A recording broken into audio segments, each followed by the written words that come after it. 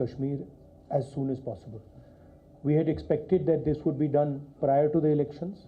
We are hoping that statehood would be restored as soon as possible and the rights of the people of Jammu and Kashmir, democratic rights, will be restored to them.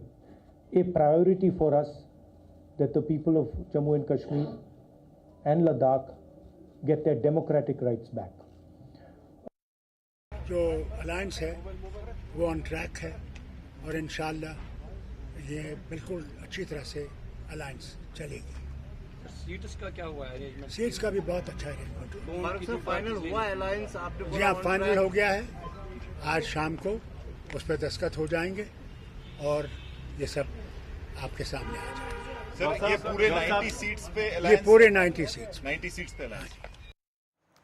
And looking at some other news now, well, disproportionate assets case being probed by the Lokayukta against Deputy Chief Minister of Karnataka, DK Shivakumar. This, of course, after the Karnataka government withdrew consent from the CBI, but agency heat only mounting as far as the Congress government is concerned. This comes just a couple of days after the Karnataka governor gave his nod to prosecute Chief Minister Siddaramaiah in a separate case.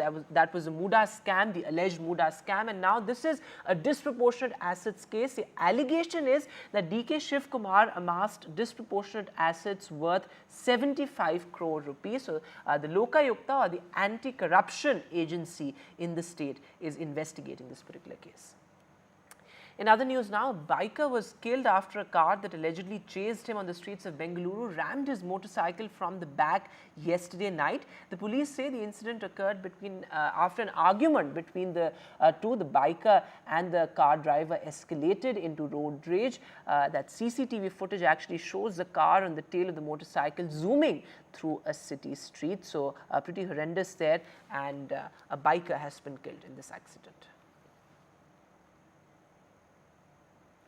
In other news now, at least 17 people have died and 40 injured after an explosion in Andhra Pradesh's Anakpalli. Well, the explosion took place in the special economic zone. The explosion occurred at a pharma firm's plant in the special economic zone. The injured have been shifted to a local hospital there, and the local administration says the incident happened not because of a reactor blast. So the exact cause of the accident is yet to be ascertained, but there you can see visuals of the Chief Minister of Andhra Pradesh actually taking stock of the situation and meeting the victims at the local hospital as well. Listen to what the police had to say.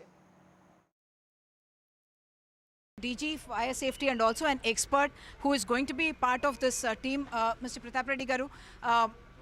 What is this? This is a wake-up call for sure, because we are talking about the biggest number of deaths in many years in an accident here in the SEZ. It's definitely a very, very tragic incident involving large amount of human loss in the state in the recent times. We are taking it very, very seriously. We are going into each and every aspect of the incident, find out the root causes and address them. Mr. Subbarao Jetty is from Jain Pharma City, which is also closely located. Normally small incidents keep happening also there, and we want to see that these kind of tragedies are not repeated. All right, a senior colleague Uma Sudhir is now joining us live on the phone line. So Uma, what exactly happened? Because this is certainly, as you put it, a wake-up call for the local administration, but what reports seem to suggest is that workers were at the factory trying to stop the leak when this reactor blast took place. Has the exact cause of the accident been ascertained? Vedant, there were at least about 50 people in the very place where this accident in fact happened. Otherwise, the unit has about 381 people that it employs. It's a 5-year-old unit, and it makes both intermediary chemicals as well as the active pharmaceutical ingredients. And this is a firm where a chemical called MTBI is the chemical that we are talking about, and that had leaked and it had fallen on some electrical wiring there, and subsequently that's what led to the vaporization of the solvent itself, and that solvent's flash point is said to be minus 18 degrees. While all that sounds very technical, what I must say is that it vaporizes at that temperature and can get inflamed at that temperature, and a leakage in the tube there that is what has caused the accident. And subsequently, of course, it blew over because there was a reactor in the same place with the fire starting. The reactor also burst and led to this huge human loss of life. What we also understand is that the first floor of this 4-story building, in fact, the floor collapsed, because of which people who were there, the workers who were in the ground floor, they also got buried under the debris, causing this huge numbers of loss. Three significant things that I must point out. One, that the Deputy Chief Minister has also said that there have been several accidents that are taking place at the frequency of almost 1 every 2 to 3 weeks, and that's a matter of big concern for the government, and therefore safety audits is something that they want to bring in certainly. This has to be balanced with what the Chief Minister and the administration also is describing as that push for industry and jobs, which the Andhra Pradesh government has been talking about, but also along with stringent safety measures that they want to bring in. So one will be about fixing of responsibility in this particular mishap, about whether there were any engineering lapses, because the Anakapalli MP, CM Ramesh, who we spoke to, called this as a human error and not really a failure in safety otherwise. So therefore, that is something that will have to be fixed through a probe. Second part is, of course, the victims themselves, a huge amount of loss of life, and at least 40 of them grievously injured, and the government has announced 1 crore rupees to the families of the dead and 50 lakh rupees to those who have been grievously injured. The third part of it is about the road forward, saying that we will be putting in place these safety guidelines for industries, so that all of them will undergo a safety audit, after which measures will be taken through a monitoring body, which will then determine what kind of, how frequently this needs to be monitored. Will it be, with a frequency of every month, every week, will they be having to give their reports? So while trying to ensure that there is ease of doing business in the pharma units in Andhra Pradesh, they want to ensure that safety is not compromised at all. Just to give you some perspective, Achutapuram SEZ is one of the 2 pharma SEZs in North Andhra Pradesh, and it's an engine of growth not just for Andhra Pradesh but for the country as well, especially post-COVID, when we are talking about making API in India. Back to you. All right, Uma, thanks very much for joining us with the latest there. As Uma is reporting, one of the worst such blasts in Andhra Pradesh in terms of the number of casualties that have been reported. At least 17 people have died in this pharma factory blast. But looking at some other news now, well, the UP government's latest dictat to government employees in this state. Well, the UP government has asked government employees to disclose details about their properties, both movable as well as immovable assets, or face action as far as the government is concerned. In fact, the government has said that many of them who fail to declare these details would lose their salary as well. In fact, the Yogi government has set an August 31 deadline as well, and thousands of government staff would be impacted. In fact, 18 lakh to be precise is the number of government employees that could be impacted. Remember, only 26% employees have declared their property details.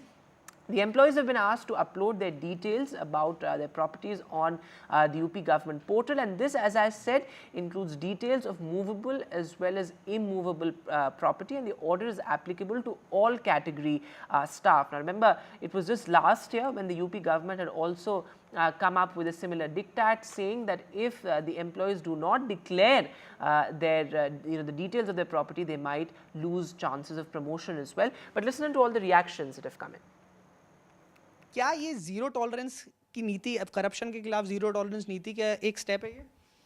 देखिए, उत्तर प्रदेश की जो हमारी योगी सरकार है, प्रधानमंत्री मोदी जी के नेतृत्व में हमेशा हमने उत्तर प्रदेश की व्यवस्थाओं को पारदर्शी तरीके से सुचारू रूप से आगे बढ़ाने के नियत के साथ काम किया है। साफ नियत के साथ सही दिशा में विकास, ये हमारी प्राथमिकता है, और निश्चित तौर पे हमारी योगी सरकार पूरी ईमानदारी से अपने जो उसकी जिम्मेदारी है, जो उसके कर्तव्य है, उस कर्तव्यों का पालन कर रही है। और जो भी ये दिशा निर्देश हैं या जो भी आदेश होता है, ये उसी क्रम में उन चीज़ों को और मजबूत बनाने के लिए, पारदर्शी व्यवस्थाओं को और मजबूत बनाने के लिए, समाज का सरकार के प्रति विश्वास और मजबूत बनाने के लिए हम काम करते हैं। हमने लेकिन देखा कि 2023 में ये ऑर्डर आया था, फिर उसके बाद दिसंबर 31 का टाइम दिया गया, फिर जून का, फिर जुलाई का, और अब ये फिर वापस अगस्त का भी टाइम मिला है, और अगस्त में जाके फिर ये बोला गया कि सैलरी रोकी जाएगी। तो क्या फिर से एक्सटेंशन हो सकता है, क्योंकि पहले भी कई बार हम देख रहे हैं एक्सटेंशन होते आया है इस चीज़ का? लेकिन इन तमाम चीज़ों के लिए माननीय मुख्यमंत्री जी स्वयं इन सब की चीज़ों की मॉनिटरिंग करते हैं, और जो भी फर्दर अपडेट्स होगा आपको माननीय मुख्यमंत्री जी के कार्यालय से इन सब चीज़ों को अवगत कराया जाएगा। All right, my colleague Tanish Punjabi is now joining us live from Lucknow. So Tanish, as you rightly asked, there has been a sort of a zero tolerance policy as far as disclosure of property details are concerned. You know, last year, in fact, the UP government had asked various employees to reveal or divulge details about their properties or, you know, lose their chances of promotion. But what exactly is the strategy behind this thinking? Because the number is strikingly low, just 26% of employees who have divulged these details. Well, Vedant, you know, this directive, of course, comes as an ultimatum because, as you rightly said, this order was initially passed last year, around same time in August 2023. At that point of time, the deadline was given of 31st December and they were asked to disclose their movable and immovable assets in order for the promotion to be entertained. But of course, a lot of people didn't do that, and then the deadline was again extended till June, and then again in July, it was extended till July. But in total, around 26% of employees disclose their movable and immovable assets. There are around 1.8 million government employees in Uttar Pradesh. Around 18 lakh people are government employees in Uttar Pradesh. So around 13 to 14 lakh people are still remaining to disclose their movable and immovable properties according to the UP government's directive. Now this latest directive saying that if it is not disclosed by 31st of August, then the salary of the month of August will be withheld. This of course comes as an ultimatum to all the employees. Yes. All right, Tanish, thanks very much for joining us with the latest there. So the UP government's ultimatum, as Tanish says, to government employees there. And well, that's all the time that we have on the show, but news continues on the top of the hour.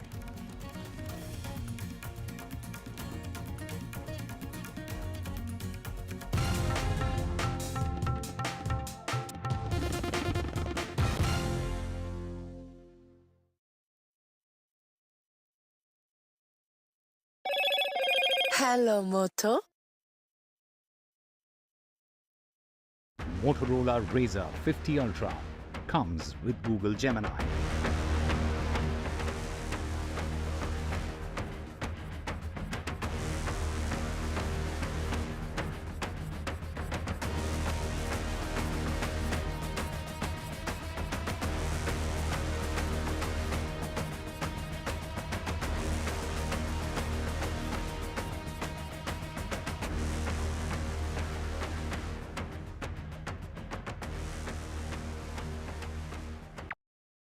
Landslide devastation in Kerala's Wayanad. Join NDTV's initiative. Donate for Kerala.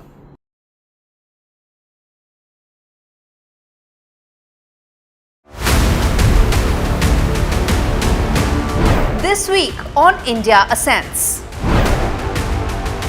Prime Minister Modi in Ukraine. Is New Delhi now a key voice in global conflicts? DNC nominates Kamala Harris to take on Donald Trump. Can the selected candidate woo the fence-sitters? And India's new data protection norms, will they help keep pace with the AI transition? All this and more only on India Ascends with me, Gauri Dwivedi, at these timings on the NDTV network.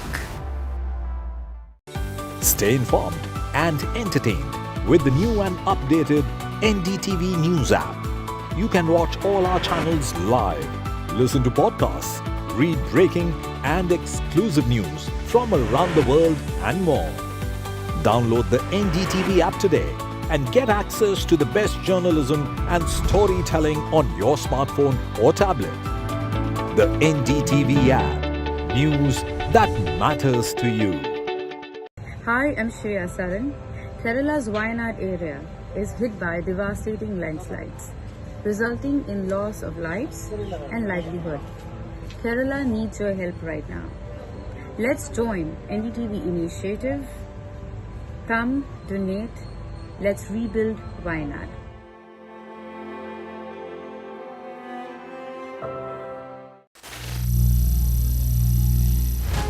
Some people say the metaverse will only be virtual.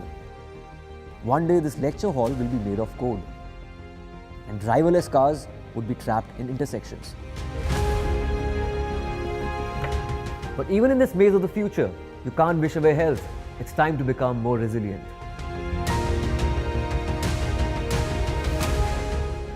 "10 years of Banega Swasth India, we have grown and achieved so many milestones.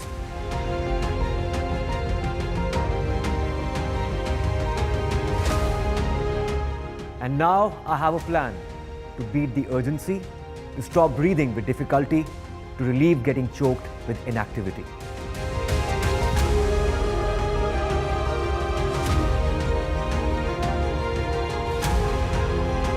Energize our government, our environment, our society, and ourselves. Everyone, everywhere, every day.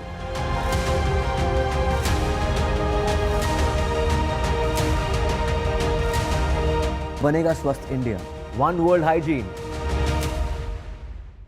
Landslide devastation in Kerala's Wayanad. Join NDTV's initiative. Donate for Kerala.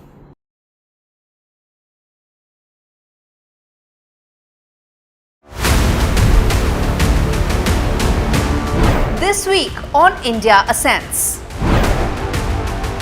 Prime Minister Modi in Ukraine. Is New Delhi now a key voice in global conflicts? DNC nominates Kamala Harris to take on Donald Trump. Can the selected candidate woo the fence-sitters? And India's new data protection norms, will they help keep pace with the AI transition? All this and more only on India Ascends with me, Gauri Dwivedi, at these timings on the NDTV network. Stay informed and entertained with the new and updated NDTV News app. You can watch all our channels live, listen to podcasts, read breaking and exclusive news from around the world and more.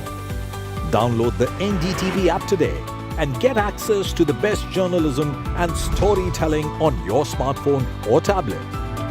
The NDTV app. News that matters to you. Hi, I'm Shreya Saran. Kerala's Wayanad area is hit by devastating landslides, resulting in loss of lives and livelihood. Kerala needs your help right now. Let's join NDTV initiative. Come, donate. Let's rebuild Wayanad.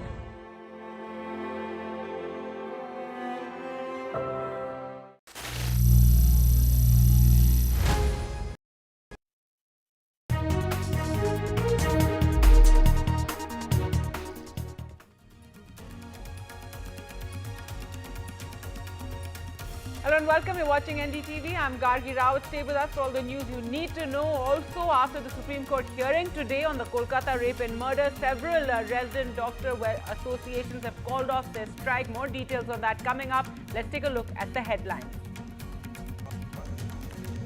AIIMS and RML doctors in Delhi have ended their strike after the appeal by the Supreme Court today. The Supreme Court did say no coercive action against protesting doctors. States should not stop peaceful protests. The Supreme Court also said that they are concerned about the doctors' safety and want it institutionalized. This was on the second day of the hearing on the Kolkata rape and murder of a junior doctor.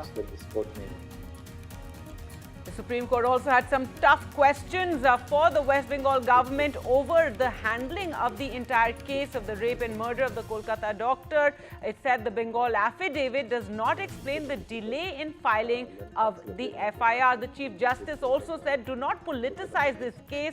The law is taking its course. The Bombay High Court today made strong observations as it took up the sexual assault of two kindergarten children last week in a school in Badlapur in Thane. The High Court asked why no action was taken against the school and pulled up the police for its shoddy handling of the case.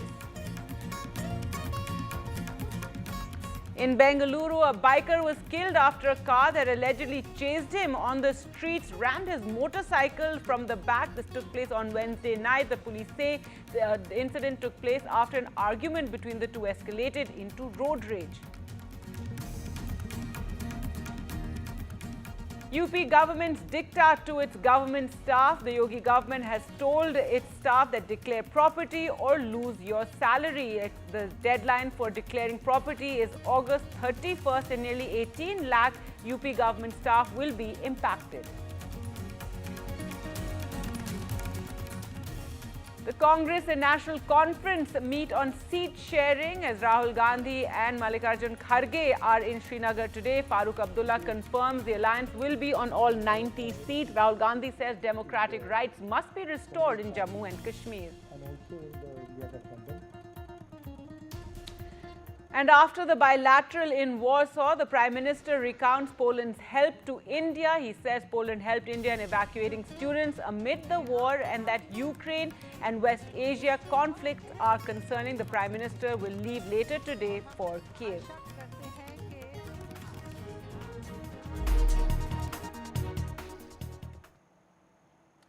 Our top story now, and resident doctors at Delhi's AIIMS as well as RML Hospital have called off the nearly 2-week-long strike and protest over the rape and murder of a colleague resident doctor in Kolkata.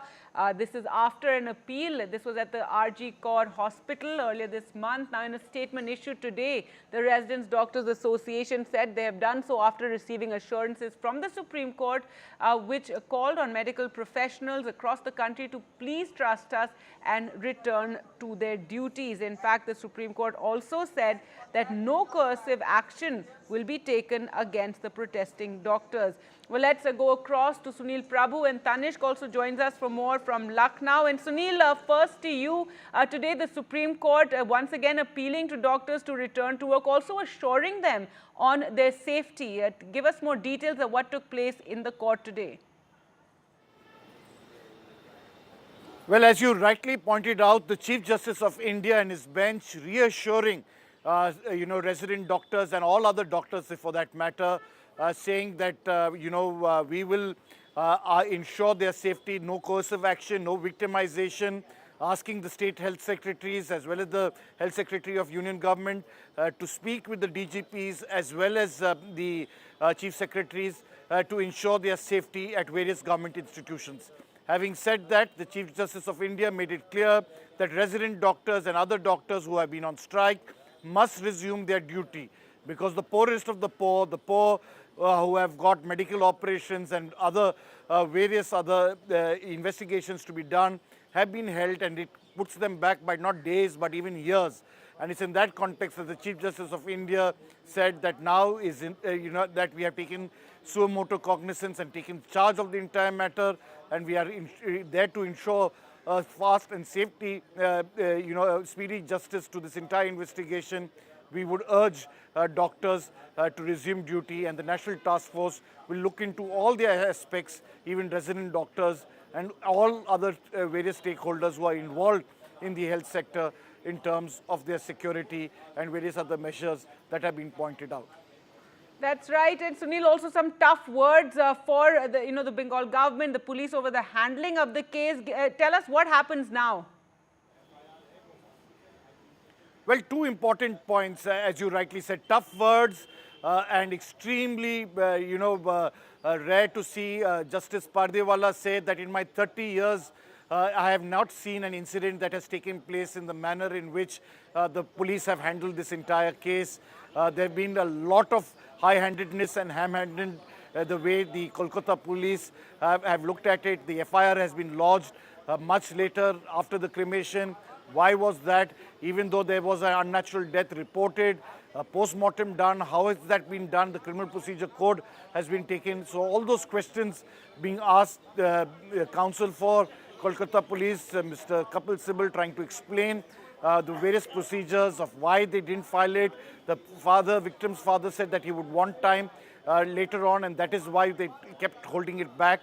But all those points, having said that, there was also a mini political tussle with the Solicitor General raising the issue about the fact that, people saying that if you speak against our leader, we'll cut up your hands, which prompted a retort from Sibal, who represents the West Bengal government as well as the police, to say that, this leader of opposition is accusing of acid bombs and,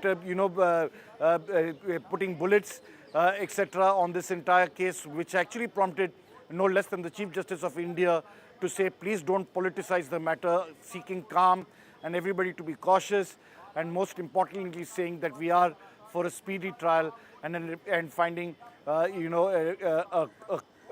early, investigation into who was responsible for these incidents. All right, Sunil, thanks so much for joining us with those details of what happened in the Supreme Court. But on the issue of doctors returning to work, we do know that RML and AIIMS doctors have said they will return after the Supreme Court appeal. Let's go across to Tanish now for more. And Tanish, what has been decided there in UP? Because doctors there have also been striking in solidarity, with what happened in Kolkata. Well, Gargi, the UPRDA is going to meet today at around 9 p.m. and then they will decide whether or not they should continue the strike, they should continue the protest, or whether they should end it. You know, the first time when FODA called up the strike, deliberations were held. UPRDA consulted with all RDAs of all the colleges, and all of them said that they do not want to end the strike and they want to continue the strike, particularly because of the reason that they do not want to lose momentum of this movement, and also that FODA did not consult them while calling of the strike. So these were the main reasons why RDAs decided to continue the protest. Now, after the first Supreme Court hearing, where strong remarks were made by the Supreme Court, then again, opinions of all the RDAs of all the medical colleges were taken by UPRDA, and different options were kept in front of them, whether or not to call off the strike, whether we should continue the protest, or we should resume our services with wearing a black band on our shoulders. So these were the three options that were kept in front of all the RDAs, and all of them collectively decided that the protest will continue and they will continue the strike. But again, now after today's Supreme Court's hearing, again a meeting has been called of UPRDA at around 9 p.m. after which opinions of all the RDAs of all the medical colleges will be taken into account, and then a final decision or conclusion will be given. Yes. All right, so that decision in Lucknow by this evening. Thanks so much, Tanish, for joining us. With those details, we're also now joined on the phone line by Dr. Kumari Archana, Senior Resident, Department of Neurology, RML Hospital in Delhi. Thank you so much for joining us. Ma'am, your comments on the developments, and now RML and AIIMS doctors have decided to call off the strike. So really reassured by the words of the Supreme Court? First, I would like to correct that we are not calling off the strike. We are just withholding the strike, because yes, the Supreme Court, thanks to Supreme Court and the judiciary in this country, that they have acknowledged all our problems, and they have assured us, because they have made a national task force also, and our concern was that no resident was there in the national task force. But they have assured that residents will also be included in the national task force. And since CBI has also been given this case earlier, and so we believe in CBI also. And the court has also, gone harsh on the West Bengal government, and it has also scolded the police out there. So we believe in the court, we believe in the Supreme Court, and because the court has requested doctors to resume their work, and we are also sensitive towards the health care of our patients. So we unanimously decided that, yes, we will resume the work, but we will be observing if any point of time we find that the justice promised to us is not served, then we again will go to strike, and that will be in much severe form than this time. Like all the emergency services also will be closed at that time. So it's not a call off, it's just a withhold. All right, so that too is a positive development. The Supreme Court asking all of you to return to work. So you're saying, but the protest in a sense continuing even now.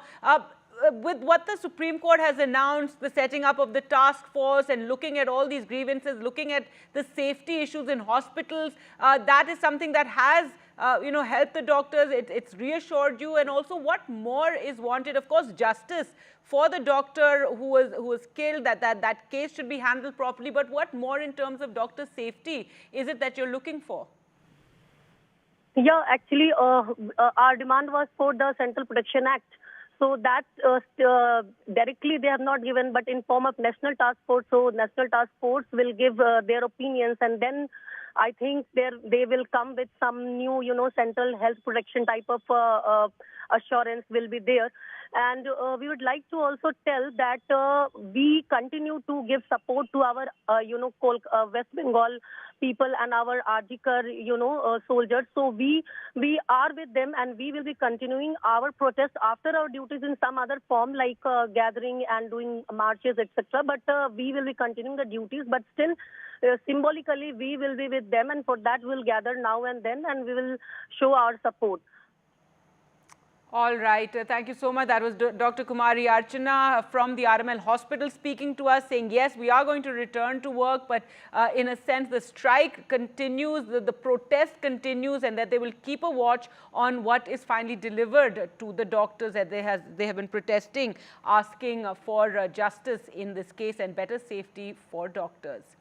Well, if we talk about what took place in the Supreme Court today in this hearing, this was the second hearing that took place, and the CBI and the West Bengal government submitting their status report on the case. However, the Supreme Court had some tough words for the Bengal government, also saying that you shouldn't act on the peaceful protesters, that striking doctors must resume work, and Bengal not following criminal procedure code. As the Supreme Court went into detail, looked at the case diary as to how this entire case was handled that took place 13 days ago, where a junior doctor was raped and murdered in the RG Kaur hospital in Kolkata. The Supreme Court saying never seen such a case, many questions unanswered, especially about the delay in filing of the FIR. The Bengal government on its part said the centre is attempting to muddy waters. The Supreme Court saying West Bengal government unable to, however, clarify delay in registering of case, can't accept Bengal government's explanation, and so questioning the procedure that was followed and irregularities in the diary entry. The hearing in the case now will take place on the 5th of September. And now the record reveals the report which we have in our hand, that UD was registered after the inquest Panchanama, after the post-mortem. You may be right, Mr. Sibal. This is something which even the criminal procedure code doesn't prescribe. Yes, exactly. The entire procedure which has been followed by your police, police of the state, it is something which at least I have not come across in 30 years of my... I know. Let them investigate. This has been inserted later in point of time. No. Page 4. Yes, prima facie appears. This doesn't justify registration of your FIR.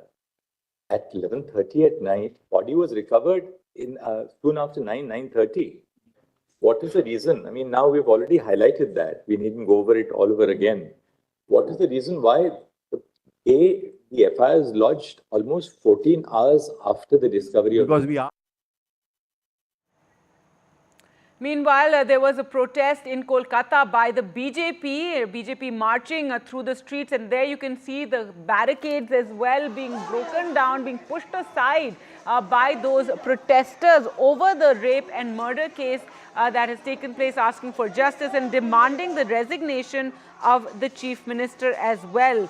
So the BJP there holding the protest. Several leaders were even taken away after this protest. However, some sat on a dharna as well, demanding justice in this entire matter, and asking for West Bengal Chief Minister Mamata Banerjee to step down over its handling of the Kolkata rape and murder case. Ma'am, what is the main agenda of yours from the protest today? And only agenda, we want resignation of Mamata Banerjee. He needs to resign. And other than this, ma'am, we understand there's a lot of politics as well that is going on with respect to the case as well. How do you feel about the politicization of this case? There is no politicization. We want justice. We want justice for Abhaya. We want justice for the men and women of Bengal. And we don't think that there is any law and order over here. Law and order has broken down. There is complete lawlessness, and that is being said by Honorable Supreme Court. Ma'am, you mentioned the Supreme Court hearing. What is your response to that, and what is the expectation as well from the hearing? See, we expect that CBI is going to give us justice, deliver justice. But again, the way Honorable Supreme Court has been saying today, his observation that evidence has been tampered and the original crime scene is not actually the crime scene which we have been shown, the public has been shown. Probably it's the room which has been, broken down by PWD. So if this is the case, then where is the evidence? How will CBI give justice? It's difficult. But still we have hope against hope. And we want Mamata Banerjee should resign. It is shameful on the part of the state of West Bengal, the police and the health department and the Chief Minister's department, overall, Home Department, that they have failed to save that girl. And for all these years, they have been failing to save the girls of West Bengal. All right, an update coming in now from Lucknow. Let's go across to Tanish for more. And Tanish, the UP RDA has called for an urgent meeting now. So not this evening, but now they will decide on, the future of the strike. Yes, of course. The meeting was supposed to, as we were just speaking a few minutes back, the meeting was supposed to be held at around 9 p.m. But now the UP RDA has called for an urgent meeting with RDAs of different colleges across Uttar Pradesh. So there are many in around 67 around 67 districts. RDAs will be joining the meeting and of course will be giving their views whether they want to continue the strike, whether they want to end the strike, whether they want to pause the strike for now. And of course after that a decision will they will come on a decision, a final conclusion whether or not to continue the strike. Yes. All right, Tanish, thanks so much for joining us with those details. So that that meeting by the RDA called urgently right now. With that, time for us to slip into a short break. More news coming up on the other side, including the Prime Minister's visit to Poland. He will leave for Ukraine later today.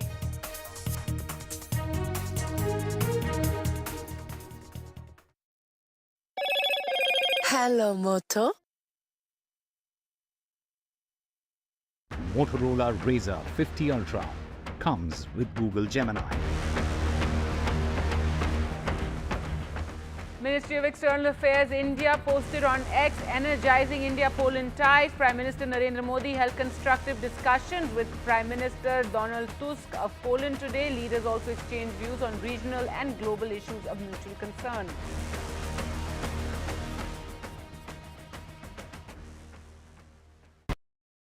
Landslide devastation in Kerala's Wayanad. Join NDTV's initiative. Donate for Kerala.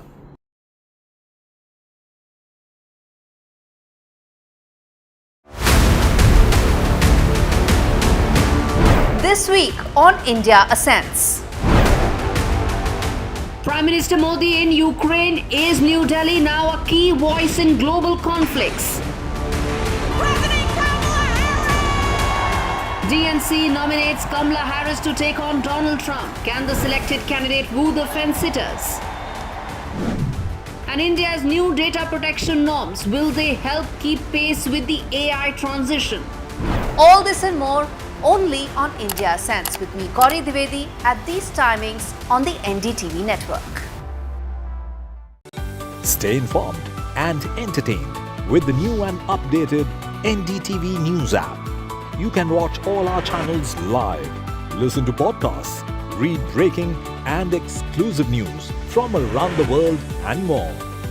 Download the NDTV app today and get access to the best journalism and storytelling on your smartphone or tablet. The NDTV app. News that matters to you. Hi, I'm Shreya Saran. Kerala's Wayanad area is hit by devastating landslides, resulting in loss of lives and livelihood. Kerala needs your help right now. Let's join NDTV initiative. Come, donate. Let's rebuild Wayanad.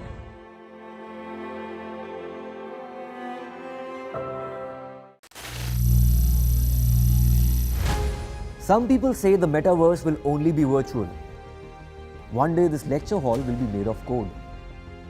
and driverless cars would be trapped in intersections.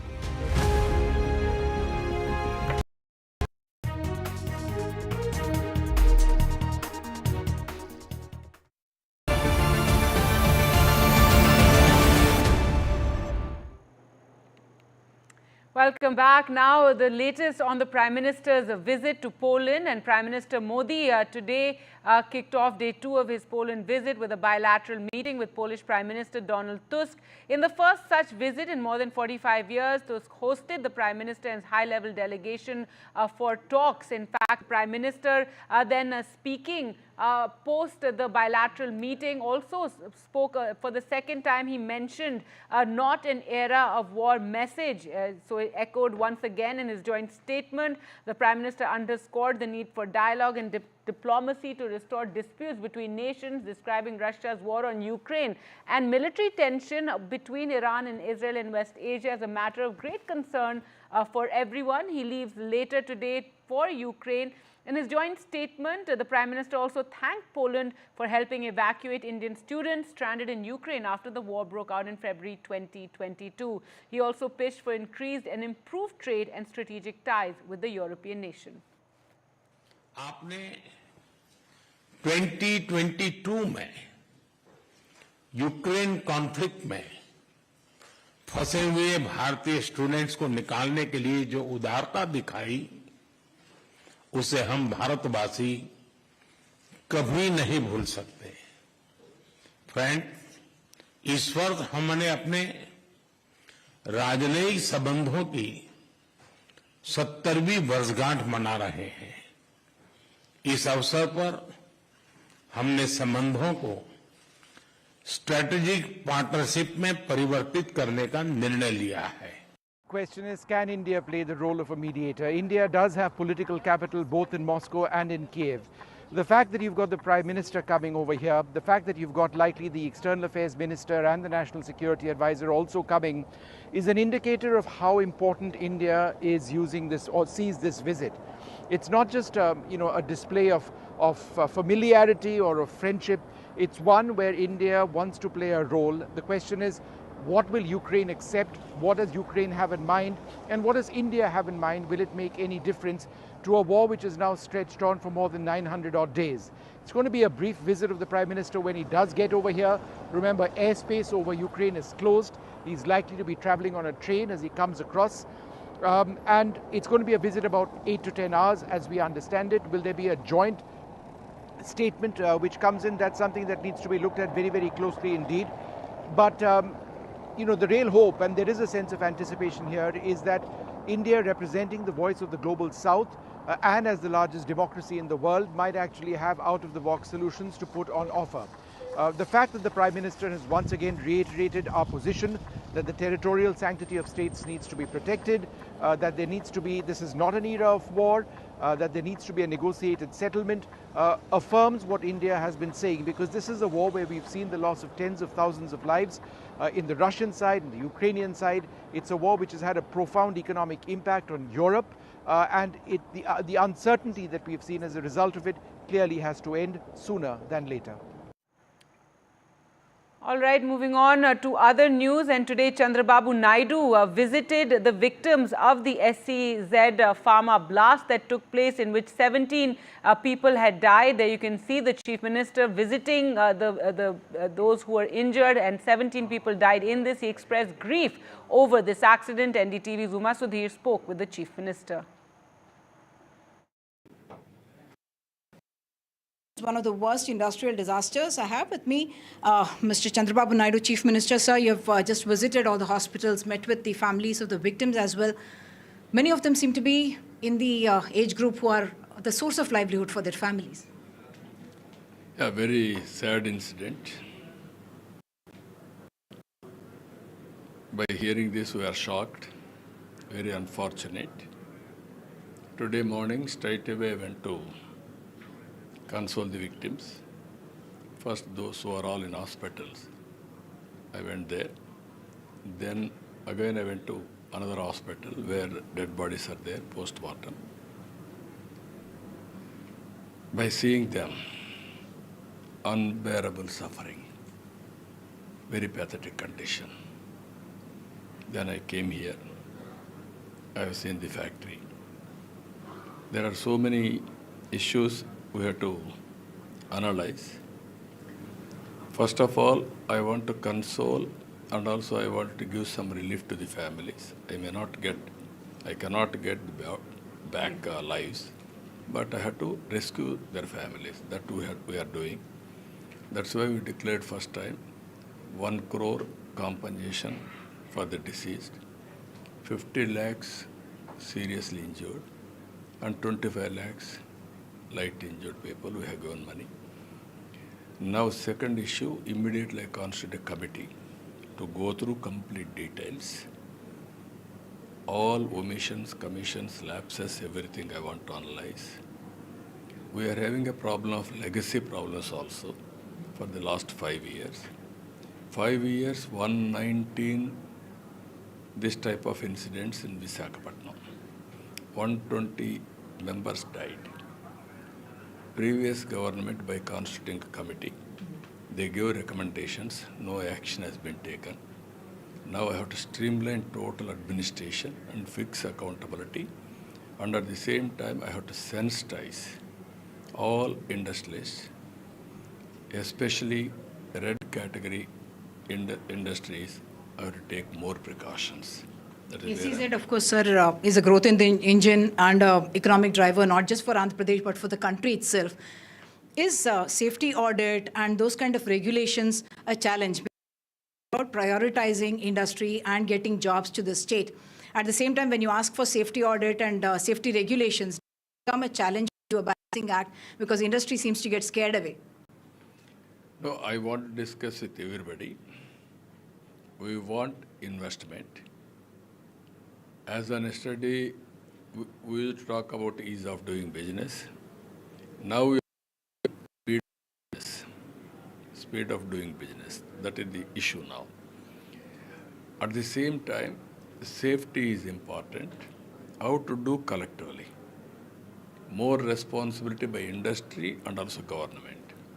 We want to regulate, and at the same time, we should not harass.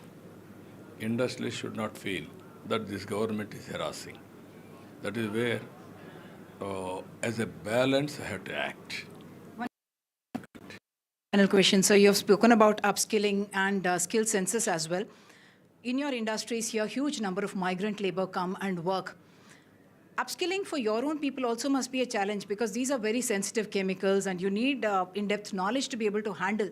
Is that something that you're looking at because this area has huge potential? No, what I'm saying, all industries, they need some skills. Every industry should have SOP, standard operation procedures. And at the same time, to supervise that, close monitoring, they have to watch carefully. Every person has to follow SOP, then only it is possible. If they should have done in this industry, this type of loss should not have come. I am confident on that. You spoke about fixing responsibility. Yeah, even company has to fix responsibility among their functionaries. Supervisory, everything, reporting and watching. Now technologies are coming. Use technology. Like there's so many things. By using all these things, you can control very clearly this type of incidents. You mentioned the last 5 years. Has the numbers actually gone up steeply in the number of accidents? More than double. Everywhere systems have been destroyed. Some of the systems are defunct. They have done otherwise. All these things, legacy problems. For the last 70 days, 80 days, I am streamlining everything. It takes more time. I am analyzing. Even this incident, I have analyzed. Now I am constituting a committee within 3 months' time. Here there is no trauma center. So many industries are coming. How to do it, we'll work it out. Thank you so much, sir. So the Chief Minister is saying that they are going to be taking safety very seriously, even as they welcome industry and trying to create jobs in the state. With camera person Nagraju, Uma Sudhir, NDTV. All right, so that exclusive interview with Chandrababu Naidu after he met with the workers who had suffered injuries, as you can see, grievous injuries, a very shaken Chandrababu Naidu who said it's unbearable suffering. He also blamed legacy in this worst industrial disaster that has taken place in Andhra Pradesh, in which 17 people have died. He said he wanted to console and support the families. He, speaking about Andhra Pradesh, he said, we want investment, but we also have to ensure safety. We don't want to scare away industry. He said that last 5 years, a lot of accidents and the system has been destroyed. So in that exclusive interview with Chandrababu Naidu, him expressing his grief over this accident, over the number of people who've died and have been injured, saying that Andhra Pradesh is going to look very closely at this, at safety in industry, but at the same time, they don't want to scare away those who want to invest in the state. All right, let's now go across to Poland, where the Prime Minister is visiting the War Memorial. The Prime Minister is on this 2-day visit to Poland. He arrived in Warsaw yesterday and will be leaving later for Ukraine. Earlier, this is the memorial for the unknown soldier in Warsaw. The Prime Minister earlier held bilateral talks with the Polish Prime Minister, where they spoke about the two countries and the relationship, and he also once again echoed his previous statement about not a time for war. Let's just take a look at this Prime Minister interview there.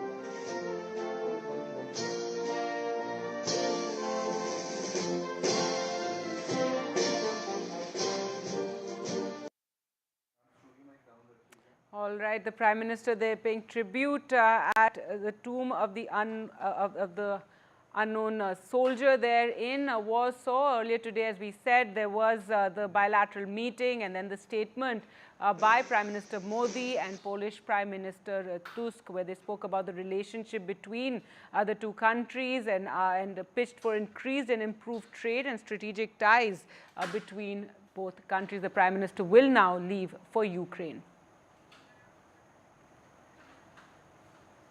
Well, let's now go across to news now from Karnataka, where the BJP held a protest today asking for the Chief Minister Siddaramaya's resignation. This is after the governor had given a nod for the Chief Minister to be investigated for a probe into the Muda scam, that is the land scam in Mysuru, in which the Chief Minister's wife is said to be implicated. Now, the Congress, however, hit back, saying that this is hypocrisy by the BJP, that earlier the governor had also given prosecution nod against BJP leader and former Chief Minister of Karnataka, Yediyurappa.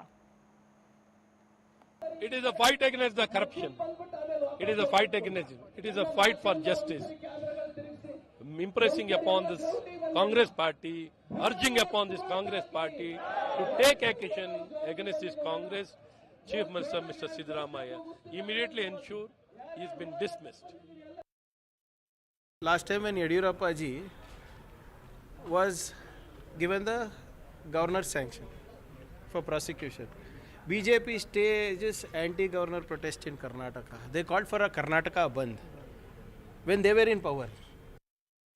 Let's go across to Pratibha now for more. And Pratibha, the BJP turning the heat up on the Chief Minister, demanding his resignation, in fact saying they're going to continue with these protests till he resigns. Well, that's right. The BJP has been staging these protests on two different grounds. One is condemning the actions as well as the statements of several Congress leaders against the governor. Remember, the Congress had staged protests earlier against the governor's decision to offer permission for prosecution against Chief Minister Siddaramaiah.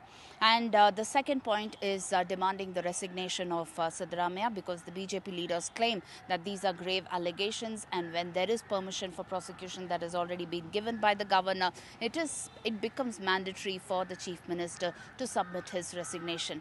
In the meantime, the day was full of events as far as the Congress government is concerned, because there was already a cabinet meeting that was done where they did take up a resolution and decided that they would be looking at providing more documents, aiding as well as providing advice to the governor in terms of the earlier cases where request for permission for prosecution was already done and was lying with the governor's office. They've said that there are 4 leaders, 3 BJP leaders and 1 JDS leader that is still lying with the governor, and that would be followed up by the Congress government.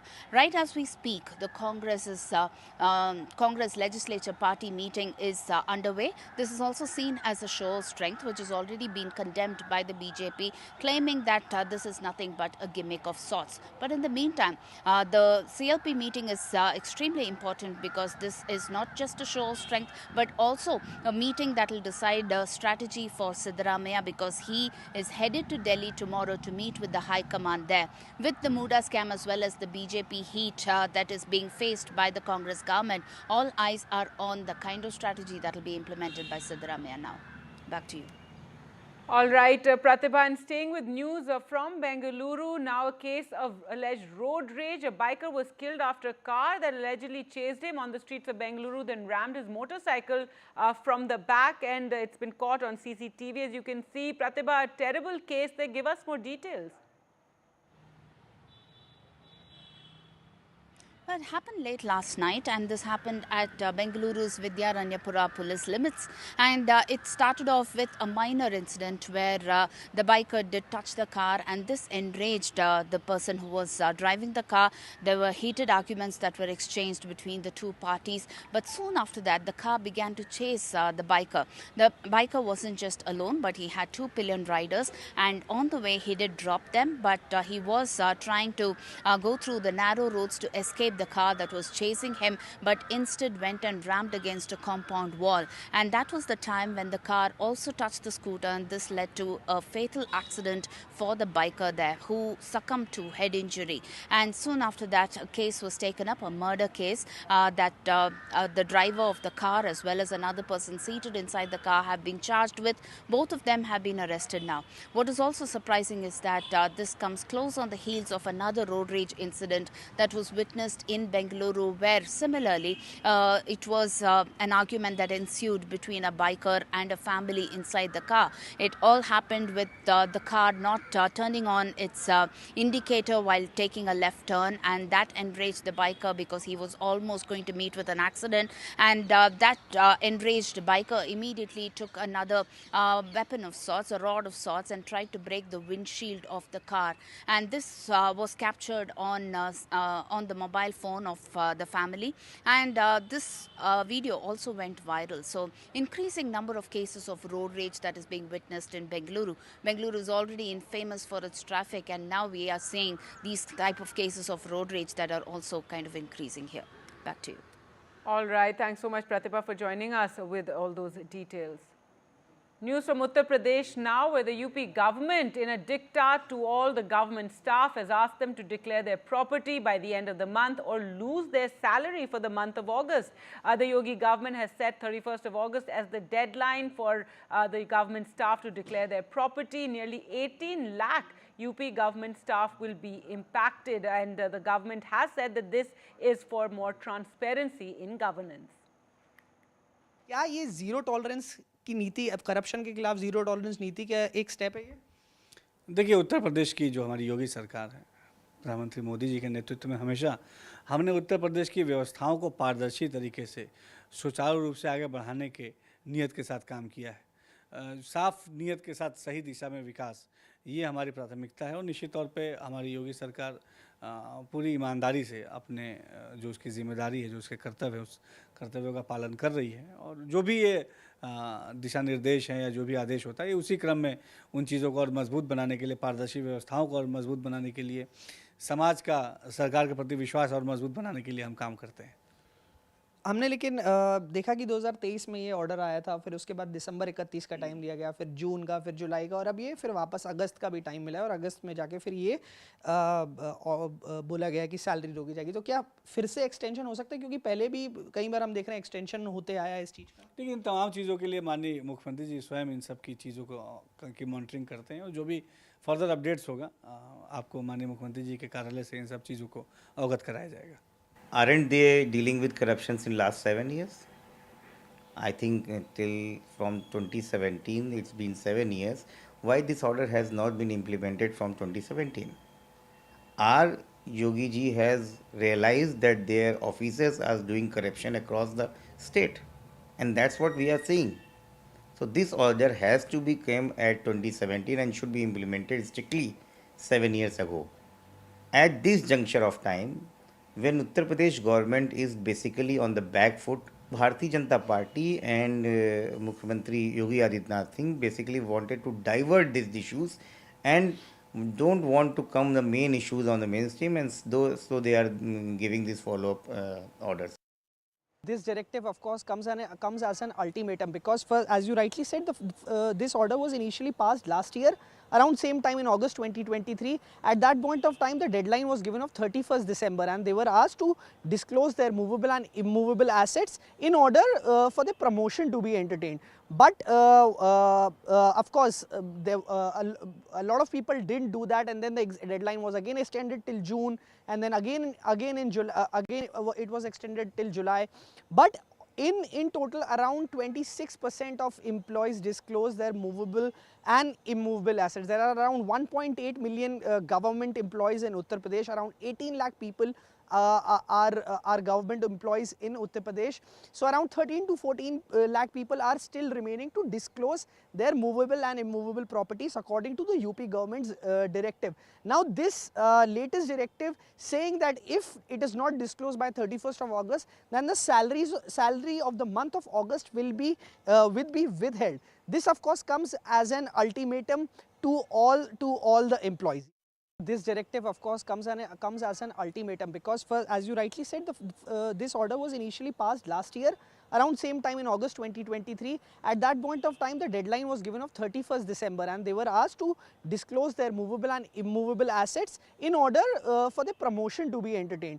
But of course, a lot of people didn't do that, and then the deadline was again extended till June, and then again in July, again it was extended till July.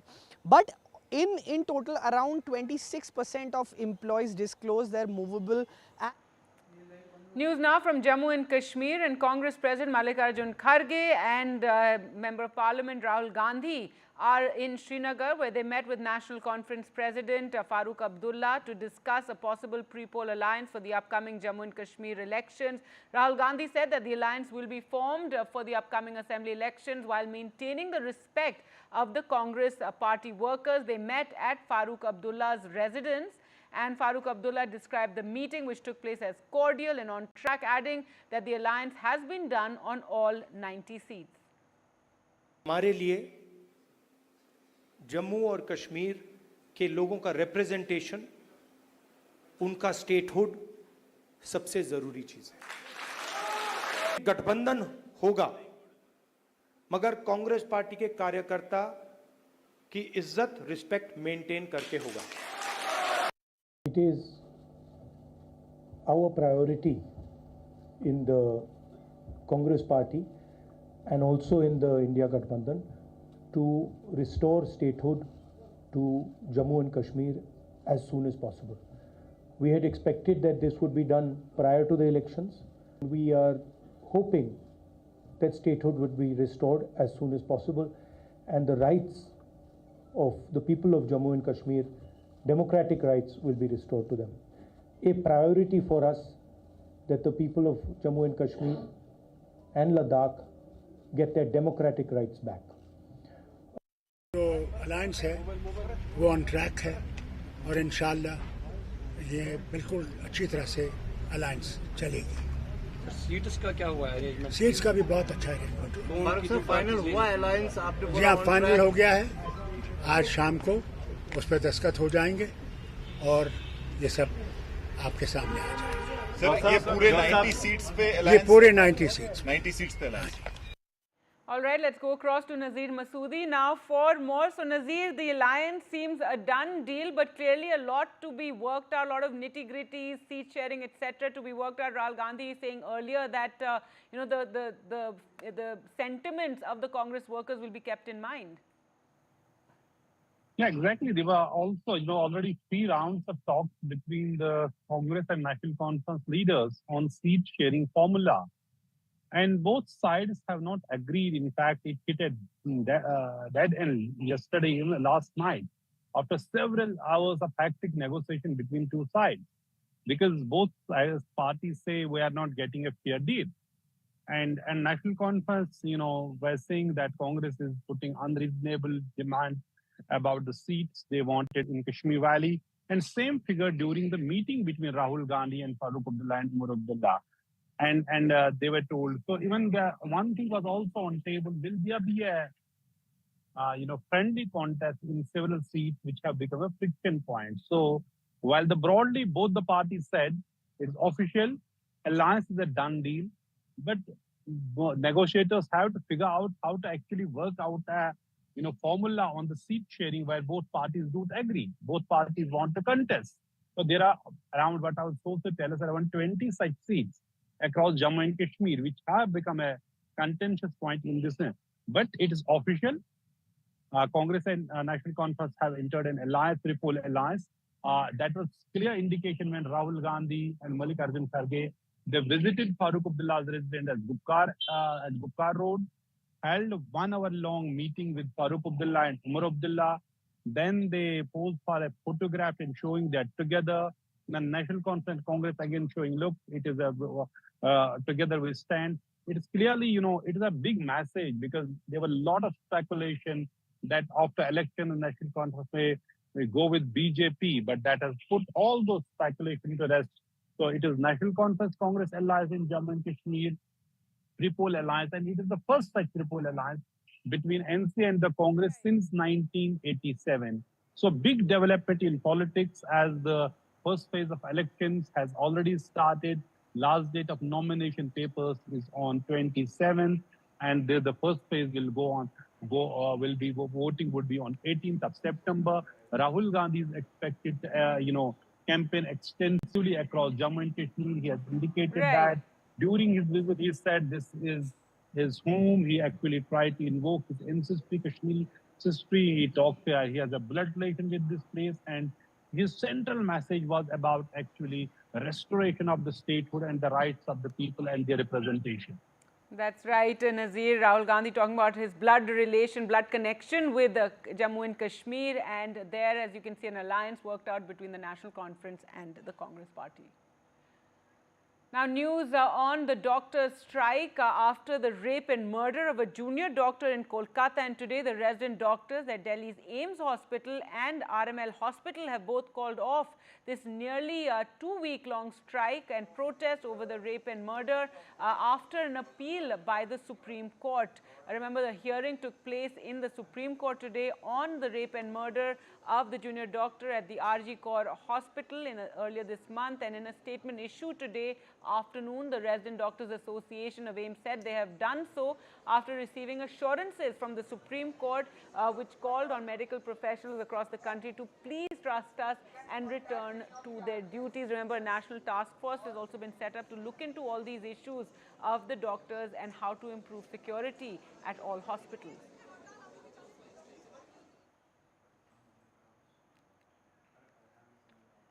The next hearing in the Supreme Court on the rape and murder case will now be held on the 5th of September, and today the top court had some tough words for the Bengal government and the police over the handling of this case and over the delay in filing of the FIR. Also, it said that the Bengal government shouldn't act on peaceful protesters as doctors continue to protest. Now, as far as the case and the handling of the investigations go, the Supreme Court said Bengal not following criminal procedure code. That never seen such a case in 30 years is what one of the justices said. Many questions unanswered, and that the Bengal government, however, claimed the centre is attempting to muddy the waters. But the Supreme Court said that the government is unable to clarify the delay in registering of the case and can't accept the explanation on the probe and probe irregularities in the diary entries, what the Supreme Court observed. As we said, now the next hearing in the matter will take place on the 5th of September. And now the record reveals the report which we have in our hand that UD was registered after the inquest Panchanama, after the post-mortem. You may be right, Mr. Sibal. This is something which even the criminal procedure code doesn't prescribe. Yes, exactly. The entire procedure which has been followed by your police, police of the state, it is something which at least I have not come across. Yes. In 30 years of my... I know. Let them investigate. This has been inserted later in point of time. No. Page 4. Yes, prima facie it appears. This doesn't justify registration of your FIR. At 11:30 at night, body was recovered in soon after 9:30. What is the reason? I mean, now we've already highlighted that. We needn't go over it all over again. What is the reason why the FIR is lodged almost 14 hours after the discovery of... Because we are... And today, the BJP held a protest in Kolkata over the rape and murder case, demanding that Mamata Banerjee step down. Remember, the BJP has been targeting the West Bengal government and the chief minister and questioning it over the manner in which the probe was held. So there you can see a march by BJP protesters and bringing down those barricades and stepping over them, really. And several of the leaders, including Subhendu Adhikari, were taken away by the police. Let's just listen into what the BJP had to say.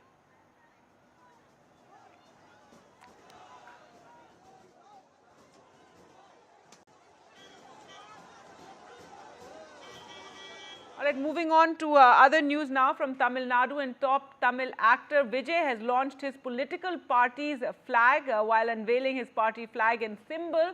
The actor took a pledge along with party workers and leaders at the new office in Chennai, and a rally is also planned for the last week of September. The actor plans to shift to politics after finishing his last film, Thalapathy 69, which will be completed by February of 2025. என் நெஞ்சில் குடியிருக்கும் தமிழ்நாட்டு மக்கள் அனைவரும் அவங்க முன்னாடியும் சரி இன்னைக்கு வந்து அந்த கொடியை அறிமுகப்படுத்துறதுல எனக்கு ரொம்ப ரொம்ப பெருமையா நினைக்கிறேன். இதுவரைக்கும் நாம நமக்காக உழைச்சோம். இனி வரப்போற இயர்ஸ்ல நம்மள ஒரு கட்சி ரீதியா நம்மள தயார்படுத்திக்கிட்டு தமிழ்நாட்டுக்காகவும் தமிழ்நாட்டு மக்களின் உயர்வுக்காகவும் நாம் எல்லாரும் சேர்ந்து உழைப்போம். Thank you very much for your time. How significant is today's development, hoisting the flag and introducing the flag? Flag, Talaivar, Talapathy have been introduced today. All cadres are very, very happy. District president, district wing leaders, and all are very happy today. Mr. Vijay will fight elections alone, or will he join any other alliance? All will inform to you by Talaivar. Really inform what, in your view, are the strengths of Mr. Vijay, sir? We know him as an actor, as a politician. What are his strengths? Sir, we know our Talapathy strength. We know. What? You also very well know. If you can say that. No. You know. Like what? What means public and the people strength are. Then all are happy. Popular star and TVK party chief actor Vijay today launched his party's flag, hoisted it, and also introduced his party's anthem. He didn't speak much, but all he would say is the flag of his party is not for his party, but also it's a flag for the state and for the state's victory. In fact, Vijay has been nurturing political ambitions for quite some time. Over the last 2 years, he has been reaching out to young first-time voters by rewarding Class 12 toppers selected constituency-wise across Tamil Nadu and also encouraging their parents. His party has also been reaching out to poor communities, building houses for them, setting up libraries and also helping the poor people with houses. And with me, a few office bearers of TVK. Thank you all very much for your time. What's the meaning of the flag? Flag udiya porul enna? இந்த ஃப்ளாகோடைய இந்த பொருள் வரலாறை சொல்ல போகிறாரு. இதோடைய அர்த்தம் என்னன்னா, தமிழக வெற்றி கழகத்தின் சார்பாக தமிழர்களுடைய பண்பாடு கலாச்சாரம்னாலே ஒரு மஞ்சள் குங்குமத்தோடு தான் நம்ம ஆரம்பிப்போம். எது ஆரம்பிக்கிறதா இருந்தாலும் அதுபடி மஞ்சள் நிறத்திலையும் சிவப்பு நிறத்திலையும் ஒரு மங்களகரமான ஒரு ஃப்ளாகை இந்த தளபதி அவர்கள் அறிமுகப்படுத்தியிருக்கிறாரு. அது தமிழக மக்களுடைய பண்பாடு கலாச்சாரம் குறிக்கும் வகையில் அமைஞ்சிருக்கு. He says the flag reflects the Tamil culture. The yellow color and the saffron or the maroon color in the flag symbolizes the yellow powder Tamils would use for all auspicious occasions. With that, time for us to slip into a short break, and news updates continue on the other side. Stay with us.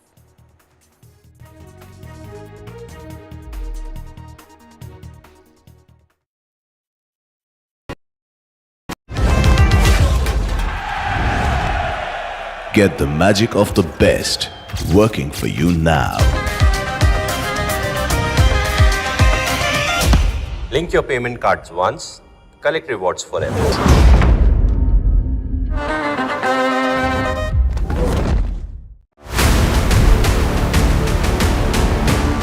This week on India Ascends. Prime Minister Modi in Ukraine. Is New Delhi now a key voice in global conflicts?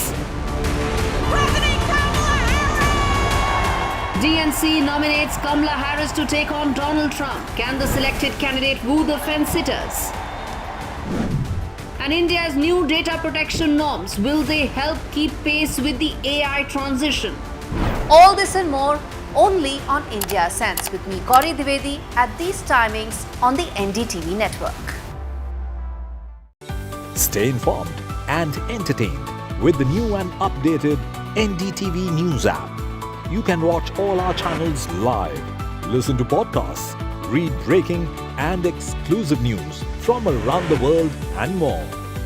Download the NDTV app today and get access to the best journalism and storytelling on your smartphone or tablet. The NDTV app. News that matters to you. Hi, I'm Shreya Saran.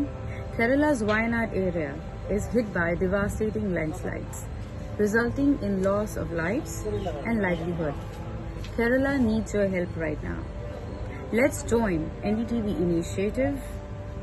Come, donate. Let's rebuild Wayanad.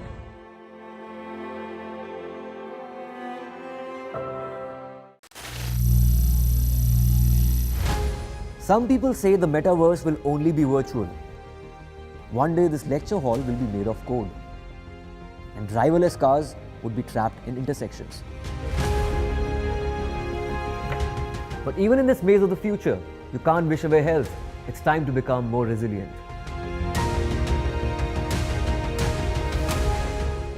10 years of Banega Swasth India, we have grown and achieved so many milestones.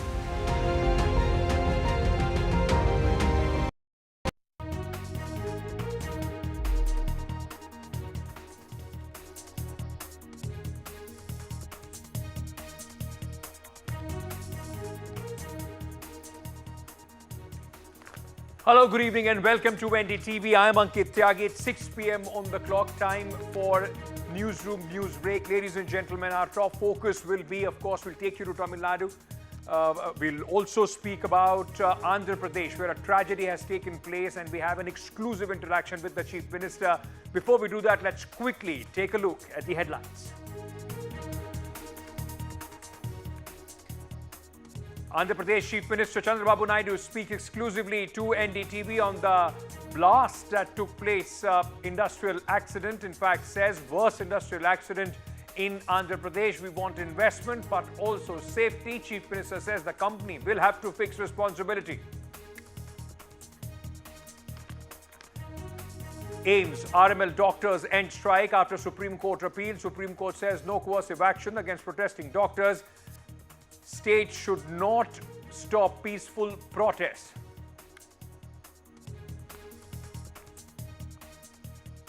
tough questions once again by the Supreme Court for the Bengal government. The Supreme Court says Bengal affidavit doesn't explain delayed FIR, don't politicize this. The law is taking its own course, says the Chief Justice of India. Uttar Pradesh government dictat to government officers. Yogi government says declare property or lose your salary. Uttar Pradesh government sets the deadline for August 31st. Nearly 18 lakh government staff to be impacted. Prime Minister recounts Poland's help to India in Warsaw. Says Poland helped India in evacuating students amid war between Ukraine and Russia. Prime Minister also says Ukraine and West Asia conflicts concerning.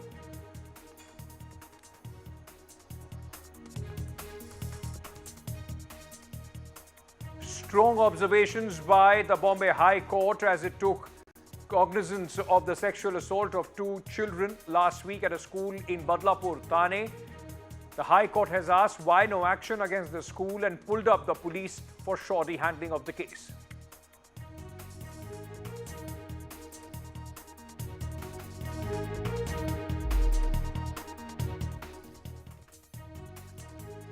It's been termed as one of the worst industrial disasters in Andhra Pradesh. 18 people have lost their life and 40 others are injured, ladies and gentlemen, after a blast at a pharma company in Andhra Pradesh. The Chief Minister took cognizance of this. He also went to the hospital to meet the injured.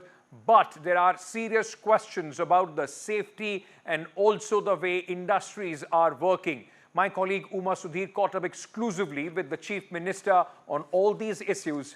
Take a look.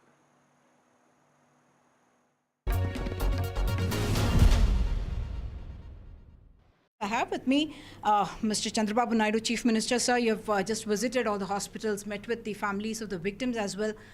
Many of them seem to be in the age group who are the source of livelihood for their families. By hearing this, we are shocked, very unfortunate. Today morning, straight away I went to console the victims. First, those who are all in hospitals. I went there.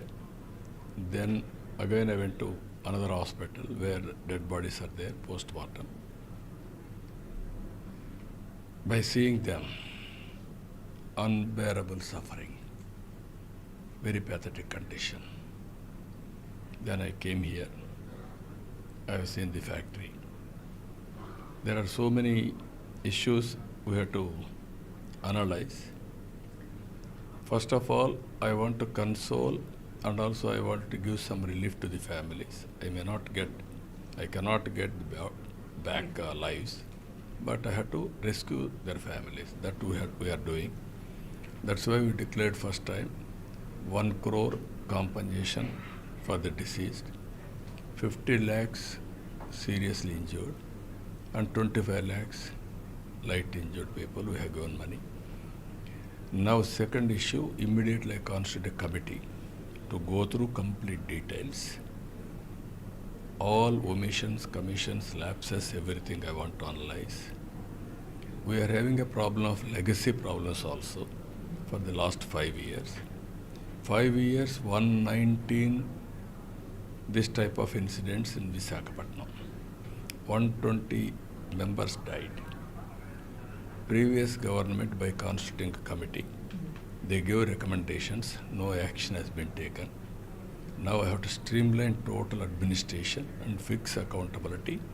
And at the same time, I have to sensitize all industrialists, especially red category industries. I have to take more precautions. SEZ, of course, sir, is a growth in the engine and economic driver, not just for Andhra Pradesh, but for the country itself. Is safety audit and those kind of regulations a challenge? About prioritizing industry and getting jobs to the state. At the same time, when you ask for safety audit and safety regulations, become a challenge to a balancing act because industry seems to get scared away. No, I want to discuss with everybody. We want investment. As on yesterday, we will talk about ease of doing business. Now we speed of doing business. That is the issue now. At the same time, safety is important. How to do collectively. More responsibility by industry and also government. We want to regulate, and at the same time, we should not harass. Industry should not feel that this government is harassing. That is where, as a balance, I have to act. Final question. So you have spoken about upskilling and skill census as well. In your industries here, huge number of migrant labor come and work.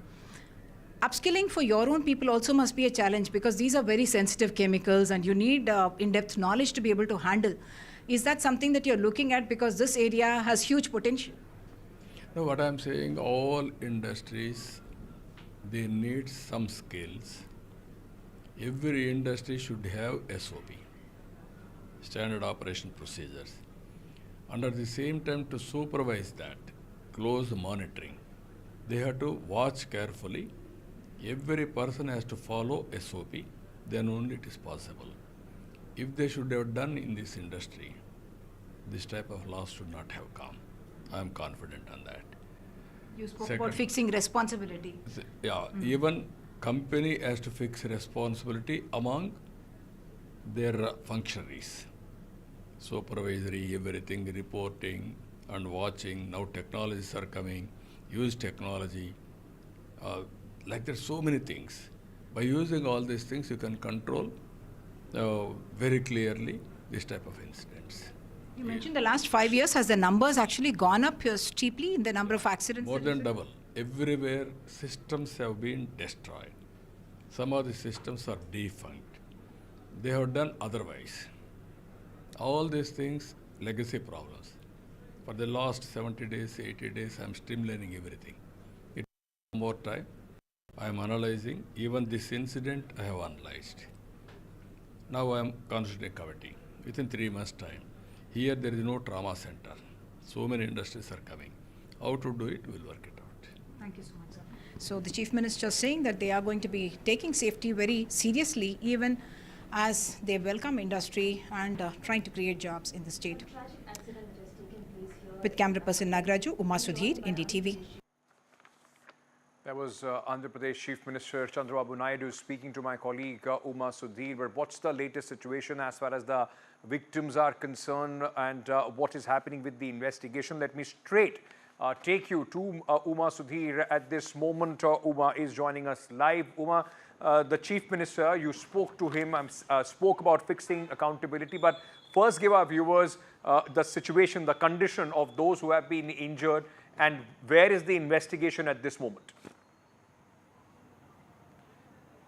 So 17 people is the official number of people who have succumbed in this particular tragedy accident, and at least 41 of them are still in hospital, and a few of them, at least I'm told that at least 6 of them are in a very critical state. Burn injuries, what does happen is that it takes a day or two and then sometimes it aggravates because secondary infections start, and therefore it's a very pathetic kind of situation in the hospitals where we are seeing these victims. Not just that the victims are suffering, are in great suffering, but also the fact that they were all, most of them are very, very young. Some of them as young as 20 years of age, and they are in fact the earners of livelihood for their families, and that is what is a big concern as well.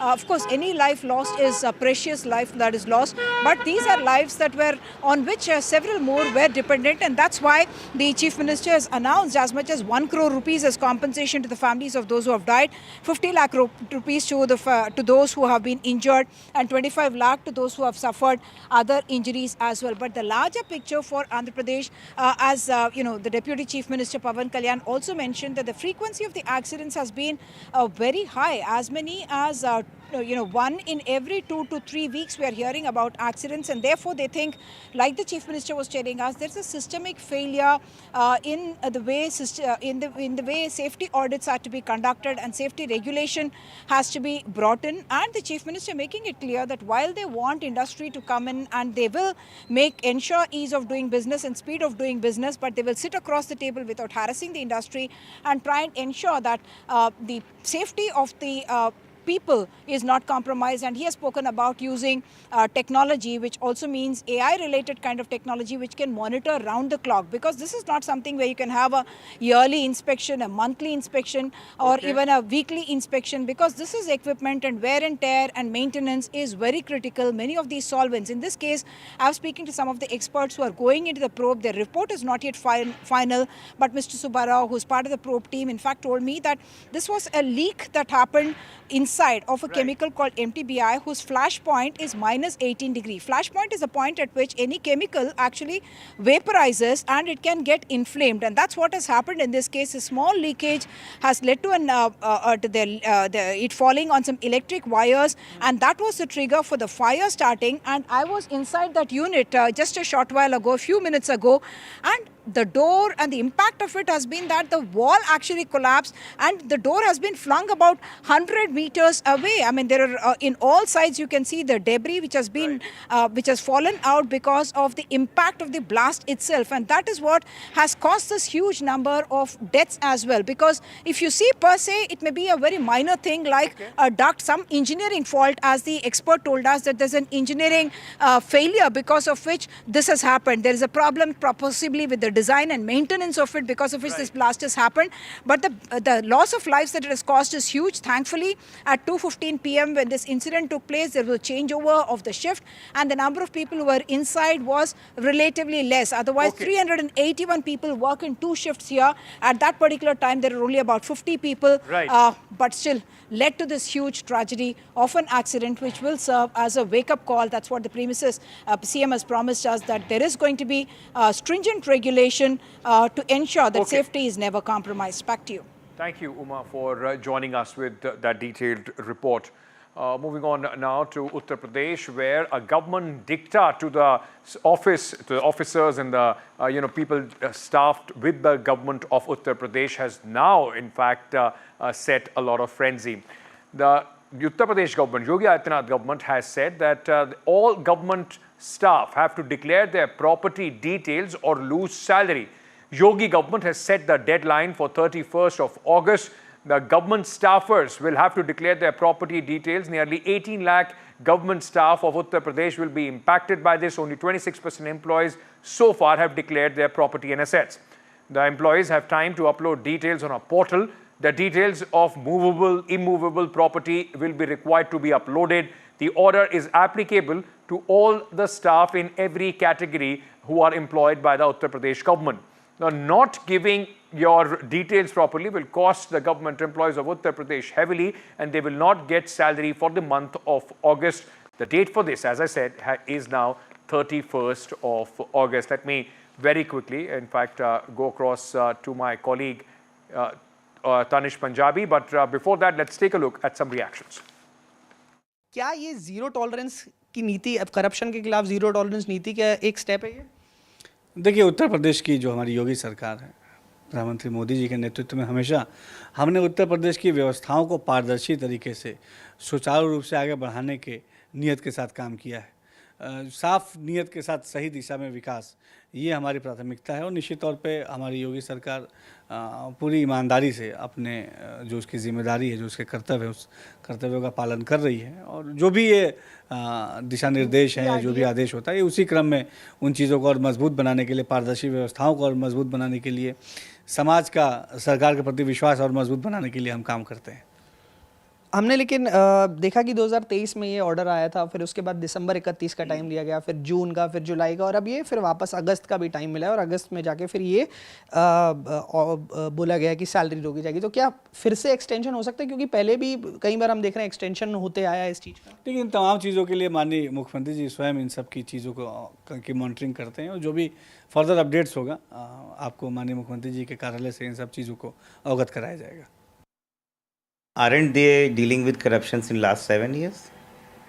I think till from 2017, it's been 7 years. Why this order has not been implemented from 2017? Our Yogi ji has realized that their officers are doing corruption across the state, and that's what we are seeing. So this order has to be came at 2017 and should be implemented strictly 7 years ago. At this juncture of time, when Uttar Pradesh government is basically on the back foot. Bharatiya Janata Party and Mukhyamantri Yogi Adityanath Singh basically wanted to divert these issues and don't want to come the main issues on the mainstream, and so they are giving these follow-up orders. UPRDA is going to meet today at around 9 p.m. and then they will decide whether or not they should continue the strike, they should continue the protest, or whether they should end it. You know, the first time when FODA called up the strike, deliberations were held. UPRDA consulted with all RDs of all the colleges, and all of them said that they do. All right, an important order there by the government of Uttar Pradesh. They are claiming this will bring transparency as far as the government officials are concerned. Now, from Uttar Pradesh, let me take you to Karnataka, where these protest visuals that you are seeing at this moment, they came today. Bharatiya Janata Party trying to up the ante, keep the heat on the Chief Minister Siddaramaiah over the Muda scam, alleged Muda scam case. In fact, the BJP says they will continue their protest till the Chief Minister resigns. Meanwhile, amid all this protest and the pressure that the BJP is trying to create, the Congress party has said that this is a complete hypocrisy on the part of the Bharatiya Janata Party. It was under their government that this land was allotted. Meanwhile, remember, the Chief Minister has dug in his heels. He's saying that there is no question of him resigning. Despite the prosecution not by the governor, the Chief Minister has got a stay on this from the High Court. Let's listen in to some reactions. It is a fight against the corruption. It is a fight against it. It is a fight for justice. Impressing upon this Congress party, urging upon this Congress party to take action against this Congress Chief Minister, Mr. Siddaramaiah, immediately ensure he has been dismissed. Last time when Yediyurappa ji was given the governor's sanction for prosecution, BJP stages anti-governor protest in Karnataka. They called for a Karnataka Bandh when they were in power. All right, now this war of words continues. The Chief Minister is under pressure, but is it enough pressure for to in fact inflict some sort of a change as far as the government of Karnataka is concerned? My colleague Pratibha is joining us at this moment. Pratibha, you know, the Chief Minister has dug in his heels. He's saying there is no way that he's going to resign. The protests from the Bharatiya Janata Party also continue. How do you see this going forward? Is the Congress party completely backing the Chief Minister? In fact, the answer definitely lies in the court as far as the destiny of Chief Minister and his chair is concerned. But in the meantime, yes, these relentless protests will continue because remember, the BJP right from the start has been talking about the Muda scam, has been launching protests, even protest march of sorts from Bengaluru to Mysore, and that is precisely how it has come to this stage. But the Congress, however, has been planning its counter strategy with a cabinet meeting that the day started with and a CLP meeting where it is also seen as a show of strength of sorts.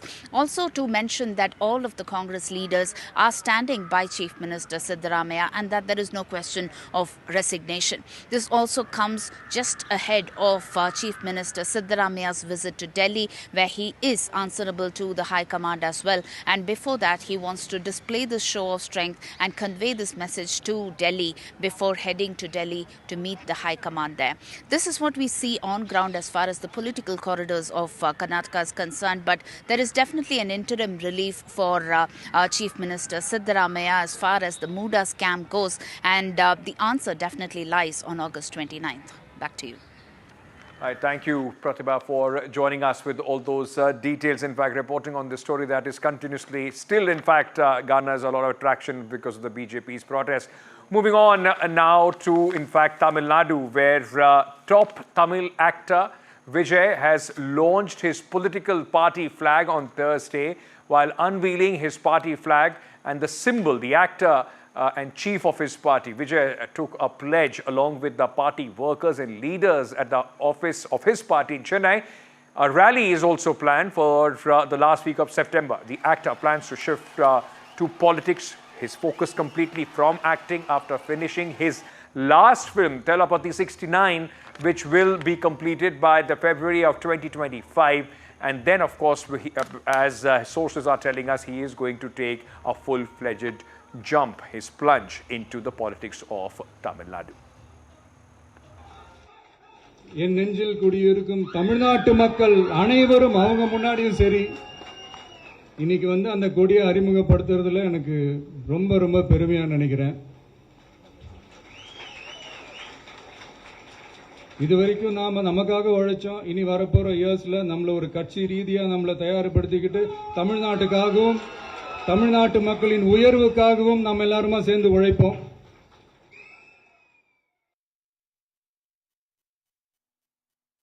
Thank you very much for your time. How significant is today's development, hoisting the flag and introducing the flag? Flag, Talaivar, Talabadi have been introduced today. All cadres are very, very happy. District president, district wing leaders, and all are very happy today. Mr. Vijay will fight elections alone, or will he join any other alliance? All will inform to you by Talaivar. Will inform what, in your view, are the strengths of Mr. Vijay, sir? We know him as an actor, as a politician. What are his strengths? Sir, we know our Talabadiyoda strength. We know. What? You also very well know. If you can say that. No. You know. Like what? Like what means public and the people strength are. Then all are happy. Popular star and TVK party chief actor Vijay today launched his party's flag, hoisted it, and also introduced his party's anthem. He didn't speak much, but all he would say is the flag of his party is not for his party, but also it's a flag for the state and for the state's victory. In fact, Vijay has been nurturing political ambitions for quite some time. Over the last 2 years, he has been reaching out to young first-time voters by rewarding Class 12 toppers selected constituency-wise across Tamil Nadu and also encouraging their parents. His party has also been reaching out to poor communities, building houses for them, setting up libraries and also helping the poor people with houses. And with me, a few office bearers of TVK. Thank you all very much for your time. What's the meaning of the flag? Flag udiya porul enna? இந்த ஃப்ளாகோடைய இந்த பொருள் வரலாறை சொல்ல போகிறாரு. இதோடைய அர்த்தம் என்னென்னா, தமிழக வெற்றி கழகத்தின் சார்பாக தமிழர்களுடைய பண்பாடு கலாச்சாரம்னாலே ஒரு மஞ்சள் குங்குமத்தோடு தான் நம்ம ஆரம்பிப்போம். எது ஆரம்பிக்கிறதா இருந்தாலும் அதுபடி மஞ்சள் நிறத்திலையும் சிவப்பு நிறத்திலையும் ஒரு மங்களகரமான ஒரு ஃப்ளாகை இந்த தளபதி அவர்கள் அறிமுகப்படுத்தியிருக்கிறாரு. அது வந்து தமிழக மக்களுடைய பண்பாடு கலாச்சாரம் குறிக்கும் வகையில் அமைஞ்சிருக்கு. He says the flag reflects the Tamil culture. The yellow color and the saffron or the maroon color in the flag symbolizes the yellow powder Tamils would use for all auspicious occasions. Another superstar in Tamil Nadu taking the political plunge. Now moving on, ladies and gentlemen, from Tamil Nadu to Jammu and Kashmir, where Congress President Mallikarjun Kharge along with Rahul Gandhi have been in the state just ahead of the elections, finalizing in fact their alliance with the National Conference of the Abdullahs. Now, the Congress President and the leader of opposition Rahul Gandhi met National Conference President Farooq Abdullah and Omar Abdullah in Srinagar on Thursday to discuss their pre-poll alliance. Rahul Gandhi said the alliance will be formed for the upcoming assembly elections while maintaining the respect for the Congress workers. After the meeting, Farooq Abdullah, in fact, described the meeting which took place at his residence as cordial and on track, adding the alliance has been finalized on all 90 seats, which will be seeing political action in 3 phases starting at the end of this month. हमारे लिए जम्मू और कश्मीर के लोगों का representation, उनका statehood सबसे जरूरी चीज है. गठबंधन होगा मगर कांग्रेस पार्टी के कार्यकर्ता की इज्जत, रिस्पेक्ट मेंटेन करके होगा. It is our priority in the Congress party and also in the India Gathbandhan to restore statehood to Jammu and Kashmir as soon as possible. We had expected that this would be done prior to the elections. We are hoping that statehood would be restored as soon as possible and the rights of the people of Jammu and Kashmir, democratic rights will be restored to them. A priority for us that the people of Jammu and Kashmir and Ladakh get their democratic rights back. जो alliance है वो on track है और इंशाल्लाह ये बिल्कुल अच्छी तरह से अलायंस चलेगी।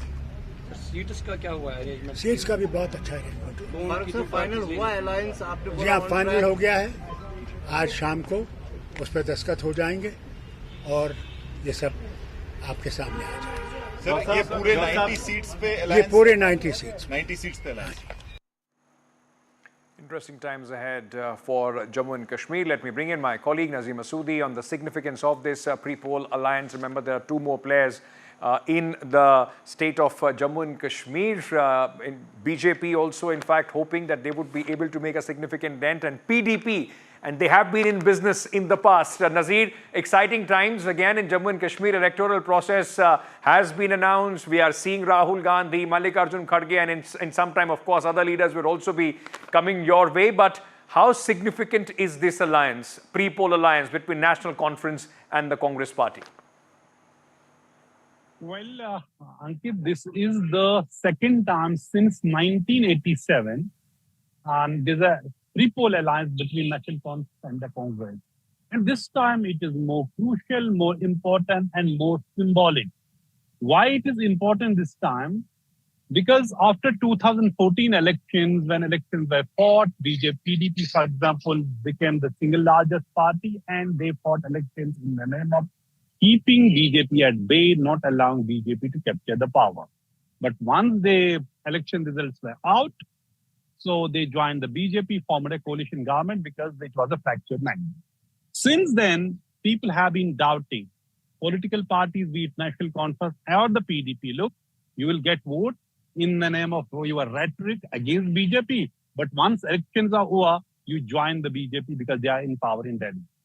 So, to fight that and to put that rest, those speculation or that the allegations during the election, National Conference was very, very cautious about this perception that it may hurt them during elections. So they ensured that there is a alliance, pre-poll alliance with the Congress. And for the Congress, it's also because they don't have any substantial base in the valley, not even in Jammu for the last 10 years. So in terms of seats, it may help Congress, but in terms of perception, it will help National Conference. And perception in election is more important than anything else. Absolutely. So it is an important development in politics of Jammu and Kashmir. And after Rahul Gandhi visited Farooq Abdullah's residence, held an hour-long meeting with Abdullah's, it was clear the alliance between National Conference and Congress is a done deal. It's a done deal, but is it a done deal for the governance as well? We will have to wait and wait for the results of the elections. Exciting times, as I said, for Jammu and Kashmir. Nazir, thank you for joining us at this moment. All right, with that, we are slipping into a very short break. News and updates will continue here. Stay tuned.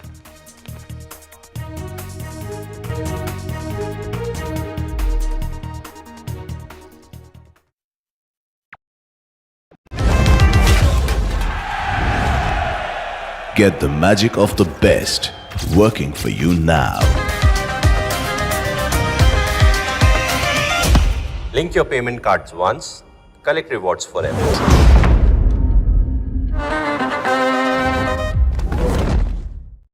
Stay informed and entertained with the new and updated NDTV News app. You can watch all our channels live, listen to podcasts, read breaking and exclusive news from around the world and more. Download the NDTV app today and get access to the best journalism and storytelling on your smartphone or tablet. The NDTV app. News that matters to you. Hi, I'm Shreya Saran. Kerala's Wayanad area is hit by devastating landslides, resulting in loss of lives and livelihood.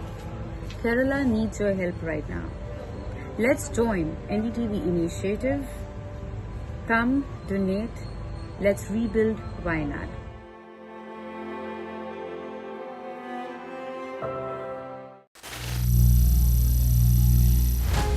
Some people say the metaverse will only be virtual. One day this lecture hall will be made of code, and driverless cars would be trapped in intersections. But even in this maze of the future, you can't wish away health. It's time to become more resilient.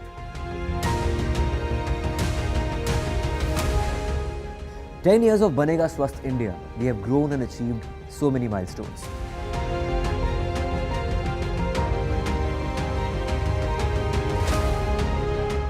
And now I have a plan to beat the urgency, to stop breathing with difficulty, to relieve getting choked with inactivity.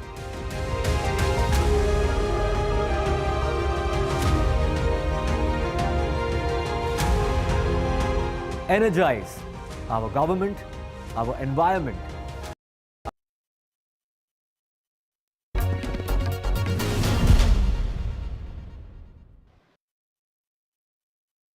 Kolkata to Thane, courts are intervening and taking state governments to task. We have Justice Madan Lokur joining us now to put in context increasing cases of judicial intervention in matters which are essentially responsibilities of state governments, be it safety of doctors on duty or women's safety or safety of children in schools. Justice Lokur, thank you so much for your time here on NDTV. Sir, according to you, what are the lapses that you have noticed in the investigation so far with regards to Kolkata, and any serious lapse, particularly on the part of the Kolkata police, that will vitiate the investigation? Yeah, thank you for having me here today. You know, I think one of the biggest lapses, in my view, is the cremation of the girl, of the doctor. You know, she is the evidence. I mean, all the evidence is on her. All right. So, what was the hurry in carrying out the cremation? Maybe it could have been done a day later. Bodies are kept in a morgue. So I really don't see why there was this hurry. That is one. The second thing, which is of course technical, is that there was a delay in recording the FIR. All right. Now that may not have much of a significance so far as the investigation is concerned, but from the investigation point of view, getting the doctor cremated, I think was wrong. Doing it in such a hurry. Justice Lokur, in such cases, CBI isn't really the first respondent. They are brought in only after it is seen that the state police is not able to handle the case properly. And will it in any way then hamper the CBI's probe? Of course, they are going ahead with investigations. They are carrying out polygraph tests as well.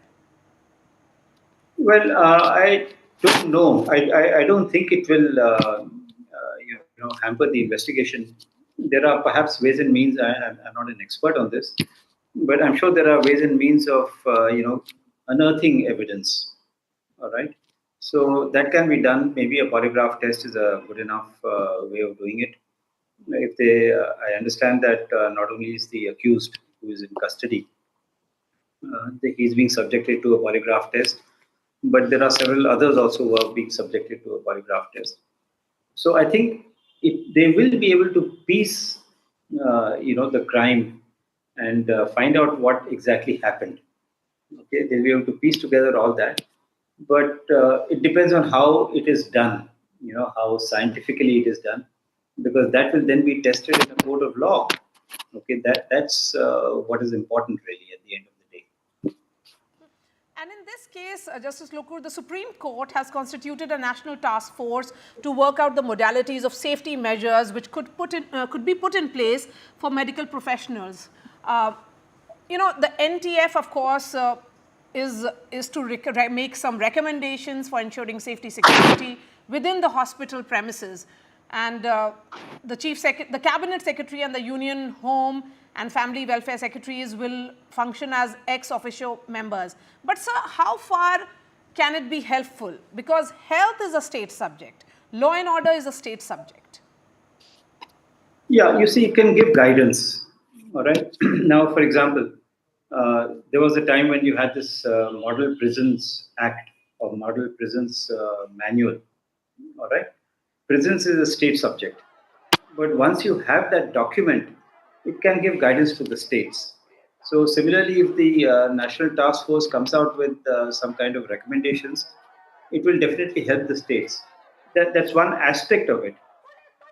The other aspect is that there was a time, maybe I think in 2019 or 2020, when a draft legislation was prepared.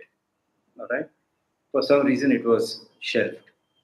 Now there is a demand, apparently, that this act should be enacted or this bill should be passed into a law. Now, one of the things that is being said is that, oh, you see, this is a state subject. How can Parliament legislate on it? But the Constitution provides for a situation like this. If you remember, a long time back in the 1970s, when the Wildlife Protection Act was passed, all right, the states passed a resolution saying that we would like Parliament to enact a law. And on that basis, Parliament enacted the Wildlife Protection Act. So similarly, in a situation like this, I don't think any state is going to say that, listen, we don't want Parliament to enact a law, right? They will agree. Now, since there is already a draft legislation, that can be circulated to the states, inviting their suggestions, comments, and so on and so forth. So if there is a will to do it, it can be done. And I think it should be done.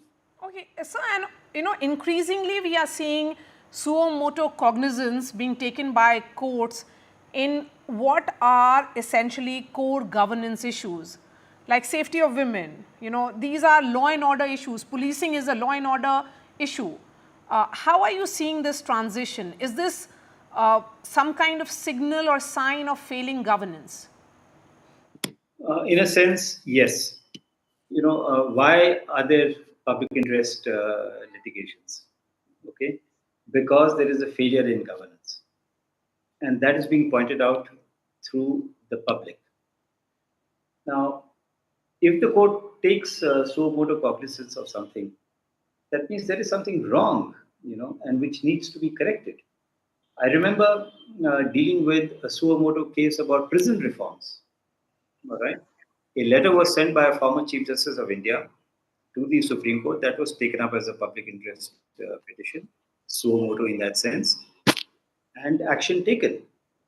So you are right. It has something to do with governance.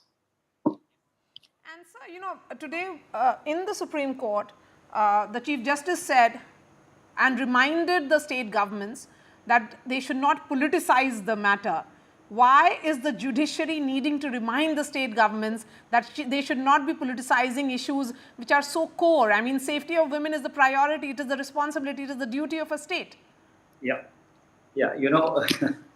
Ironically, the first thing that struck me when I came to know about the murder was that, is it going to become a political issue? Right? That's the first thing that struck me. Now, why should a crime like this be a political issue at all? Okay, and I heard a part of the proceedings, saw a part of the proceedings on TV. And sure enough, political statements were being made or political accusations were being made. I think it's time that, we have to get over this business of politicizing everything, even a crime like rape and murder. I think it has to stop, and it has to stop now. And Justice Lokur, 12 years ago, there was that Justice Verma committee which was set up to look into crimes against women. Of course, they came up with some stringent laws. The emphasis was on time-bound investigation and trial. And again, we are seeing crimes against women. I'm speaking to you on a day that Supreme Court has reminded the state government of Kolkata, in Bengal, of their failures. And then you have another state of Maharashtra, the government of Maharashtra being reminded how they have failed the children in the state. Yeah, you see, going back to the Nirbhaya case, right? That wasn't politicized. Okay, it had a political fallout later on. but that was not, politicized. People just came on the streets. So why should we inject politics into a crime of this nature? That's one question I think that we have to answer, and we have to deal with this sort of a situation. Now you will have crimes against women, crimes against children. I mean, crimes against children are horrible, and in a very large number. We don't talk about them, unfortunately. They don't have the kind of traction that crime against women have. But yeah, I think the state governments have to wake up and say that, listen, we have to do something about it. The Verma Commission passed several recommendations. Some of them were converted into laws. A Nirbhay fund was set up, a couple of thousand crores, I think about 10,000 crores or something. Has it been utilized? I don't think so. So, I think our governments have to get their act together. Otherwise, these things will go on happening. They've happened in the past, between Nirbhaya and today. They've happened several times. They've happened in Unnao. They've happened in Kathua. I mean, now you're facing children in Maharashtra. So unless the government says that, listen, we have to stop this and we have to do something about it, it's this thing will continue. All right, Justice Madan Lokur, pleasure speaking to you, sir. Thank you so much for speaking to NDTV.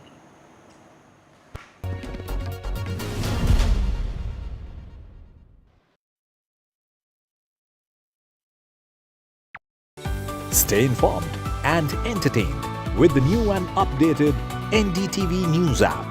You can watch all our channels live, listen to podcasts, read breaking and exclusive news from around the world and more. Download the NDTV app today and get access to the best journalism and storytelling on your smartphone or tablet. The NDTV app. News that matters to you. Hi, I'm Shreya Saran. Kerala's Wayanad area is hit by devastating landslides, resulting in loss of lives and livelihood. Kerala needs your help right now. Let's join NDTV initiative. Come, donate. Let's rebuild Wayanad.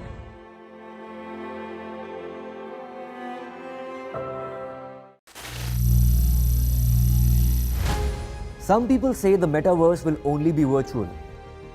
One day this lecture hall will be made of code, and driverless cars would be trapped in intersections. But even in this maze of the future, you can't wish away health. It's time to become more resilient.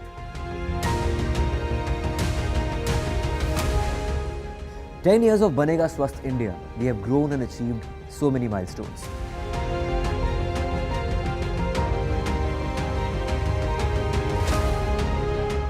And now I have a plan to beat the urgency, to stop breathing with difficulty, to relieve getting choked with."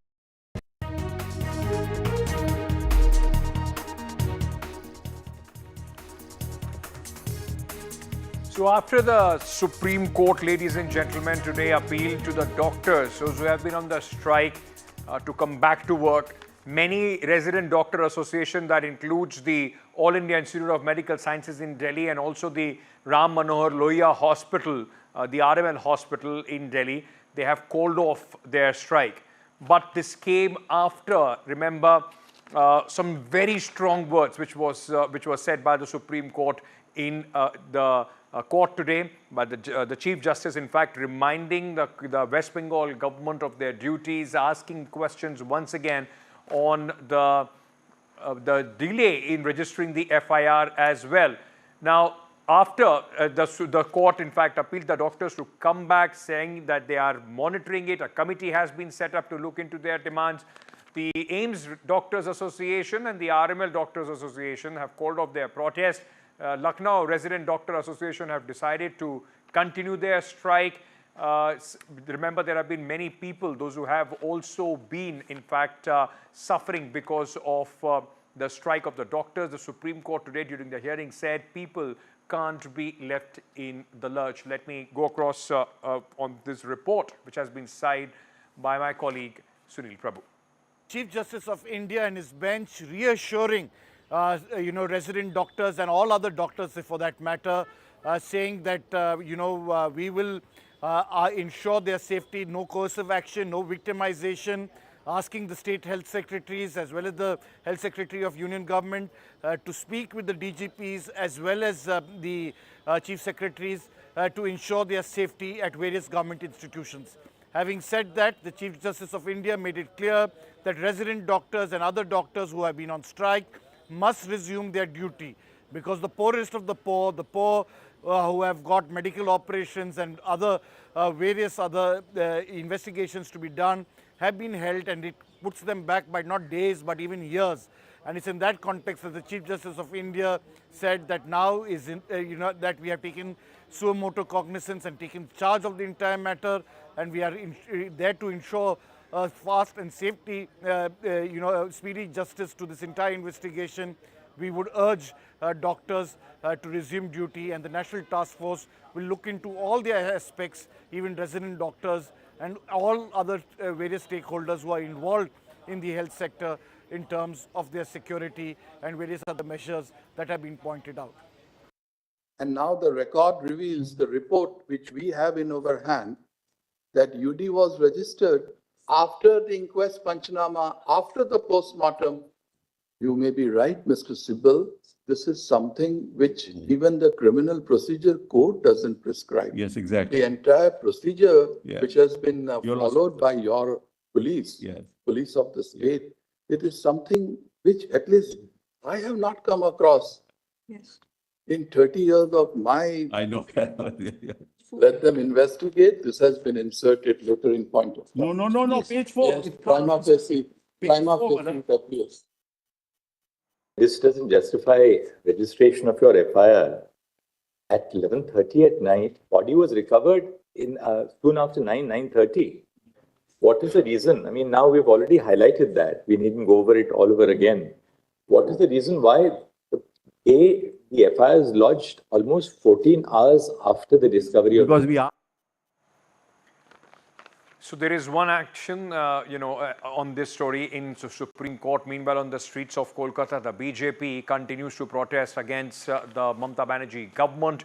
The BJP has been demanding the resignation of the Chief Minister. BJP leader Shubhendu Adhikari and many others, when they broke these barricades in the protest, in fact, became a little violent, were also arrested and detained by the Kolkata police. Ma'am, what is the main agenda of yours from the protest today? And only agenda, we want resignation of Mamata Banerjee. He needs to resign. And other than this, ma'am, we understand there's a lot of politics as well that is going on with respect to the case as well. How do you feel about the politicization of this case? There is no politicization. We want justice. We want justice for Abhaya. We want justice for the men and women of Bengal. And we don't think that there is any law and order over here. Law and order has broken down. There is complete lawlessness, and that is being said by Honorable Supreme Court. Ma'am, you mentioned the Supreme Court hearing.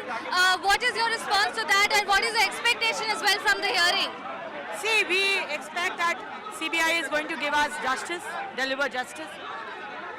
But again, the way Honorable Supreme Court has been saying today, his observation that evidence has been tampered and the original crime scene is not actually the crime scene which we have been shown, the public has been shown. Probably it's the room which has been broken down by PWD. So if this is the case, then where is the evidence? How will CBI give justice?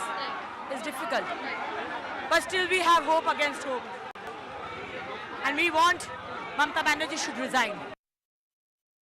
It is shameful on the part of the state of West Bengal, the police and the health department and the chief minister's department, overall, home department, that they have failed to save that girl.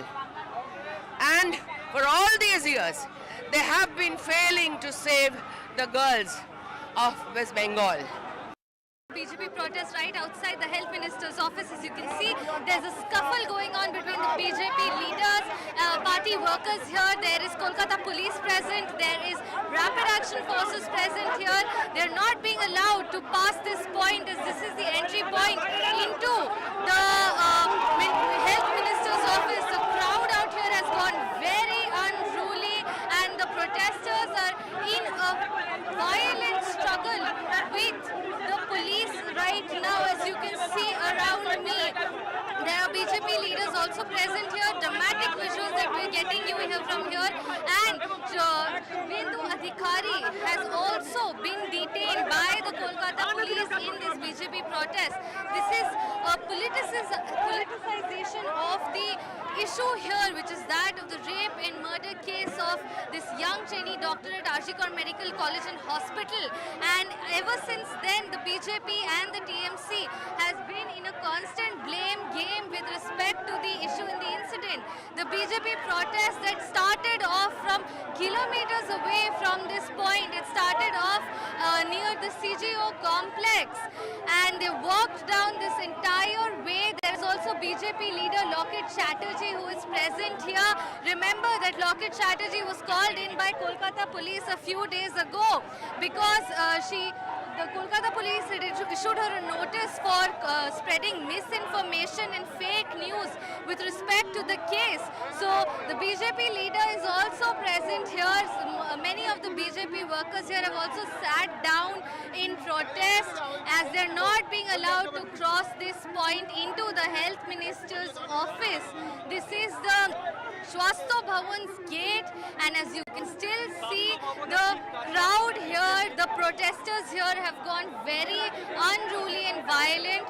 They're trying to get past the rapid action forces as well as the Kolkata police forces. Protest by the BJP against the Mamata Banerjee government. Let's very quickly turn our focus, in fact, to another story. Now, West Bengal Chief Minister, who is facing a lot of heat from the courts, from, in fact, the BJP as well, the opposition there, has now written to Prime Minister Narendra Modi. Mamata Banerjee's letter is on the rapes, in fact, and she has demanded strong laws to be made to curtail, in fact, sexual violence against women. Mamata Banerjee has asked the Prime Minister for fast-track courts across the country to tackle with these cases so that there is some deterrence. She has also mentioned there are 90 rape cases being reported in the country every single day. Moving on now to Maharashtra, where, ladies and gentlemen, once again, another, in fact, sexual harassment, molestation case, in fact, violence against little children, 2 4-year-olds, those who were molested at a school. There was a lot of protests regarding that as well. Now, the Bombay High Court has pulled up the Maharashtra police and has said that the police did not take the case seriously. The High Court, taking suo motu cognizance, in fact, made some strong observations and said that, remember, this is regarding 2 minor children who were sexually assaulted at a kindergarten in Badlapur in Maharashtra. If schools are not safe, then what is the point of talking about right to education, is what the High Court has said. Unless there is a strong outburst, the machinery does not work. This is scathing, in fact, remarks against the Maharashtra police. The court also reprimanded the local police for failing to register the case and said, why are you suppressing the facts from us? Let me bring in my colleague Radhika, who is joining us with more details on this story. Radhika, tough talk, very strong observations and questions from the Maharashtra police and the Chief Minister, who so far has been saying that this is now being politicized. Certainly strong remarks by division bench of the Bombay High Court. The court coming down heavily on the state government as well as Badlapur police over the probe into the sexual assault case in Badlapur. Of course, the court did speak about procedural lapses as far as the entire FIR is concerned. Why was there no case against the school as mandated under sections of the POCSO Act is something that the court asked. Why was the second victim statement not taken? Why were the victim's statement not taken under 164 of the CRPC? Why was no video recording of the entire proceedings as far as statement recording is concerned not done? Why no legal help or counselling being given to the victim or the family members? These are the pertinent questions being raised by the Bombay High Court. Of course, the Advocate General did respond to some of these questions. However, they were not satisfactory responses, but he did say that now that the investigations have been transferred from local Badlapur police to SIT, they will leave no stone unturned in ensuring that the victims get justice. That's the assurance given to the court. However, the court also then giving certain directions for the next hearing, of course, before the next hearing, which is to ensure that the statements are taken, statements under 164 CRPC is done, video recording of statements are done, also ensure that legal help as well as counselling is given to the victims as well as family members. Court also making observation, as you pointed out, that if students are not safe in their own schools, if children are not safe in their own schools, what is the point of right to education? And it requires this kind of outpouring of emotions for police to take action, which is quite unfortunate. Adhika, thank you for joining us with all those details from Mumbai. Meanwhile, Prime Minister Narendra Modi is in Warsaw. He's also going to Ukraine, an important visit of the Prime Minister. And today, after meeting, in fact, Prime Minister of Poland, in fact, Prime Minister Narendra Modi and Prime Minister Tusk came out with a joint statement. And Prime Minister Modi underscored the need for dialogue and diplomacy to resolve disputes between the nations, describing Russian war on Ukraine and military tensions between Iran and Israel in West Asia as matter of great concern for everyone. The message comes hours before his landmark visit to Ukraine, first of an Indian Prime Minister in 30 years. He's expected to meet President Volodymyr Zelensky in Kyiv tomorrow. आपने 2022 में Ukraine conflict में फंसे हुए भारतीय students को निकालने के लिए जो उदारता दिखाई, उसे हम भारतवासी कभी नहीं भूल सकते। फ्रेंड, इस वक्त हमने अपने राजनयिक संबंधों की 70वीं वर्षगांठ मना रहे हैं। इस अवसर पर हमने संबंधों को स्ट्रेटेजिक पार्टनरशिप में परिवर्तित करने का निर्णय लिया है। All right, that's all the time that we have in this edition. News and update continue on NDTV. Thank you so much for being with us.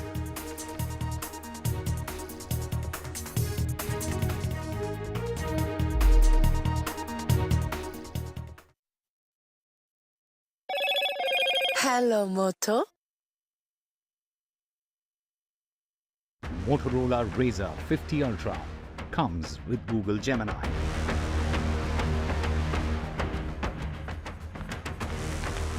On Prime Minister Modi's visit to Poland, the Ministry of External Affairs on social media website X has put out a post and has said Prime Minister Narendra Modi held constructive discussions with Prime Minister Donald Tusk of Poland today.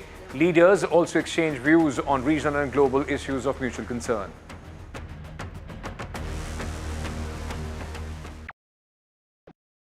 Stay informed and entertained with the new and updated NDTV News app. You can watch all our channels live, listen to podcasts, read breaking and exclusive news from around the world and more. Download the NDTV app today and get access to the best journalism and storytelling on your smartphone or tablet. The NDTV app. News that matters to you. Hi, I'm Shreya Saran. Kerala's Wayanad area is hit by devastating landslides, resulting in loss of lives and livelihood. Kerala needs your help right now. Let's join NDTV initiative. Come, donate. Let's rebuild Wayanad.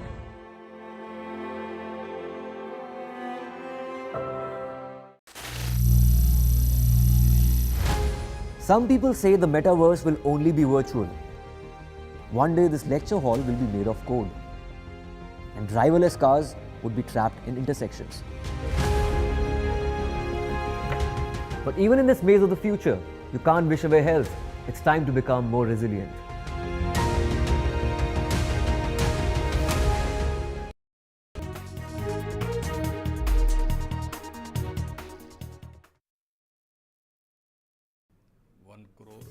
Chief Minister Chandrababu Naidu speaks to NDTV exclusively on the reactor blast incident. He says it's the worst industrial disaster in the state of Andhra Pradesh. We want investment but also safety. That's what he has said. He's also asked for the company to be held accountable to fix responsibility. AIIMS RML doctors end strike after Supreme Court appeal. Supreme Court had said no coercive action against protesting doctors. Supreme Court had also said that state should not stop peaceful protests. Supreme Court had also said that it was concerned about doctors' safety and wants it institutionalized. Kolkata hospital rape, Supreme Court's tough questions to Bengal. Supreme Court has said that the Bengal affidavit doesn't explain delayed FIR. The CJI particularly has said that there is no need to politicize this matter and that the law is taking its course. UP government dictat to government staff. Yogi government asks all government employees to declare property or lose salary. Yogi government sets August 31st as the deadline for this process. Nearly 18 lakh UP employees could be affected. The Prime Minister has recounted Poland's help to India in Warsaw. Prime Minister has also said that Poland helped India in evacuating students in the midst of the war. Prime Minister Narendra Modi has also said that Ukraine-West Asia conflicts are deeply concerning.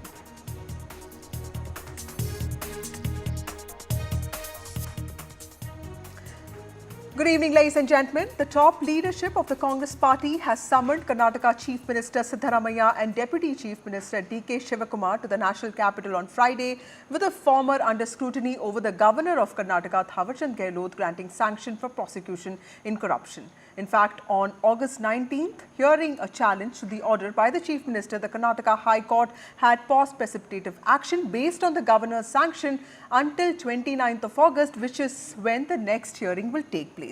Now, Chief Minister Siddaramaiah will also inform the CLP, which is the Congress Legislative Party, on the latest developments related to the Mysuru Urban Development Authority case that has, in fact, cast a cloud over him. Now, is Siddaramaiah confronting a serious challenge to his integrity, or has the case brought about solidarity and peace within the warring factions of the state Congress unit? So, will an embattled Siddaramaiah, who is probably facing charges of personal corruption for the first time in his life, survive the storm?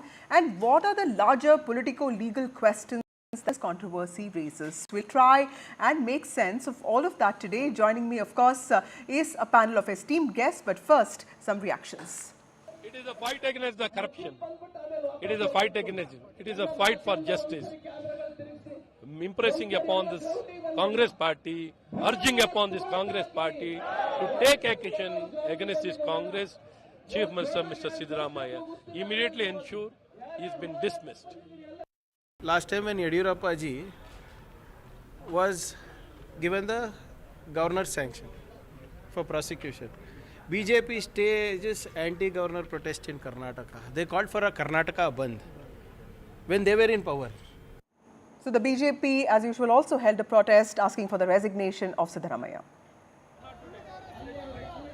Moving on to the main point of discussion today. Joining me now is the Minister for Health, Dinesh Gundurao. We also have Karnataka senior journalist, former deputy editor of the Deccan Herald, B.S. Arun. We also have Shivanna, who's the spokesperson of the Congress party, and G.S. Prashant, who's the spokesperson of the BJP. To you, Mr. Gundurao, first, thank you all of you for joining me on this show. Mr. Rao, when you talk about the overreach of the governor, because there are larger politico-legal questions that the conflict between governor and state governments has also raised, something that we've witnessed in Karnataka also. Sir, similar situation also arose in 2011 with Yediyurappa.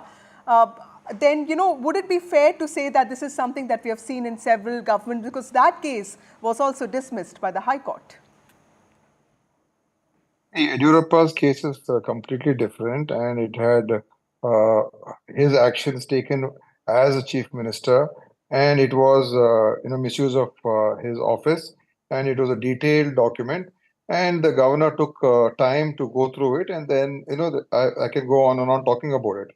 Here, the governor has behaved in such a partisan manner. A private complaint is given to the governor, and the day it's given, he issues a show cause notice. There are so many other cases which are pending with the governor for sanction for prosecution, where it's not a private complaint that is pending with the governor. These are investigated cases where in two cases charge sheets have been filed, and the Lokaयुक्त of police has asked the governor for permission to prosecute Mr. Kumaraswamy, Mr. Nirani, Shashikant Jolle, and Janardhan Reddy. These are police investigations with two charge sheets and permission to sanction. Here on a private complaint with no hint of anywhere of the chief minister misusing his office as a chief minister or as a minister. No incident, no such example is or proof is given. But And Mr. the Rao, governor private immediately complainants issues a show cause notice. have been accommodated in the past, but of course we have amendments to the Prevention of Corruption Act. Would you think that is also problematic? The fact that the prosecution sanction was made at the complaint of a private person, because private complainants Yeah, have exactly, been because section 17A requires a police officer to investigate and request for sanction, not a private person. So that itself is a fundamental flaw here. Okay, And but the Mr. Rao, second the thing main is, point is Muda was warned, against implementing the scheme in 2021, 2023. Do you think that the Congress party, it did finally, it could have acted on this earlier, right? Because finally in October 2023, you did realize I'm it. sorry, I don't know, where is the wrongdoing by Mr. Siddaramaiah? When the Muda took this decision, it was the BJP government. The chairman of Muda was BJP. The urban development minister was BJP. The chief minister or his wife has not asked for any particular piece of land. The Muda board consisted of JDS, BJP members. So where is the action taken by the chief minister misusing his office? Okay. First of all, so I can go into the details of the case. I don't want to get into that. Absolutely. But what I'm going to say is here, the governor is behaving in a very partisan manner. And this is like he is a constitutional head of the state.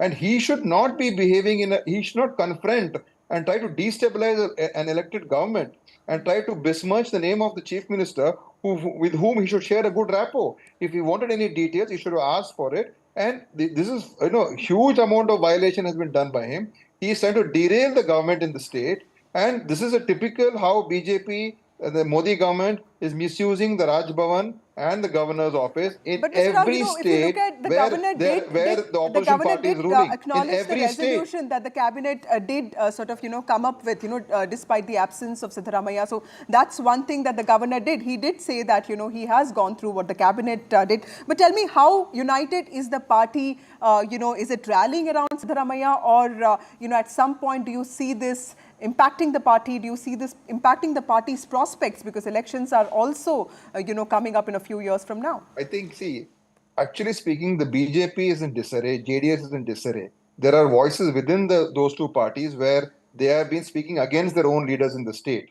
Many of them are not convinced by what the BJP and JDS are doing. And on the other hand, the Congress party is solid. In fact, this incident has unified the party even more. This whole thing that the BJP is doing is a big joke. This is going to have egg on their face. And the real culprits, that is the central minister, Mr. H.D. Kumaraswamy, who is now, governor has to decide on whether to give him sanction or not. He has to take a decision now. He cannot keep the file pending anymore. So there is solid evidence that he has done wrongdoing, and he has to sanction for prosecution. And Mr. Kumaraswamy will have to resign because he's holding the mines portfolio in which he has done this, this corruption. So BJP leaders are going to face the music, and the governor actually has tied his own hands by sanctioning prosecution against the chief minister for no wrongdoing. He better now give sanction for prosecution against the central minister, Mr. Kumaraswamy, and other BJP leaders, where they have been investigated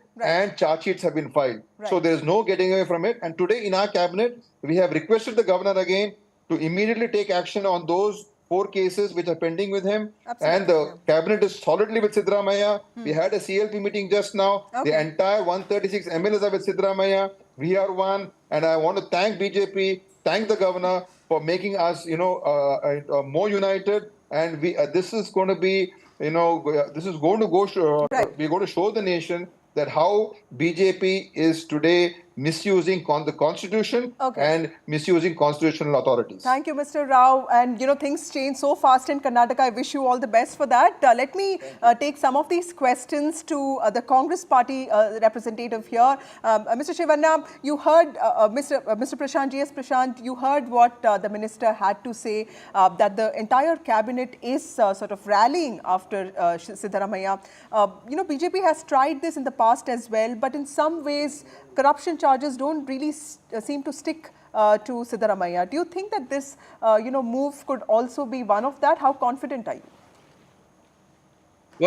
Firstly, on the facts of the case, we are pretty confident that Siddaramaiah has to go, because it has started with Nagendra resigning after getting involved in a 187 crore Valmiki Corporation scam. There are many more ministers waiting in line now who will have to resign based on corruption, because the so-called cabinet consists of all ministers who have indulged in corruption, and in the days to come, we are going to expose them all. And coming to this particular issue of Mr. Siddaramaiah, he wanted to project himself as above the ground and say that he has done no wrong. But on the facts of the case, misusing his position, and in fact, he had challenged a week ago saying, show me one letter which I had written. In 1998, he had written a letter to allot him a particular land.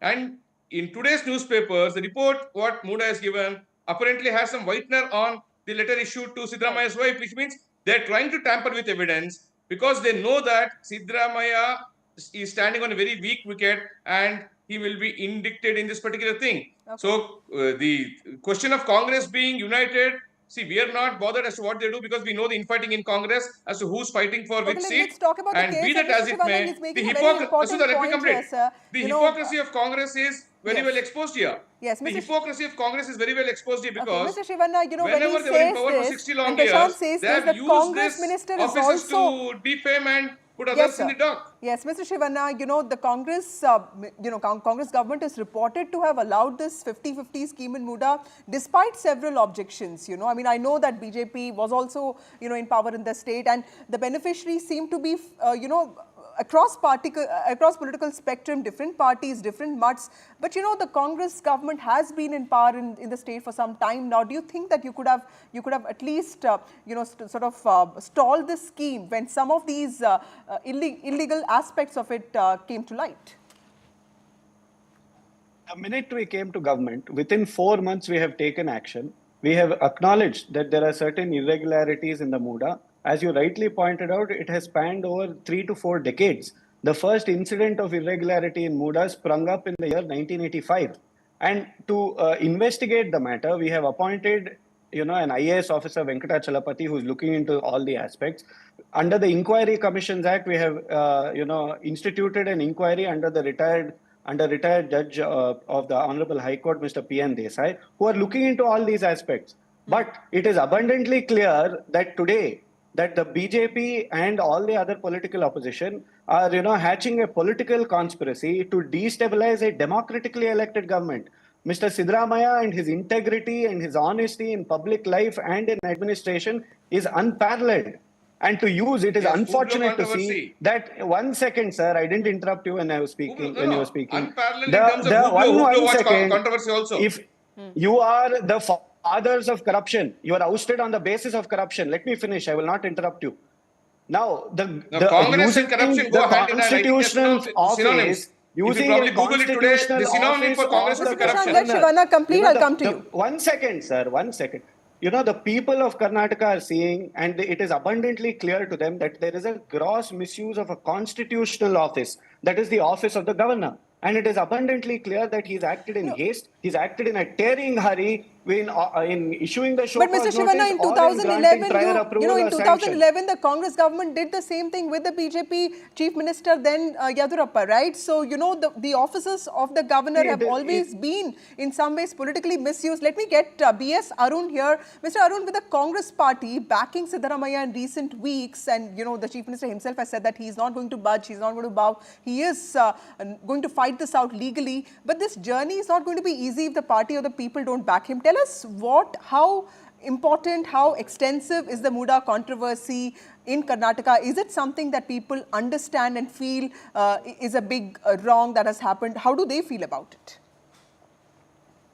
Vasudha, I think the Chief Minister has given in his defense several of the factors, and that includes an important fact which says that he had not in writing made any had not brought pressure on any of the officials. There is nothing in writing to show that he or his wife should be favored. So that is to some extent, I think, hold the Chief Minister in good stead. But the BJP and its counsels in the High Court will have to now convince the court about the illegalities that have been committed in this case. I think what the court will say, I think, will be the sort of a future catalyst for the developments, political developments in Karnataka. Everybody, all eyes are on the High Court. 29th, the case will resume. Right. And if it goes against the Chief Minister, and there is a possibility of the Chief Minister maybe even resigning, I think what the BJP is looking for is not really a fight against corruption, but they want Siddaramaiah, the powerful Congress leader, to be removed. Right. Siddaramaiah has the backing of the OBCs and the Ahinda group. Whereas the BJP has not been able to dislodge the Congress in the elections. So at least by this, they want to dislodge the government and weaken it, and perhaps even dethrone the Congress government. Perhaps that is the game plan here, and it remains to be seen to what extent they will succeed, because everything depends on what the court will say on 29th or thereafter. Okay, closing remarks. GS Prashant, Mr. Arun pointed out to something very important, somebody who brought in the Ahinda, Siddaramaiah is not a Lingayat, not a Vakaliga, not from a dominant caste, somebody who represents OBC politics, a strong leader.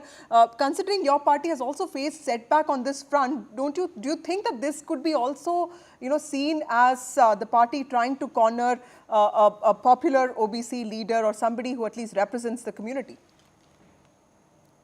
It's not about cornering a popular leader. It's about catching a leader who's indulged in corruption.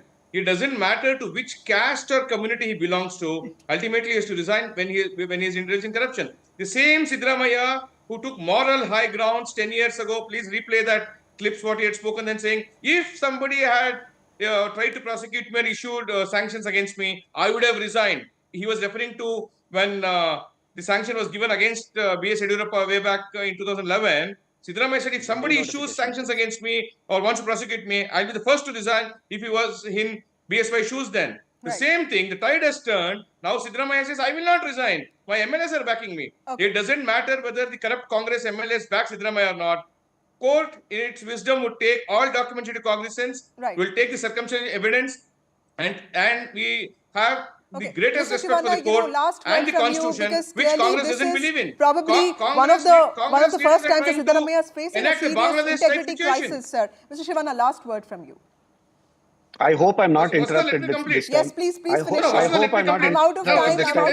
No. Please, you're done. No, what's the give me 10 seconds to complete? I'm completely out of time. 30 seconds for Mr. Chief Shivanna. Minister of Karnataka. No, wait.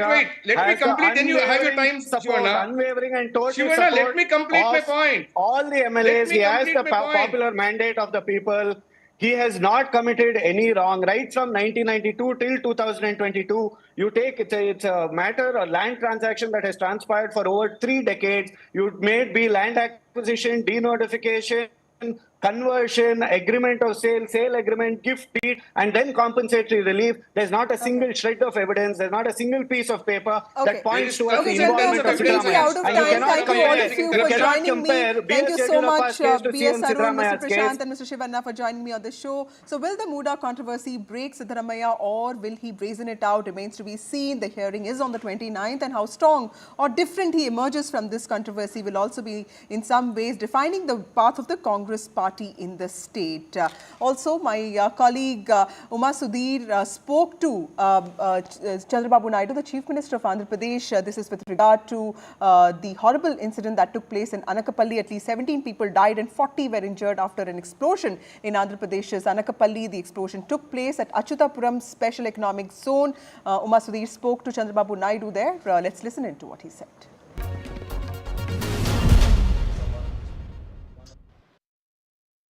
I have with me Mr. Chandrababu Naidu, Chief Minister. Sir, you have just visited all the hospitals, met with the families of the victims as well. Many of them seem to be in the age group who are the source of livelihood for their families. By hearing this, we are shocked, very unfortunate. Today morning, straight away I went to console the victims. First, those who are all in hospitals. I went there. Then again I went to another hospital where dead bodies are there, post-mortem. By seeing them, unbearable suffering, very pathetic condition. Then I came here. I have seen the factory. There are so many issues we have to analyze. First of all, I want to console and also I want to give some relief to the families. I cannot get back lives, but I have to rescue their families. That we are doing. That's why we declared first time 1 crore compensation for the deceased, 50 lakhs seriously injured, and 25 lakhs light injured people. We have given money. Now, second issue, immediately I constituted a committee to go through complete details. All omissions, commissions, lapses, everything I want to analyze. We are having a problem of legacy problems also for the last 5 years.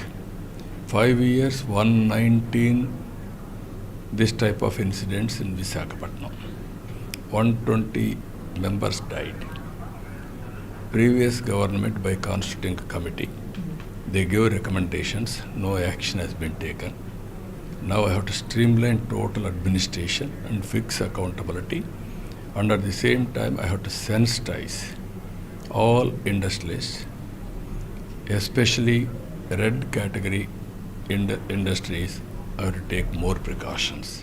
SEZ, of course, sir, is a growth in the engine and economic driver, not just for Andhra Pradesh, but for the country itself. Is safety audit and those kind of regulations a challenge? About prioritizing industry and getting jobs to the state.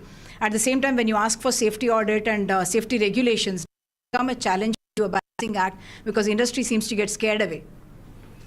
No, I want to discuss with everybody. We want investment. As an yesterday, we will talk about ease of doing business. Now we are speed of doing business. That is the issue now. At the same time, safety is important. How to do collectively. More responsibility by industry and also government. We want to regulate and at the same time, we should not harass. Industry should not feel that this government is harassing.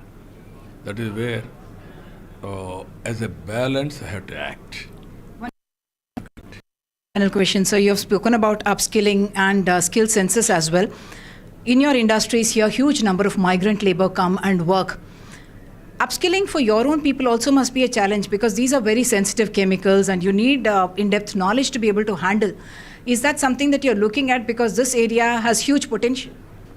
No, what I'm saying, all industries, they need some skills. Every industry should have SOP, standard operation procedures. And at the same time to supervise that, close monitoring. They have to watch carefully. Every person has to follow SOP, then only it is possible. If they should have done in this industry, this type of laws should not have come. I am confident on that. You spoke about fixing responsibility. Yeah, even company has to fix responsibility among their functionaries. Supervisory, everything, reporting and watching. Now technologies are coming. Use technology. Like there's so many things. By using all these things, you can control very clearly this type of incidents.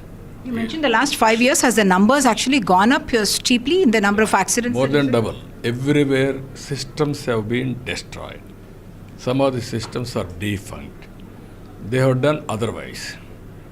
All these things, legacy problems. For the last 70 days, 80 days, I am streamlining everything. It takes more time. I am analyzing. Even this incident, I have analyzed. Now I am constituting a committee within 3 months' time. Here there is no trauma center. So many industries are coming. How to do it, we'll work it out. Thank you so much, sir. So the Chief Minister is saying that they are going to be taking safety very seriously, even as they welcome industry and trying to create jobs in the state. With camera person Nagraju, Uma Sudhir, NDTV.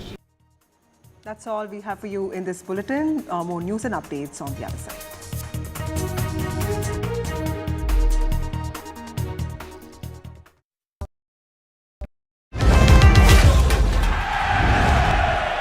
Get the magic of the best working for you now. Link your payment cards once, collect rewards forever.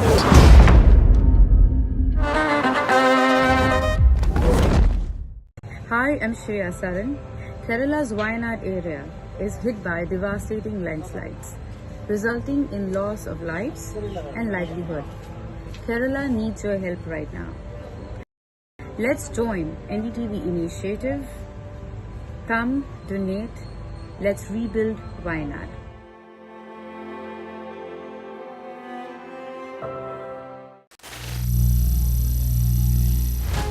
Some people say the metaverse will only be virtual. One day this lecture hall will be made of code, and driverless cars would be trapped in intersections. But even in this maze of the future, you can't wish away health. It's time to become more resilient.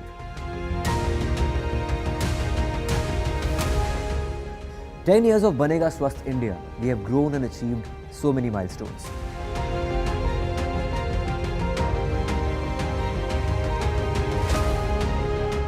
And now I have a plan to beat the urgency, to stop breathing with difficulty, to relieve getting choked with inactivity.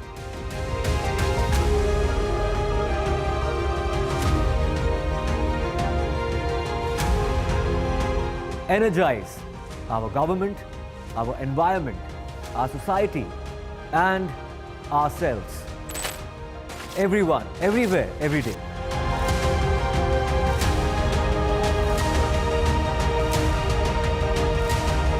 Banega Swasth India. One world hygiene. Landslide devastation in Kerala's Wayanad. Join NDTV's initiative. Donate for Kerala.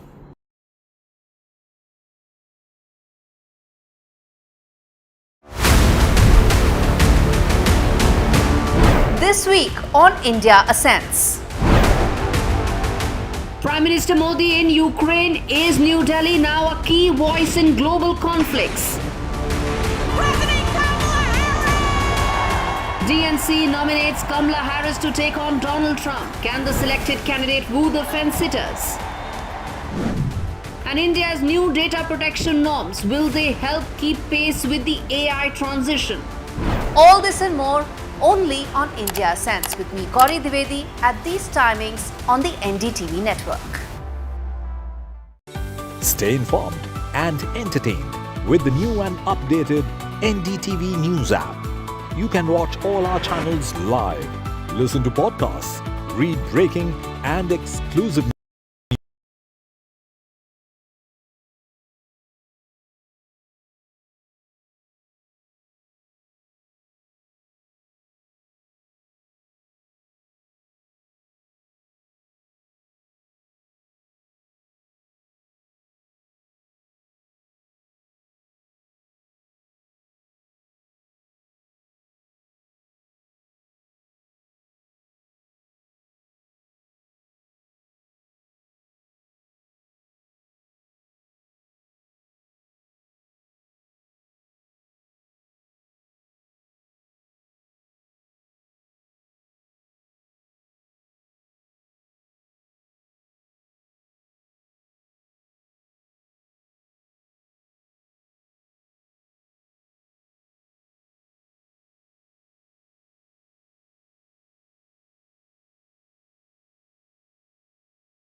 Hi. But of course, a stringent follow-up for sure, and this is being seen as that, as government employees have been asked to strictly submit their details by the end of this month. Now, initially the last date was on 30th of June. The date was extended, but even in the month of August, only 74% of employees had not given their information. Only about 26% had given their information. This is what my colleague Tanish, who reports from Lucknow, had said. Now, is this a much needed cleanup? Is this a probity move that needs to be emulated nationwide, or is this a political stunt? That is what we will try and understand tonight. We will be, of course, joined by a panel of experts. But for now, joining me is Uttar Pradesh's Social Welfare Minister, Asim Arun. Thank you very much, Mr. Asim Arun, for speaking to NDTV. My first question to you, sir, how do you see this government order asking all government employees to declare their properties? Do you think this is something that needs to be emulated nationwide? Yogi ji, since the last 7.5 years, has been working very hard towards curbing corruption. Several steps have been taken. This is one more step in that direction. Now, this is not a new rule where government officers, government servants are supposed to declare their property through an annual property return, or any kind of new acquisition of property over a certain limit has to be informed to the government. Since a large number of government servants are not complying with that, the government has had to take a serious decision. We have clamped down on the possibilities of people not declaring their assets. So in times to come, we will come down more heavily on people who are not declaring their assets. And as a result, I'm sure there'll be more probity among government officers of all levels.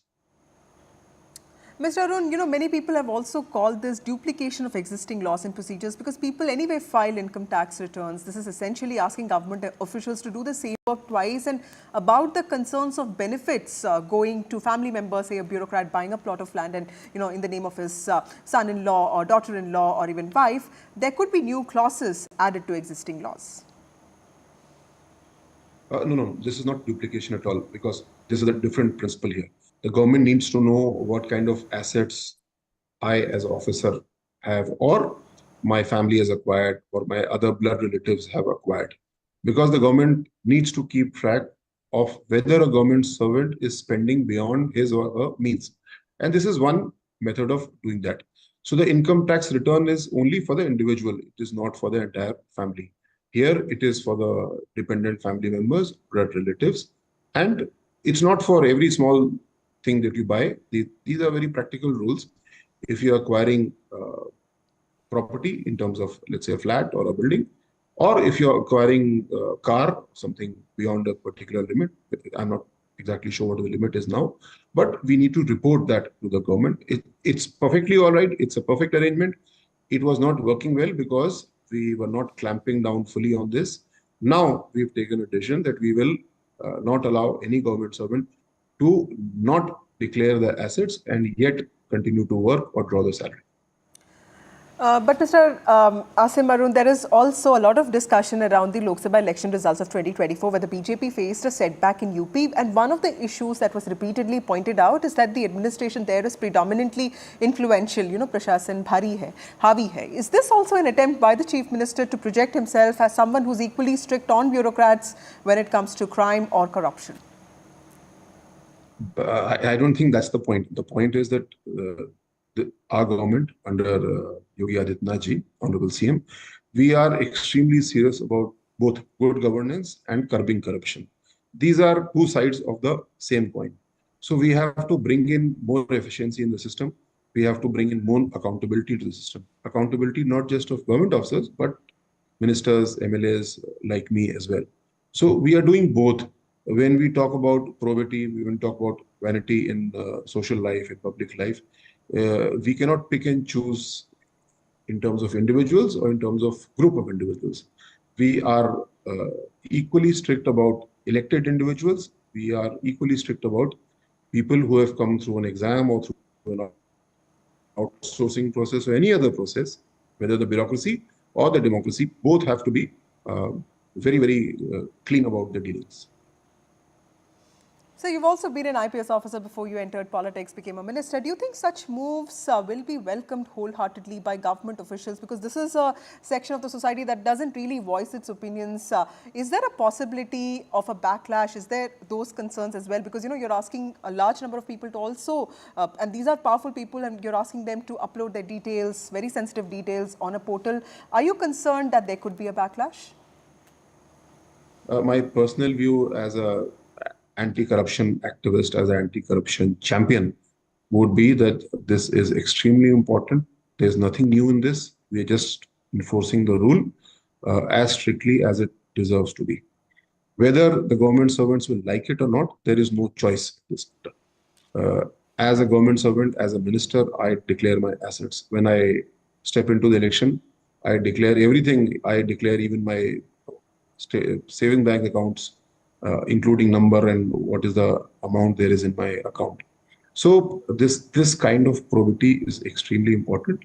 It's not a matter of choice. People have to follow. Whether, I mean, the question is how many government servants will like it, how many will not like it. A very large number of government servants are honest. They want to do their job efficiently. They will like it, I'm sure. And those who do not like it have something to hide. At the same time, there should be a safeguard on this. This question came up earlier as well. When we acquire this kind of information as government, should we publish it on a public platform or not? I believe privacy is important. So publishing addresses, PAN numbers, Aadhaar card, etc. would not be right. It can be misused and it should not be on a public platform. That is one safeguard which should be very seriously applied. Right. Mr. Arun, also politically, do you think that this will strengthen the Chief Minister's image as a tough administrator? Because there is a lot of buzz about who really is accountable for the BJP setback in 2024 poll results. This is not about politics. This is about good governance. And under Yogi 1.0, if I may use the term, Yogi ji acquired so much of public goodwill that he was returned as the CM of UP second time. And the major output which the government gave was one, law and order, and second, crackdown on corruption. So the crackdown on corruption is a continuous exercise. Now we are taking it to the next higher level, bringing in more accountability and checking corruption through regular invitation of information from citizens. For example, in my constituency or my district, Kannauj, virtually every third day I'm getting complaints of corruption with substantiated proof. So this corruption had been there for a very, very long time. Now that we've decided to clean it up, lock, stock and barrel, the citizens are coming forward, making complaints with proof, and we are responding to it with serious, in all earnestness, and bringing such accused people, corrupt people to book. Thank you, Mr. Asim Arun, for joining us on NDTV and sharing your insights. Also joining me now is Ghanshyam Tiwari of the Samajwadi Party. We have Rajesh Chaudhary of the BJP. Sharad Pradhan, a senior journalist, also joins us. Thank you all of you for joining me on this show. To you, Ghanshyam Tiwari, first, you heard what the minister had to say. Your party has been vocal in its criticism of something like this, calling it a diversionary technique. You've said that the government is on the back foot. But sir, even if it's for optics, if there is a movement for transparency, what is the problem in that? And this is an order which has also come before 2010. Good evening, Vasudha, to you, my fellow co-panelists and the viewers. The point is optics. So on the show, the minister says that the chief minister is absolutely focused on law and order. But when you look at the ADR report, it says 111 out of the 255 winning candidates from BJP have criminal charges. A lot that have serious criminal charges. 90 have serious criminal charges. This is the party that does everything for optics because they have they collected 13,000 crores in 10 years from electoral bonds without and other sources, and they went to the Supreme Court saying that we don't want to tell the people. So this is a party, at one level it operates on optics when it wants to tell the entire world that they are above board, they are saints, and they indulge in no crime and no corruption, they are strong. But internally, they know that every one of them is hand in glove with all kinds of crime and corruption that comes to the fore. I have the Caravan magazine that talks about the loot in Ayodhya on land. If the Yogi government is so serious and they came up with the dictat, then why has the dictat not been acted upon for nearly 1 year? Why only 25% have submitted? And finally, in the day and age of big data, where too many things are linked to Aadhaar, it is not too difficult to piece this information set together, that who is in government, what is their role, what is the property that they have, what is the bank account they have, even what are the car numbers that they have. It is relatively easy. The data will do it for you in a week. So the idea is this can be done. It is not done. It will not be done because BJP is hand in glove with a lot of crime and a lot of corruption that is visible from various expose. And it can be done by technology, but they are just announcing it and will continue to announce it just because they can pursue the optics of it. Okay. And people of Uttar Pradesh have voted to show that the tamasha of optics is over. Rajesh Chaudhary from the BJP also joins us. Rajesh ji, opposition का कहना है, विपक्ष का कहना है कि ये सिर्फ ऑप्टिक्स की बात है, पॉलिटिकल प्रोपेगेंडा या स्टंट है, क्योंकि ये सारी चीज़ें तो वैसे भी हम जब इनकम टैक्स फाइल करते हैं तो देनी पड़ती है। और आप इस मूव को किस तरह देखते हैं सर? क्या इसमें एक पॉलिटिकल मैसेजिंग भी है योगी आदित्यनाथ की तरफ से? देखिए, समाजवादी पार्टी के इतिहास की हम बात करें तो भ्रष्टाचार के माँ बाप तो समाजवादी पार्टी के लोग ही रहे। इन्होंने उत्तर प्रदेश की जनता की गाड़ी कमाई को लूटने का काम किया है। जहां तक इस प्रश्न की बात है तो मैं कहना चाहूंगा, जीरो टॉलरेंस की जो हमारी नीति है उस पर हम कायम है, उस पर हम काम कर रहे हैं। आज देखिए कि इतने बड़े बड़े ओहदों पे लोग बैठे रहते हैं, चाहे वो सरकारी अधिकारी होंगे या पॉलिटिकल लोग होंगे, उन्हें अपने जीवन में पारदर्शिता रखनी ही होगी। किसी अच्छे पोस्ट पे आने के बाद मेरी संपत्ति की क्या स्थिति है, मैंने कितना कमाया, मेरी पत्नी के नाम कितना है, मेरे बेटों के नाम कितना है, कितना मेरे रिश्तेदारों के नाम है, ये तो डिक्लेयर करना होगा जी। नहीं तो आप देख रहे हो किस तरह से इन्हीं के शासन में अखंड प्रताप सिंह जी सैकड़ों करोड़ का घोटाला करके और क्या हालत हुई थी। आज इनकी पार्टी के नेता हैं, उनके वंशज। तो ये इनका इतिहास हो सकता है, हमारा नहीं है। हम पहले से इस बात को कहते रहे, योगी जी ने पहले से इस बात को कहा था कि हम भ्रष्टाचार से किसी भी तरह का समझौता, किसी तरह का कंप्रोमाइज नहीं करेंगे। उसी नीति के तहत हर व्यक्ति को अपनी प्रॉपर्टी घोषित करनी होगी। हम सब सार्वजनिक जीवन में हमें पारदर्शिता अपने जीवन में भी रखनी होगी। इसी नीति को लेकर के हम आगे बढ़ रहे हैं। Okay, Sharad Pradhan ji, how do you see this move, sir? Is it also an attempt by Yogi Adityanath to counter all these allegations against him? Because amongst all, several other people, is also being held responsible for the BJP not, in fact, losing some of the gains that the party made politically, socially in the last few decades. I mean, last few years actually. How do you see this move? Is this also resistance on his side to not really get boxed into that Hindutva image and showcase himself as an able administrator who does not even leave bureaucrats, who are corrupt?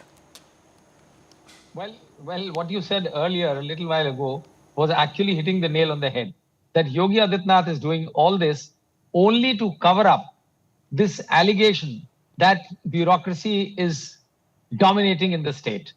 The fact of the matter is that corruption in all governments goes on rising.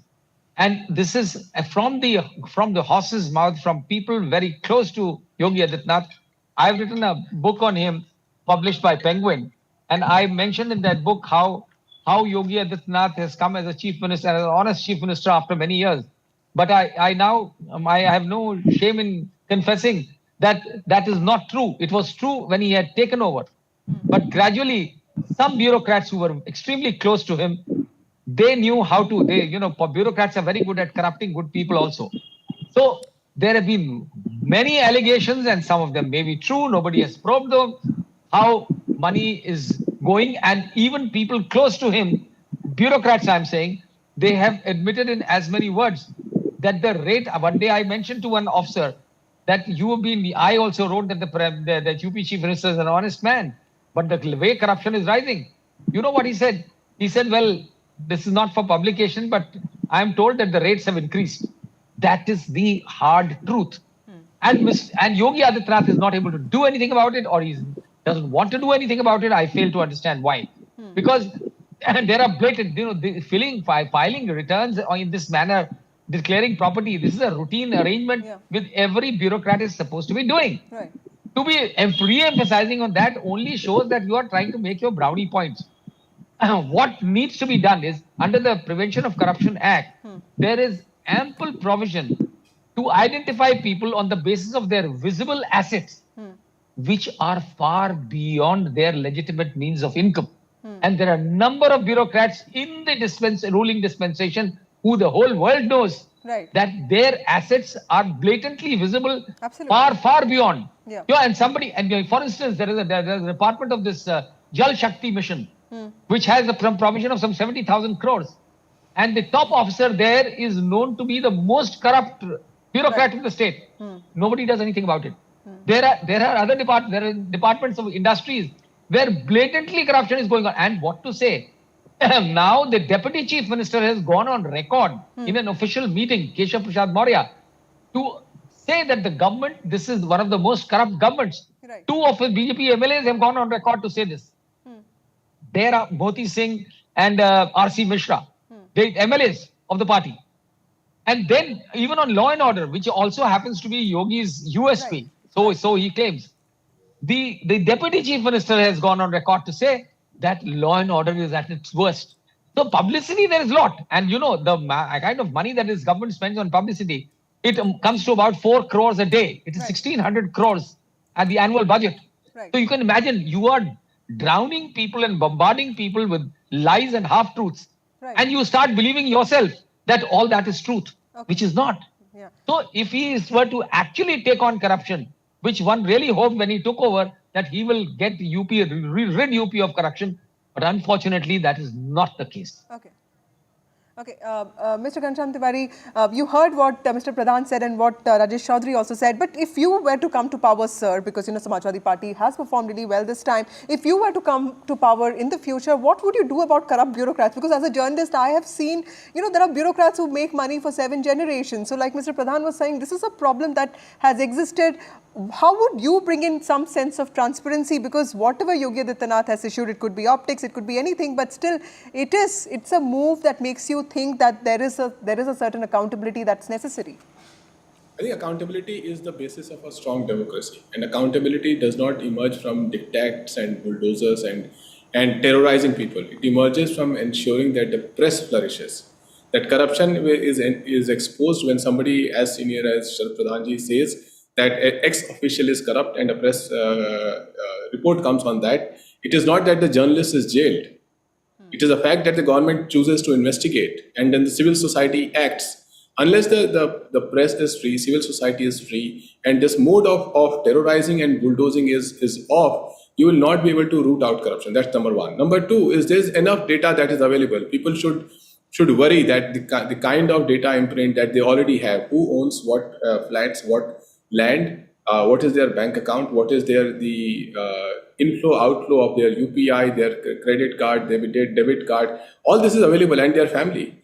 So there are big data companies that already do this, and they work with income tax department and various departments. All you have to do is ensure that you don't operate in a way that there is a large room for Bharatiya Janata Party and everybody else has a gun pointed to their head.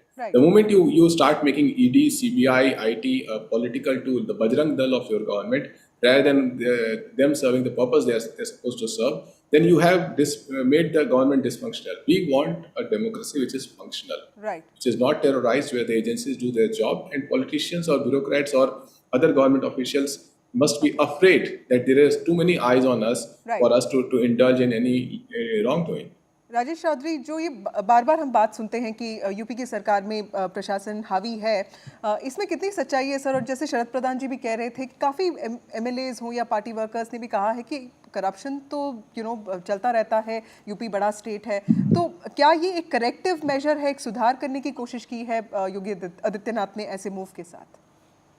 देखिए, उत्तर प्रदेश में Bharatiya Janata party की सरकार आने से पहले number by number SP BSP की सरकार रही, और दोनों की वर्किंग को पूरे उत्तर प्रदेश की जनता और देश की जनता जानती है किस तरह से भ्रष्टाचार रंग रंग में यूपी की में समाया हुआ था। योगी आदित्यनाथ जी के आने के बाद हमने सुधार करना कोशिश की, और पूरे 5 साल के अंदर में दावे के साथ कहता हूँ, ये कोई आरोप सरकार के ऊपर नहीं लगा, कोई ऐसी घटनाक्रम नहीं हुआ जहां सरकारी भ्रष्टाचार उजागर हुआ होगा।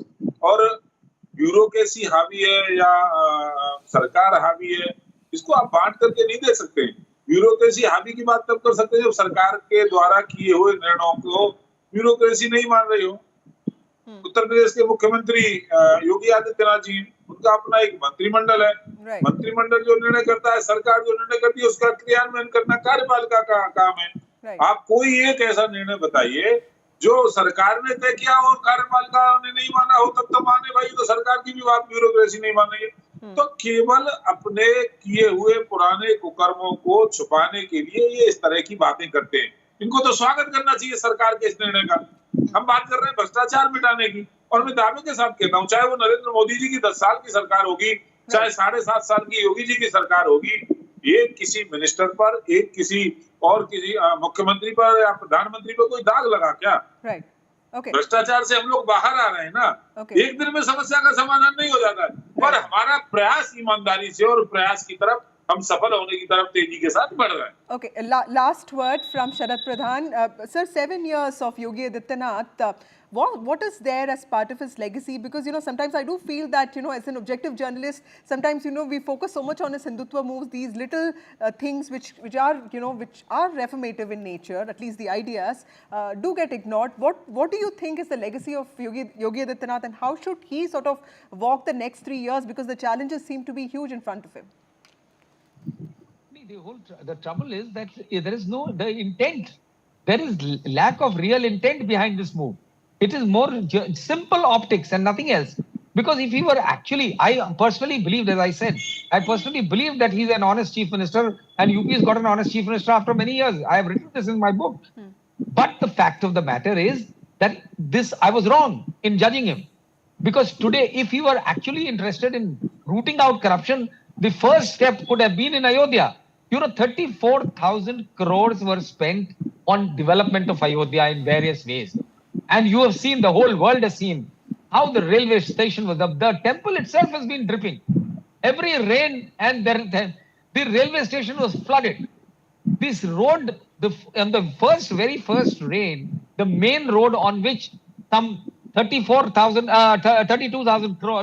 crores was spent is completely battered. What does it mean? What more evidence do you need? It is very obvious that people engaged in carrying out these jobs have been thoroughly corrupt, and there have been tons of kickbacks. Earlier there was land, but not a single probe has been ordered by the chief minister. What more do you expect? If they don't if they don't wake up from their slumber when money is being pilfered in Ayodhya, on the strength of which they are riding to power. But Mr. Pradhan, the fact that he is a chief minister who does not have personal corruption charges, because we have seen other states where chief ministers who were seen as erstwhile completely non-corrupt are also facing such charges. For Yogi Adityanath to not really have any charge for the last 7 years, isn't that also an important thing? How do you say that there are no charges? People are accusing them. You ask the opposition, obviously the ruling party will not accuse him. But when a deputy chief minister, now in this case, a deputy chief minister is accusing the government, obviously he is not naming the chief minister, but he is calling the government thoroughly corrupt. He is saying, two MLAs are saying that we have not seen so much corruption anywhere in the country. So what does it mean? It is their own people. It is not every government. The problem with us is that every government which comes, they claim that they are very clean, the others are rogues. Okay. And they are all sailing in the same boat. And I am saying this on the strength of the fact that I was the one who, or Akhand Pratap Singh that the BJP spokesman was mentioning, I was the one who filed a PIL against him in the Supreme Court, and he was knocked off. Right. And he went to jail. There was another appointee of the Samajwadi Party against whom I filed the PIL. Right. So I believe in objectivity. Like you, I just don't believe in having biases. Absolutely. But the fact of the matter is that this government is showing no sincere concern against corruption. Okay. It's only publicity. And really because they spend so much in the publicity. Thank you so much, Mr. Sharad Pradhan. Thank you so much, Rajesh Ji, and thank you, Ghanshyam Tiwari, for joining us on this broadcast. Call it a cleanup or a political move, but it is something that will definitely have consequences. The decision by the UP government. That's all we have for you in this bulletin. More news and updates on the other side.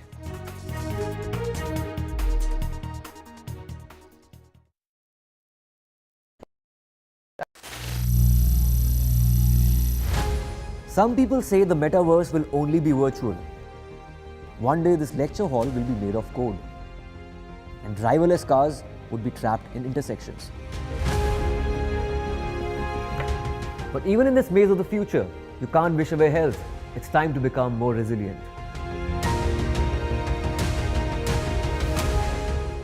"10 years of Banega Swasth India, we have grown and achieved so many milestones.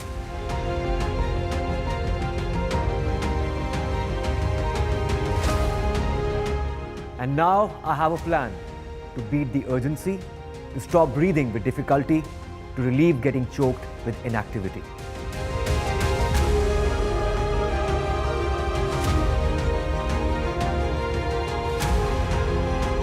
Energize our government, our environment, our society, and ourselves. Everyone, everywhere, every day.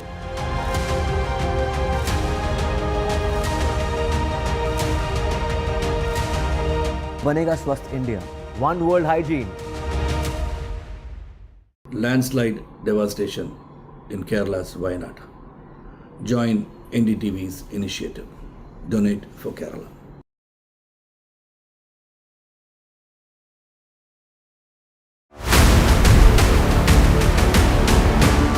This week on India Ascends. Prime Minister Modi in Ukraine. Is New Delhi now a key voice in global conflicts? DNC nominates Kamala Harris to take on Donald Trump. Can the selected candidate woo the fence-sitters? And India's new data protection norms, will they help keep pace with the AI transition?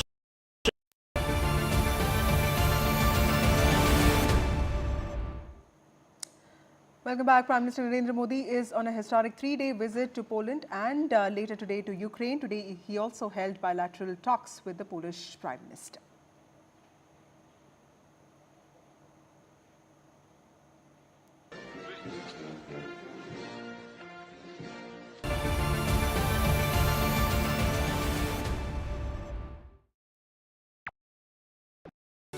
Stay informed and entertained with the new and updated NDTV News app. You can watch all our channels live, listen to podcasts, read breaking and exclusive news from around the world and more. Download the NDTV app today and get access to the best journalism and storytelling on your smartphone or tablet. The NDTV app. News that matters to you. Hi, I'm Shreya Saran. Kerala's Wayanad area is hit by devastating landslides, resulting in loss of lives and livelihood. Kerala needs your help right now. Let's join NDTV initiative. Come, donate. Let's rebuild Wayanad.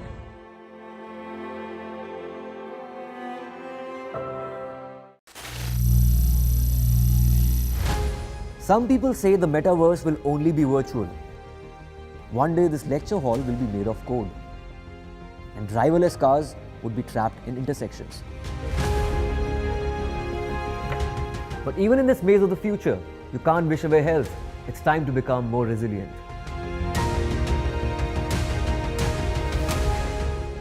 "10 years of Banega Swasth India, we have grown and achieved so many milestones.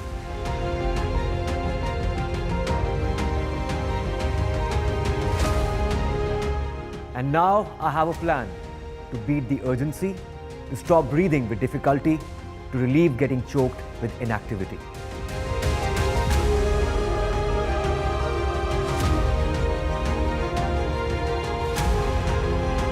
Energize our government, our environment, our society, and ourselves. Everyone, everywhere, every day.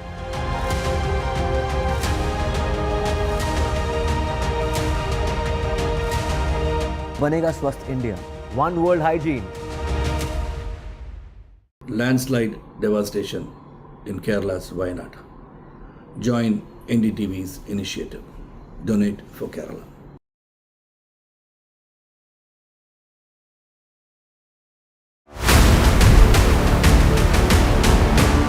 This week on India Ascends. Prime Minister Modi in Ukraine. Is New Delhi now a key voice?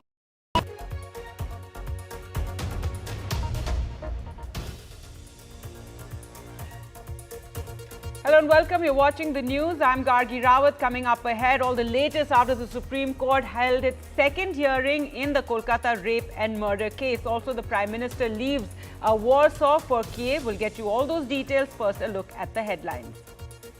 Mumbai doctors have called off their strike after the Supreme Court hearing today. In Delhi, AIIMS and RMLO doctors also called off the strike after assurances from the top court. But Kolkata doctors say they will continue their protest despite the appeal by the Supreme Court. During the hearing, the Supreme Court today blasted the Kolkata police for its handling of the rape and murder of the 31-year-old junior doctor, pointing out anomalies in the probe. The BJP hit the streets again today, demanding Mamata Banerjee resign, as Mamata herself wrote a letter to the Prime Minister asking for stringent legislation, fast-track courts for rape cases, saying 90 rapes take place in the country in a day. Prime Minister Narendra Modi today held bilateral talks with Polish Prime Minister Donald Tusk, who said Poland wants to deepen its cooperation with India and the defense industry. Prime Minister Modi thanked Poland for helping evacuate Indian students from Ukraine after the war broke out, and ahead of his Kiev visit, he said India is willing to offer its help to end the conflicts in Ukraine and West Asia.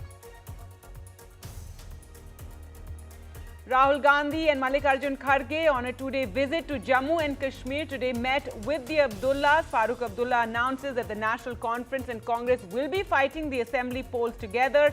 Rahul Gandhi hits out at the BJP and says democratic rights must be restored in Jammu and Kashmir. A fiery start to the Assam Assembly session. The opposition walks out over key bills. The opposition protests over the bill on Muslim marriages in the state and also questions the Assam Land Laws Amendment. The government says the law is to protect the land of the indigenous people. And 17 people have now died in the Andhra Pradesh pharma blast that took place yesterday. 41 people are injured. Chief Minister Chandrababu Naidu visits the injured in hospital, expresses his grief, says want investment in the state but also want to ensure safety. The Chief Minister cites legacy issues, blames the previous government, says systems were destroyed in the last 5 years. All right, the news just coming in. Mumbai doctors have called off their strike. This comes nearly 2 weeks since the doctors have been striking over the rape and murder of a junior doctor in Kolkata and the RG Kaur hospital. The BMC resident doctors have announced that they are calling off their strike. This after assurances from the Supreme Court today, who said that all the doctors' grievances will be looked into, and also said state governments should not penalize any of the doctors. Remember earlier, the Supreme Court had announced a task force on safety in hospitals, and that task force is supposed to give recommendations on how to improve safety for doctors, which is one of the key demands besides justice in this horrific case of rape and murder. Let's go across to Radhika now for more. So Radhika, welcome news there, a relief really, for so many in Mumbai. Earlier today we had AIIMS and RML in Delhi calling off the strike, and now in Mumbai too, the doctors have announced that they are calling off their strike. That's right. Resident doctors in Mumbai who had been protesting for quite some time now have finally decided to call off the strike. This, as you mentioned, after the assurances given by the Supreme Court, after the appeal by the Supreme Court, and also after assurances given by the state government. In fact, a set of doctors from the civic hospitals had met Chief Minister Eknath Shinde this evening. He gave them assurances as far as all the demands of these doctors are concerned. In fact, they had placed a charter of demands, including the Central Protection Act to come into force, and also, CCTV cameras across in terms of security and safety. All the, steps need to be taken as something that they have said, and given a set of, facilities that doctors, in particular female doctors, are looking at across these hospitals, and also regular surveillance of these facilities and infrastructure in many of these civic-run hospitals, which lack a lot of facilities as well as infrastructure. So all those charter of demands were placed before the state government over the last few days after the horrific Kolkata rape and murder case. And also we saw an incident where a Sion Hospital female doctor was also attacked. She was allegedly abused as well as assaulted by a patient. Even that came to fore in the last few days, post which, of course, the protests intensified. However, post the assurance given by the top court as well as by the state government, now the BMC resident doctors in Mumbai have decided to call off the strike. All right, so welcome announcement there. Thanks so much, Radhika, for joining us with all those details. And let's take you through what took place in the Supreme Court. This was the second hearing today, and the top court blasted the Kolkata police for its handling of the rape and murder of the 31-year-old junior doctor in Kolkata's RG Kaur Medical College and Hospital. At every step, the judges pointed out discrepancies and anomalies. Justice Pardiwala, who was part of the three-judge bench led by the Chief Justice of India, said the entire procedure followed by your state is something I have not come across in my 30 years, with the court questioning the delay in filing of the FIR. Now, the CBI and Kolkata police submitted their status reports on the case, and the next hearing will take place on the 5th of September. Tough words from Supreme Court as it asked pertinent questions on the lapses by the Kolkata police in the handling of the murder of a resident doctor at RG Kaur Hospital in Kolkata. This is something which even the Criminal Procedure Code doesn't prescribe. Yes, exactly. The entire procedure Yeah. which has been followed by your police, Yes. police of the state, it is something which at least I have not come across in 30 years of my... I know. Right. I appreciate it. But Manoj, the facts must be before your lordship's mind. That's the important thing.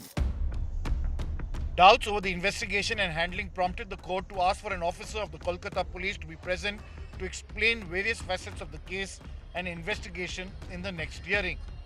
The exchange between the Kolkata police and the CBI and the centre took a political turn, prompting the Chief Justice to intervene and urging both parties to stop politicizing the case.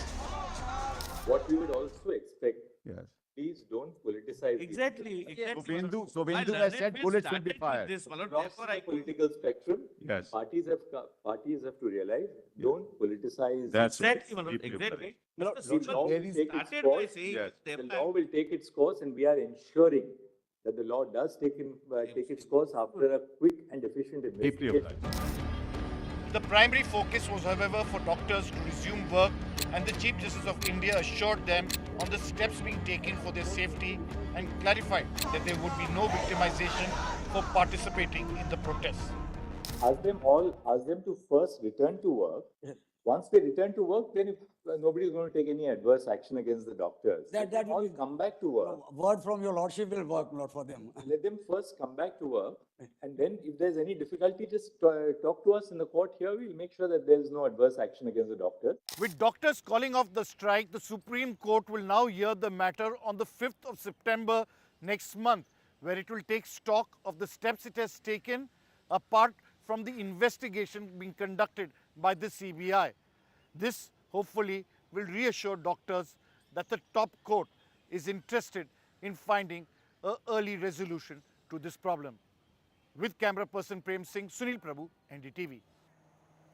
Now, today also saw once again the BJP taking to the streets in Kolkata, demanding the resignation of Chief Minister Mamata Banerjee over her handling of the case and failures in governance. Remember, the West Bengal government has really been on the back foot. But interestingly, at the same time, Chief Minister Mamata Banerjee has written to Prime Minister Modi, urging him to bring a stringent central law paving the way for 15-day trial and exemplary punishment in rape cases. In this letter, she writes about how 90 rapes are taking place daily in the country, and therefore the government is duty-bound to put an end to it so that women feel safe and secure. So, interesting development there. So as the BJP has been protesting against her, she's written to the Prime Minister. Let's go across to Tanushka now for more on this. And Tanushka, today was another day of protest. Also, the Kolkata doctors have said, despite the assurances from the Supreme Court, they're going to continue their protest. And Mamata Banerjee writing to the Prime Minister.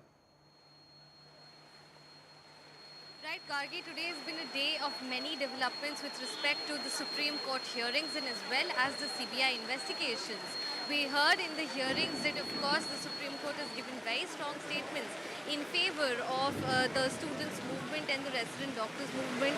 As you can see, I am currently at RG Medical College and Hospital, while the Supreme Court has given positive assurances, and the AIIMS Resident Doctors Association in Delhi has called off the strike. The faculty of AIIMS doctors have also called off their strike, FIMA, in view of the Supreme Court's hearing today. However, here at RG Medical College and Hospital, the spirit of the protest and dissent is very clear. Even now, there is a candlelight vigil that is still going on here at the RG Medical College, and there is song and poetry also going on, as it happens every single night here. Bengal is known to protest in the form of music and poetry. Let us see if we can talk to some people here and understand whether they will be, giving up on the movement after the hearing. No, just in general, will you continue with the movement? आप हिंदी में बोलिए। आप movement के साथ continue करेंगे supreme court की आज की हेयरिंग? नहीं, हम लोग तो हमेशा करते रहेंगे जब तक इनका जो मर्डर किया है, उनको पर जो जुल्म हुआ है, जिसने जुल्म किया है उनको निकालना ही पड़ेगा।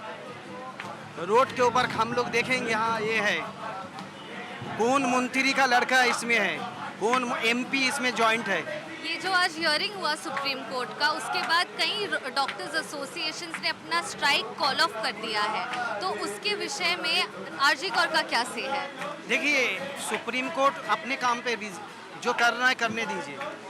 अगर हम लोग यहाँ का मोहल अगर बंद कर दिया तो हम लोग, वो हमारा बहन, उसका बिछा नहीं मिलेगा उनको।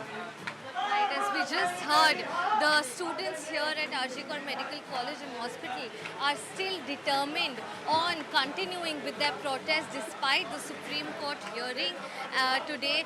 Justice Pardiwala came down strongly upon the case, and he said that he has not seen such a case in the past 30 years.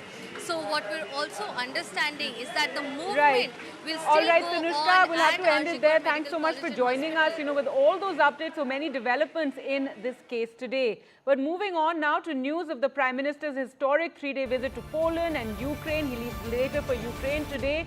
Today he held bilateral talks with Polish Prime Minister Donald Tusk, who said Poland wants to deepen cooperation with India in the defense industry. The Prime Minister also thanked Poland for helping to evacuate students from Ukraine after the war broke out. He also said, interestingly, that India is willing to offer its help to end the conflicts in Ukraine and West Asia.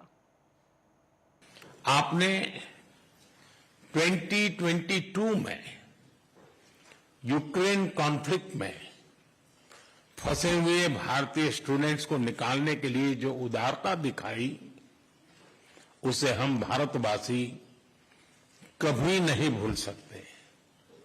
Friend, इस वक्त हमने अपने राजनयिक संबंधों की 70वीं वर्षगांठ मना रहे हैं।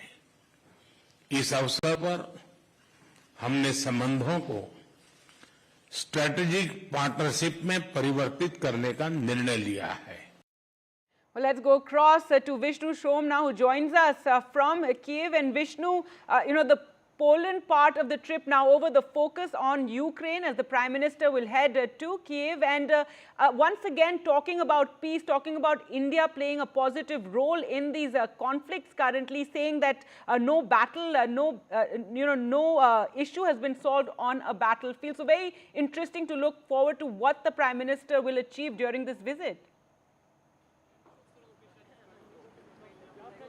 And I'll tell you why, Gargi.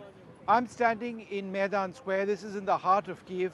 And every single flag that you see behind me marks one soldier who's been killed in this battle. It's a war that has now gone on for more than 900 days. And let me pan my camera to give you an idea of the numbers over here. All across me, so many flags. Each flag marks one dead soldier. And there are photographs over here as well. It goes across this entire square. And this is what the Prime Minister is going to try and sort out. Now, will there be any solutions that he has to offer? Well, that's very difficult to say at this stage. But again, just tilting my camera, panning my camera, you can see there are so many over here, right in the heart of Kiev itself. Now, the Prime Minister is going to be in Kiev for a short visit. It's going to be less than 10 hours. He'll have delegation-level talks with President Volodymyr Zelensky. We do expect a joint statement, hopefully at the end of that. But it is a very high-profile visit. It's not just the Prime Minister who are coming. There are several senior officials who will be here with him. The Prime Minister, as I understand it, would already have started his journey into this country. Remember, airspace is closed. He is likely taking a train to come over here to arrive early in the morning. What will India be able to achieve? We don't know yet, but yes, New Delhi has political capital in Moscow, where the Prime Minister was a couple of weeks back, and over here in Kiev as well, where he's coming as a guest of President Zelensky. That's right, Vishnu. And as you mentioned, India's in this very unique and key position because we're friends with Russia. We've been invited by President Zelensky. So in a very key position to, mediate at this point. Well, India is very much the voice of the global south. And I mean, it is something that we should genuinely feel proud about. The fact that Indian foreign policy is independent, the word non-aligned may have gone out of fashion, but the fact that you can actually reach out to leaders on both sides and do an India first practice in your foreign policy is something which really does give us a certain edge. So on the one hand, you've got India importing Russian oil, but at the same time, there is enough political say as far as New Delhi is concerned to be invited over here, for Prime Minister Modi to be invited over here, and hopefully, be in a position where his suggestions are welcomed by the Ukrainian leadership. But this is a devastating war. I've been here 2 years back. I've seen this war, and it is so sad in a sense to be reporting from Maidan Square. I'll wrap this up by just reminding you, Gargi, about what we see behind me. Each and every small flag marks the loss of a Ukrainian soldier. Right, Vishnu, thanks so much for joining us there, and really poignant to see that, that memorial behind you. Well, moving on to news back home now, and Rahul Gandhi and Mallikarjun Kharge were in Srinagar today ahead of the assembly polls, and they met with Congress workers. They also held alliance talks with the National Conference, with the Abdullahs. National Conference President Farooq Abdullah announced that the NC and Congress will be fighting together in all 90 assembly seats, while Rahul Gandhi said that respect for Congress workers will be maintained. कर्रा साहब को कहा है, खारगे जी ने भी कहा है कि गठबंधन होगा, मगर कांग्रेस पार्टी के कार्यकर्ता की इज्जत, रिस्पेक्ट मेंटेन करके होगा. The Congress National Conference Alliance for Assembly elections in Jammu Kashmir is now a reality. As Rahul Gandhi and Mallikarjun Kharge held an hour-long meeting with Farooq Abdullah and Omar Abdullah at their Gupkar residence in Srinagar, the message was clear that despite serious differences over seat-sharing formula between the two sides, the leadership of both parties wanted to fight Jammu Kashmir Assembly elections together. Final हुआ है, alliance या final हो गया है, उस पर दस्तखत हो जाएंगे और ये सब आपके सामने आ जाए. ये पूरे 90 seats पे alliance.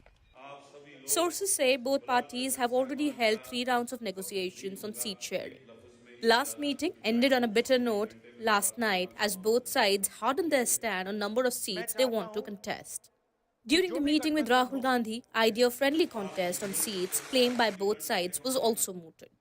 During his 2-day visit, the restoration of Jammu Kashmir statehood appears to be central to Rahul Gandhi's poll promise. It is our priority in the Congress party and also in the India Gathbandhan to restore statehood to Jammu and Kashmir as soon as possible. This is the first time since independence that a state has become union territories. It's official. Congress National Conference Triple Alliance in Jammu and Kashmir is a done deal. But sources say there are still several friction points in seat-sharing formula. An option of friendly contest at several seats is also on the table. In Srinagar, Nazir Masoodi, NDTV. And now to Assam, where the crucial autumn session of the Legislative Assembly started on a fiery note. The government plans to bring a bill for compulsory government registration of Muslim marriages and divorces, opposed by the opposition parties in the state. They also questioned the tabling of the amendment to the Assam Land Revenues and Regulations Act. Ratnadeep Chaudhary reports. Day one of the Assam Assembly session saw the opposition taking on the government on several issues. The government plans to table and pass some key legislations, including a new legislation on the registration of Muslim marriages and divorce. देखिए, हमारे जो मुस्लिम विवाह होते थे उनको काजी register करते थे। आज से ये सरकार में रजिस्टर होगा और उस बिल में पहले प्रावधान था कि माइनर का मैरिज भी रजिस्टर हो सकता है। आज से माइनर का शादी रजिस्ट्रेशन नहीं होगा। The opposition has hit out, claiming the government move is communal. मुसलमान मैरिज एंड रजिस्ट्रेशन एक्ट 1935 से चला रहा है, कोई वो नुकसान नहीं है। मुख्यमंत्री को चाहिए मुसलमान के डेवलपमेंट का काम करे। गवर्नमेंट ऑफ असम और चीफ मिनिस्टर, खास करके चीफ मिनिस्टर ने ये जो कम्युनल एक्ट लाने के लिए कोशिश कर रहा है, हम लोग इसका विरोध में हम लोग लड़ाई कर रहा हूँ, हम लोग कभी नहीं होने देंगे। तो ये कम्युनल एजेंडा है। The autumn session of the Assam Legislative Assembly is expected to be a stormy one, with the government planning to bring in a new legislation that will bring the Muslim marriage registration under the ambit of the government, and no more the Qazis can register Muslim marriages. It will be the government official who will register the marriages, and a section of the opposition parties are opposed to this idea. The government took the first step today. The bill to repeal the existing law has been tabled. The cabinet has approved Assam Compulsory Registration of Muslim Marriage and Divorce Bill 2024, mandating the Muslims to register marriages and divorces with the government. This will eliminate the role of Qazis. The opposition today also questioned the tabling of the amendment of Assam Land Revenue and Regulation Act. दुर्भाग्य है, आसाम के मुख्यमंत्री खुद lawyer है, लेकिन India के constitution के खिलाफ जाके एक लैंड बिल अमेंडमेंट बिल ला रहे थे, जहां लाके कि बरपेटा में, बटद्रोआ में, माजुली में, फला जगह यहाँ मुसलमान ज़मीन नहीं खरीद पाएंगे। हमने स्पीकर से यही मांग किया था, आप इसको इंट्रोड्यूस मत कीजिए, आप इसको अलाउ मत कीजिए, लेकिन स्पीकर ने नहीं माना। हमने वॉकआउट किया है। One very important bill to protect land, we have decided, our government has decided to bring a law so that our indigenous people can save our lands. That is very important. Opposition are very, very unhappy, but obviously we are happy. Assamese people are happy. That's why we are bringing this bill. It will be passed. Once enacted, the new Muslim marriage and divorce law will make the registration of child marriages illegal. With camera person Nakul Rabha in Guwahati, Ratnadeep Chaudhary for NDTV. And now to UP, where the Yogi government has put out a dictat to all government staff, asking them to declare their property or lose their salary. It's now set an August 31st deadline for all government staff to declare their property, and this will impact nearly 18 lakh government staff members in the state. In Uttar Pradesh, government employees face a significant deadline.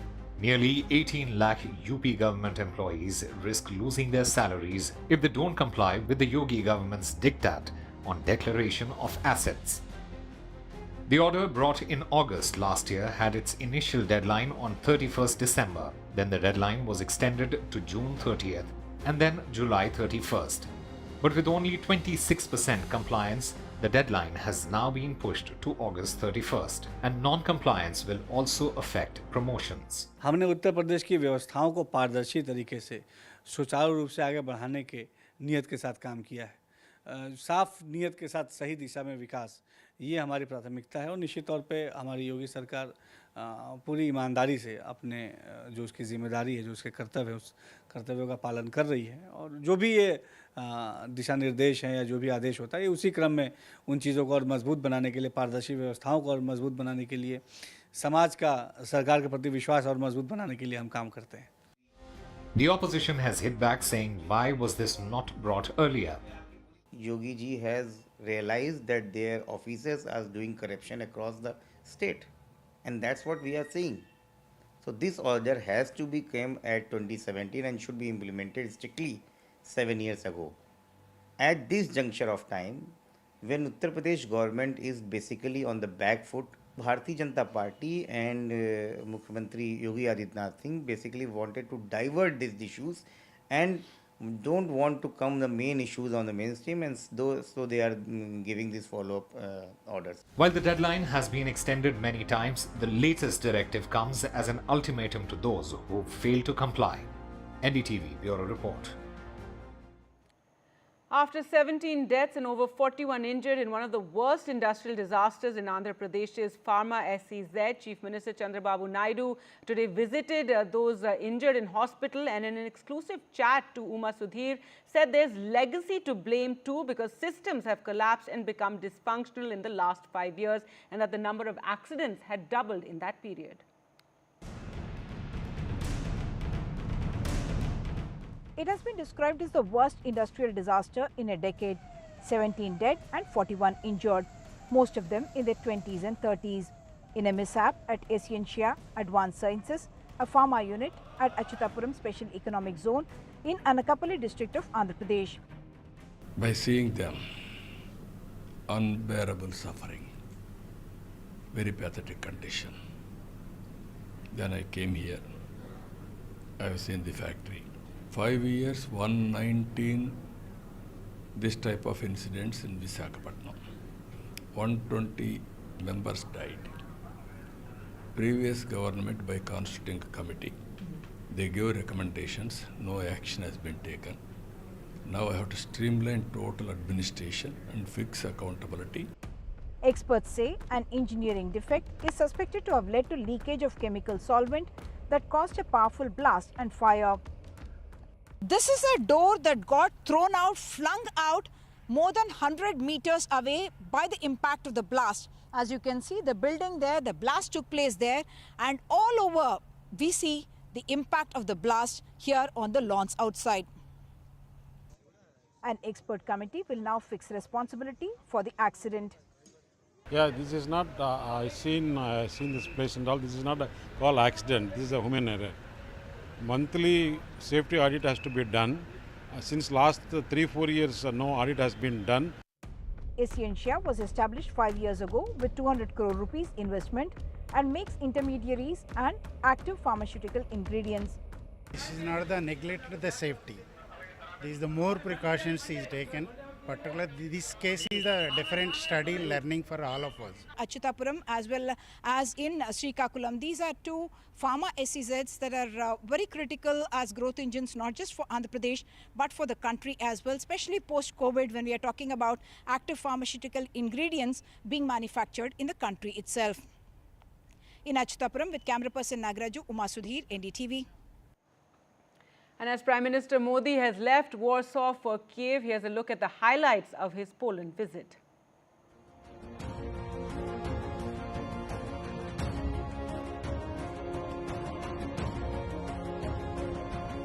शांति पर विश्वास करती है।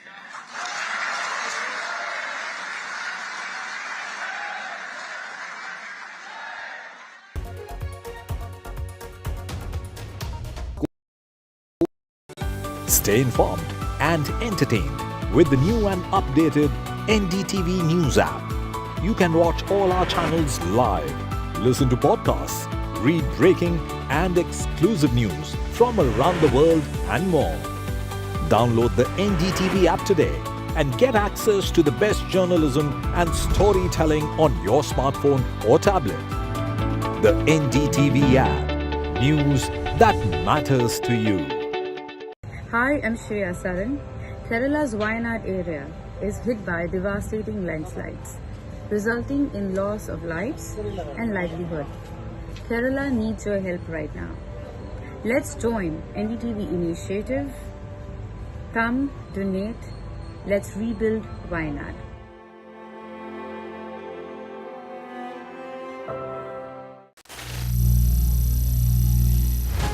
Some people say the metaverse will only be virtual. One day this lecture hall will be made of code, and driverless cars would be trapped in intersections. But even in this maze of the future, you can't wish away health. It's time to become more resilient.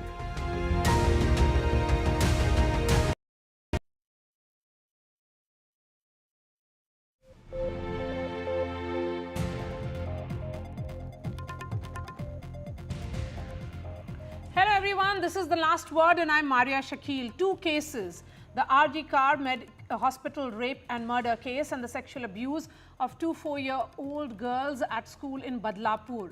Suo motu cognizance taken by two top courts, the Supreme Court of India and the Bombay High Court. Both benches slamming the respective state governments, West Bengal and Maharashtra, for negligence. And these aren't the only instances of courts stepping in where governance fails. Joining me on the show, we have Member of Parliament of the TMC, Sagarika Ghosh. Susi Ben Shah is Chairperson of Maharashtra State Commission for Protection of Child Rights, and Shazia Ilmi, spokesperson of the BJP. Susi Ben Shah, I'm going to begin with you. In both these cases, what we have seen is courts stepping in.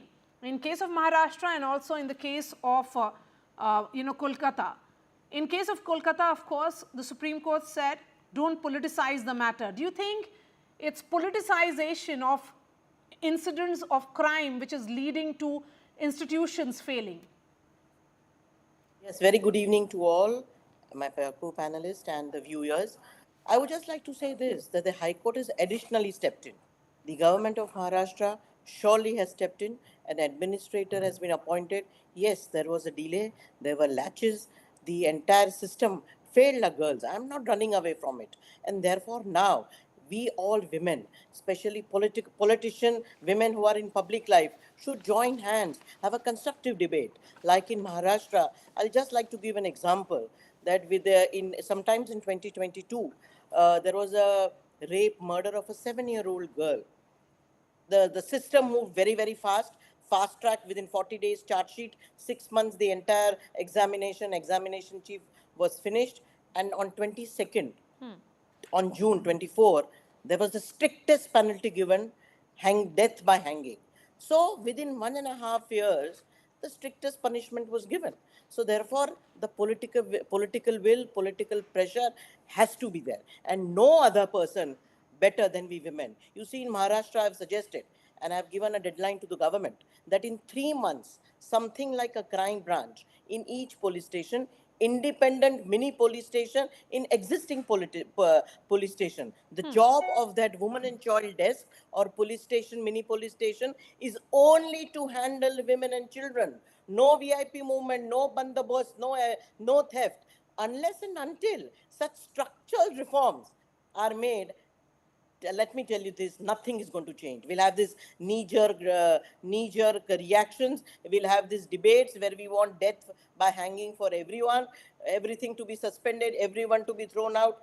Aisa nahi hota hai. We have to have a full-proof system where we don't have an all-women's panel today, and that's why I'm going to seek solutions here. Sagarika Ghosh, I'm coming to you, ma'am. The question here is that the Supreme Court has been very clear. It says, please don't politicize this. The law will take its course. We are ensuring that the law does take its course after a quick and efficient investigation. But several questions have been raised on the role and evident cover-up which was done by the Kolkata police.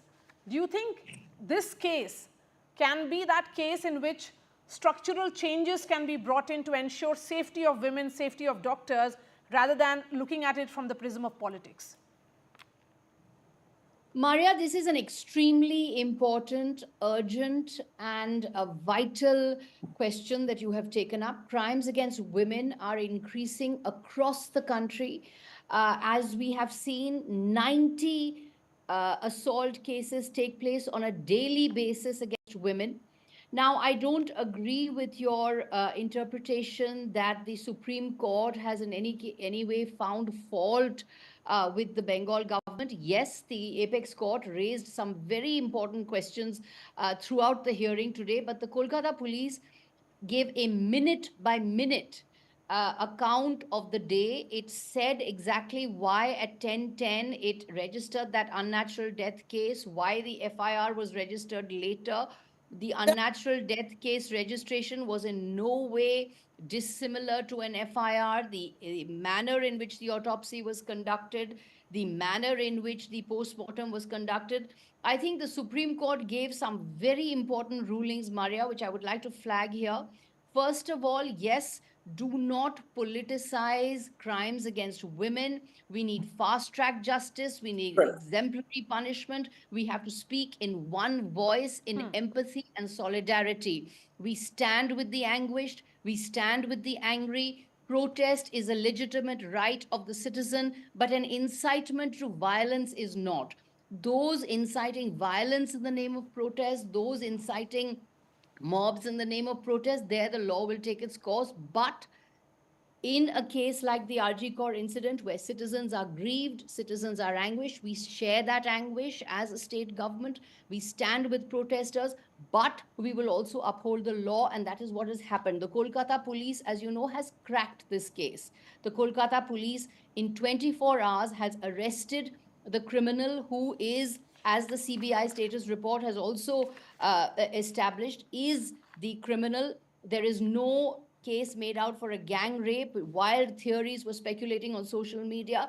That is not established in the CBI report. And also, I would like to say, Maria, the point is the Supreme Court made two very important observations, which we welcome. First of all, don't politicize crimes against women. Second of all, the narrative and the investigation of crimes against women cannot be established on Twitter. It cannot be established on social media. Social media and media cannot establish the timeline and line in a crime against women, and in a case where there is investigation going on.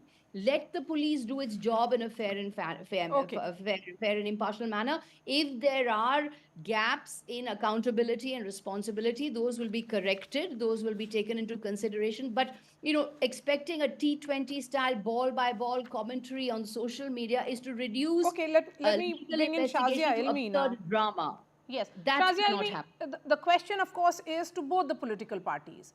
I've asked that question to the Trinamool Congress representative here, Member of Parliament Sagarika Ghosh. My question is to you as a member of the BJP. Can you really ensure that there is no politics? Because what is playing out is protest march by politicians. And you are certainly doing it because you are in opposition and you're sensing an opportunity that this can be an issue which can lead to mobilization against Mamata Banerjee. Yes, Maria, but I would totally disagree with the former speaker, it was my predecessing speaker, Sagarika Ghosh, who has completely misrepresented what happened in Kolkata. In fact, it was Kapil Sibal, the lawyer, along with, I think, more than 25 other lawyers who are representing West Bengal government against the family of a girl who was murdered, raped, mutilated. He was actually schooled by S.G. Mehta and told that somebody has lost their life, at least don't laugh. Not just that, the Supreme Court tore into Kolkata administration and Kolkata police and even said that this kind of criminality, this kind of criminal wrongdoing has not been seen, this kind of lapses in the last 30 years of his career. Not just that, there were serious questions asked about the post-mortem, about the FIR, about the delay in FIR, and about the tampering of the evidence that was done deliberately. Now, these were not lapses, they were real. And Mamata Banerjee, who is so fond of imposing Section 144, allowed the mob to run amok, allowed a complete criminal to be the principal who has been accused of all sorts of illegal criminal activity, as pointed out by the former Deputy Superintendent Akhtar Ali last year, and in which there are complaints and charges of organ harvesting, medical scams, 20% cut, and what have you. And in fact, I worry for Akhtar Ali because he has to be protected now. There is a complete collapse of law and order. It's so obvious. You know, as far as the role of Akhtar Ali, one moment. Shazia Ilmi, as far as the role of Akhtar Ali is concerned, of course he has made some statements, but he hasn't really released those letters till now in which he claims that he had raised it in the past. So I would take that with a pinch of salt right now. No, I would not do that because the complaint letter which has been taken up by BJP there is all out for everybody to see, and many people have seconded that. Maria, I will send it to you. And I wish you did this kind of cross-questioning earlier when we heard about how brilliant Kolkata police has been, so much so that the health minister and the law minister and also the chief minister herself is going on a protest against herself and writing letters to Narendra Modi ji, generalizing rape, normalizing rape, and making it out to be as if it's somehow the centrist fault. Thank God for Supreme Court that we now have CISF in that hospital. Thank God for CBI now finally that this criminal who has been taken to another place to continue to indulge in corruption and who has been protected by Mamata Banerjee and a government is now finally going to be arrested, and there will be a polygraph test. Instead of dismissing the principal who lied, who actually was, look at his cruelty, that not only did he lie to the parents of the girl, he did not allow them to see the body of the Can we look at solutions now? Because both the politicians have spoken about their points of view, but because we have an all-women's panel and there is a need. See what the Supreme Court is saying. It's a matter of great shame that it's a complete misrepresentation. She clearly doesn't know what happened. I followed the proceeding minute by minute. There was no question of the court saying that there was any kind of cover-up. Yes, there were questions covering up. Can I come in the beginning, and those questions were sorted out later through the proceeding.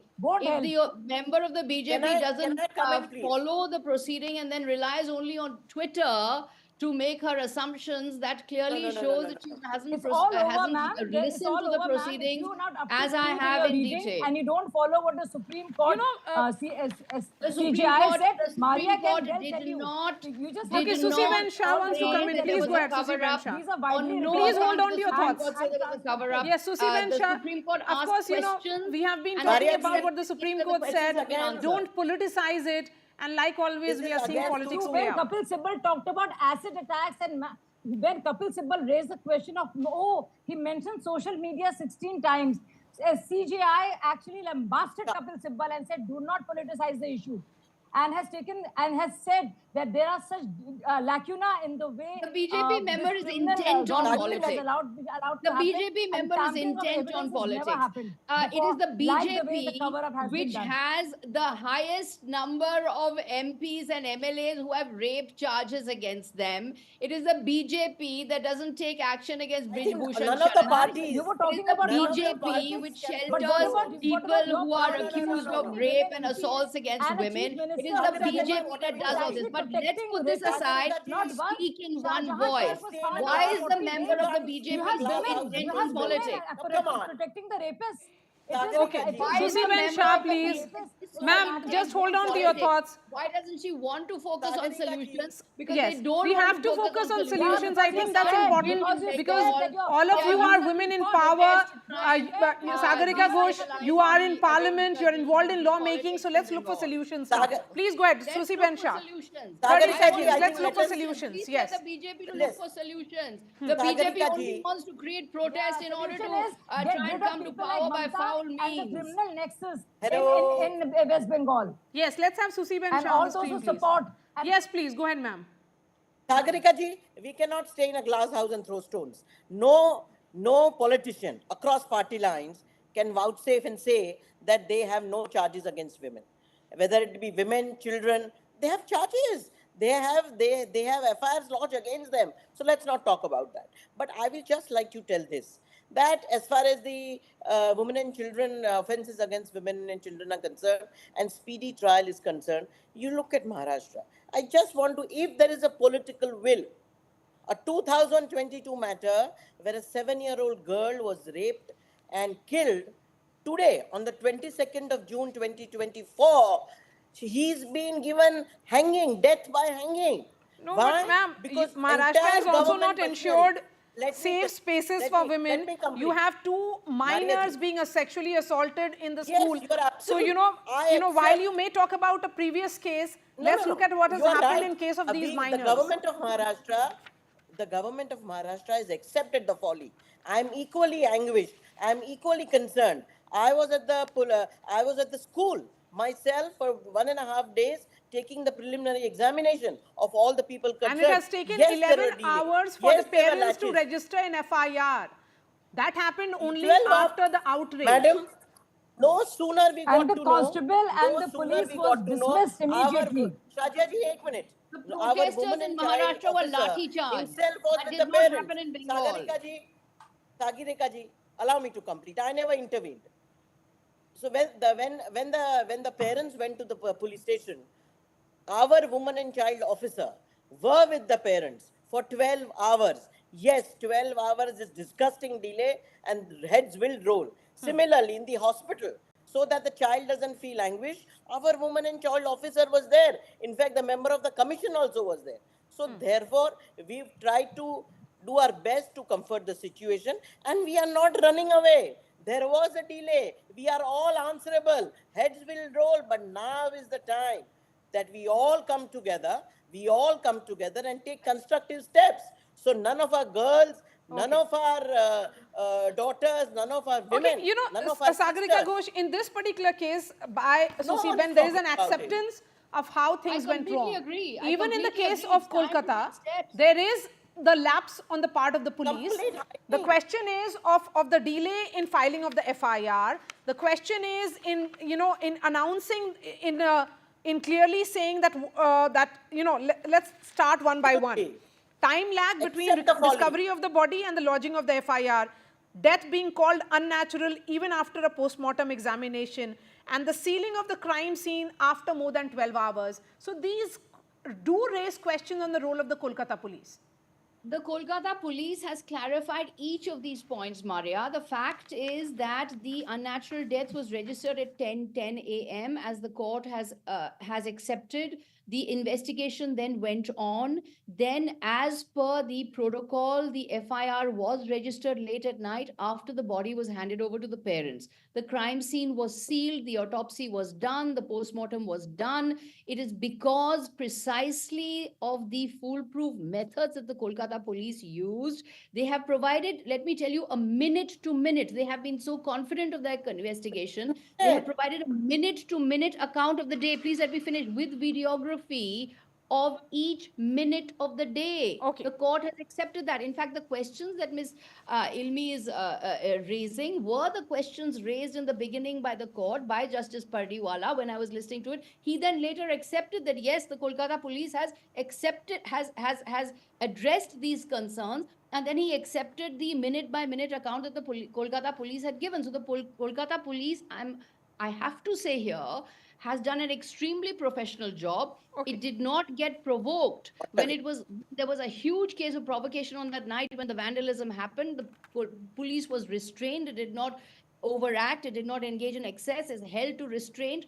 It took brickbats. Yes, that vandalism happened. That has to be investigated. But in the case of this particular, the crime, the police has cracked the case. Okay. The Kolkata police has cracked the case. I have just enough time for Shazia. Shazia, let me complete. Then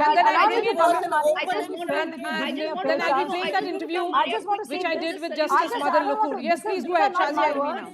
Solution. These are not my words.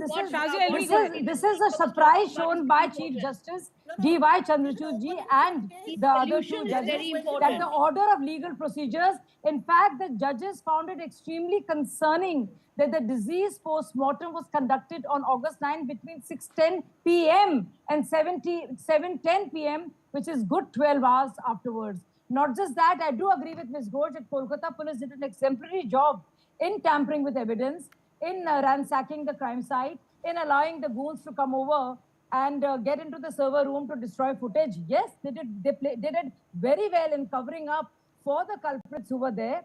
Nobody believes that it was a job of just one man, and also the presence of that man and the unfettered access he had to inside the hospital, to every department, and the way he went about doing what he did is a matter of great shame. that you know, this politics ends once and for all, and all of you very accomplished women actually get on to business of looking for solutions. Thank you so much for joining us. Sagarika Ghosh, Member of Parliament of the TMC. We have Shazia Ilmi, spokesperson of the BJP, and advocate Susi Ben Shah.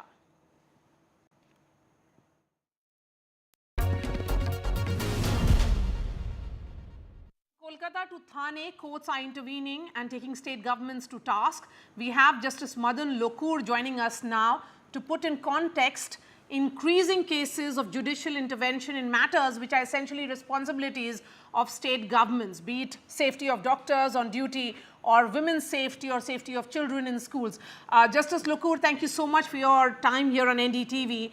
Sir, according to you, what are the lapses that you have noticed in the investigation so far with regards to Kolkata, and any serious lapse, particularly on the part of the Kolkata police, that will vitiate the investigation? You know, I think one of the biggest lapses, in my view, is the cremation of the girl, of the doctor.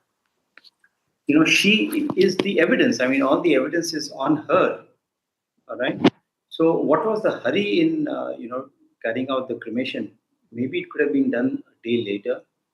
Bodies are kept in a morgue. So I really don't see why there was this hurry. That is one.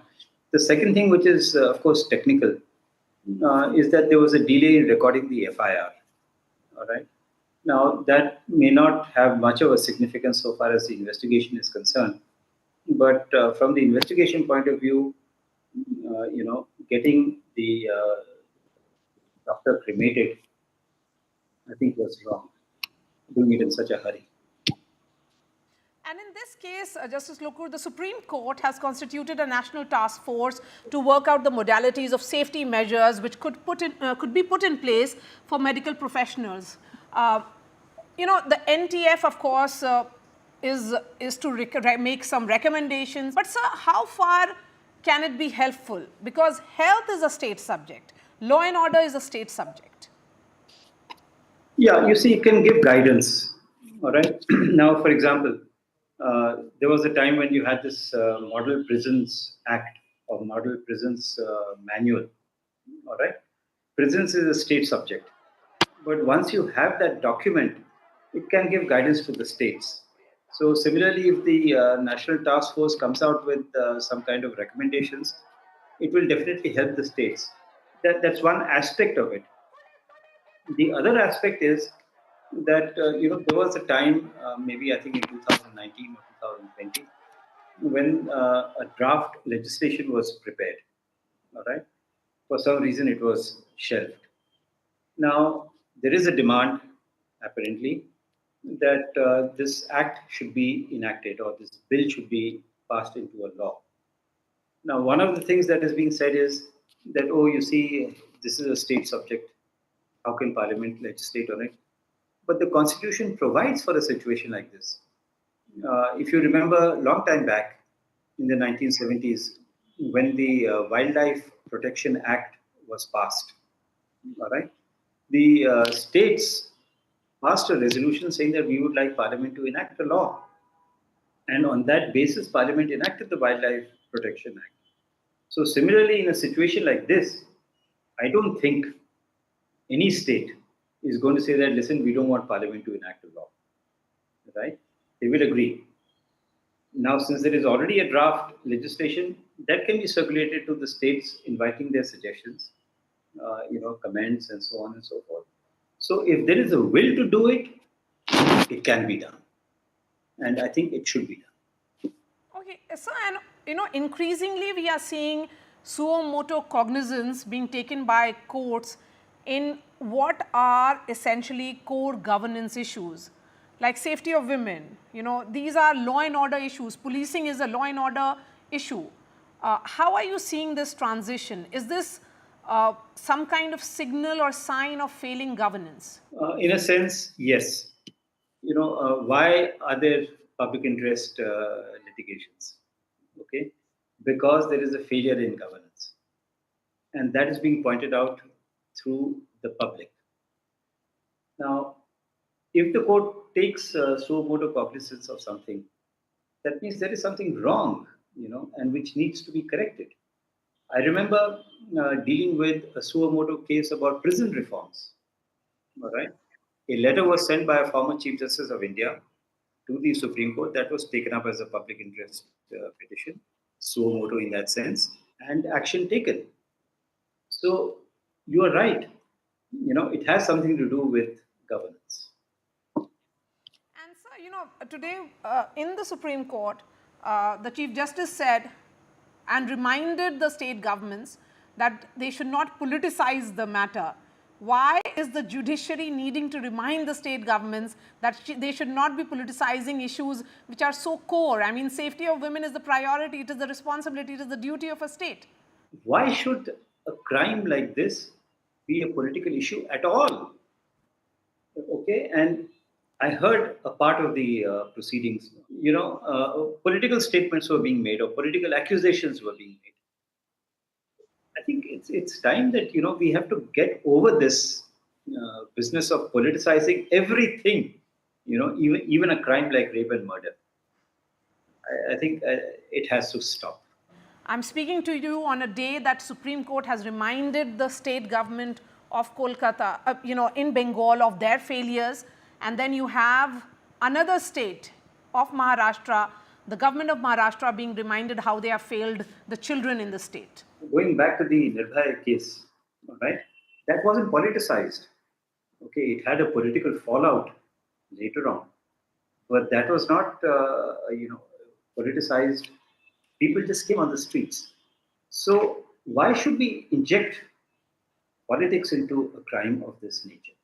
Yeah, I think the state governments have to wake up and say that, listen, we have to do something about it. All right, Justice Madan Lukur, pleasure speaking to you, sir. Thank you so much for speaking to NDTV.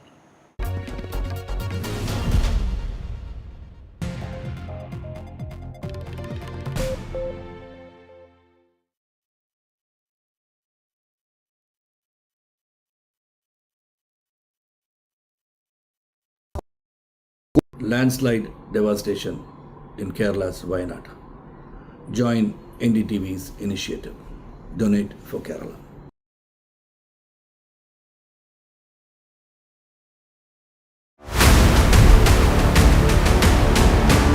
This week on India Ascends.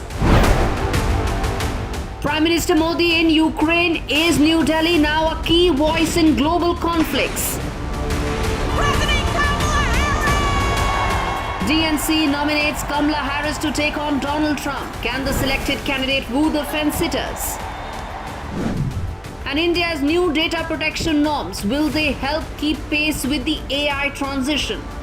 All this and more only on India Ascends with me, Gauri Dwivedi, at these timings on the NDTV network. Stay informed and entertained with the new and updated NDTV News app. You can watch all our channels live, listen to podcasts, read breaking and exclusive news from around the world and more. Download the NDTV app today and get access to the best journalism and storytelling on your smartphone or tablet. The NDTV app. News that matters to you. Hi, I'm Shreya Saran. Kerala's Wayanad area is hit by devastating landslides, resulting in loss of lives and livelihood. Kerala needs your help right now. Let's join NDTV initiative. Come, donate. Let's rebuild Wayanad.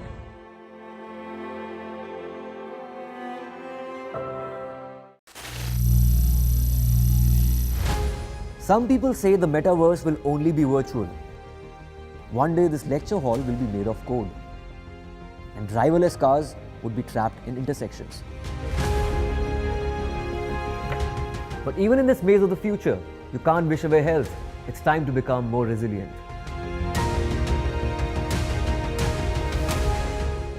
10 years of Banega Swasth India, we have grown and achieved so many milestones.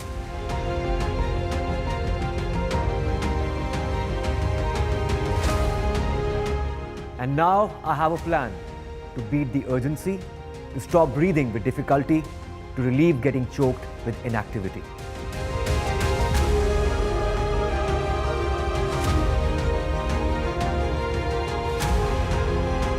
Energize.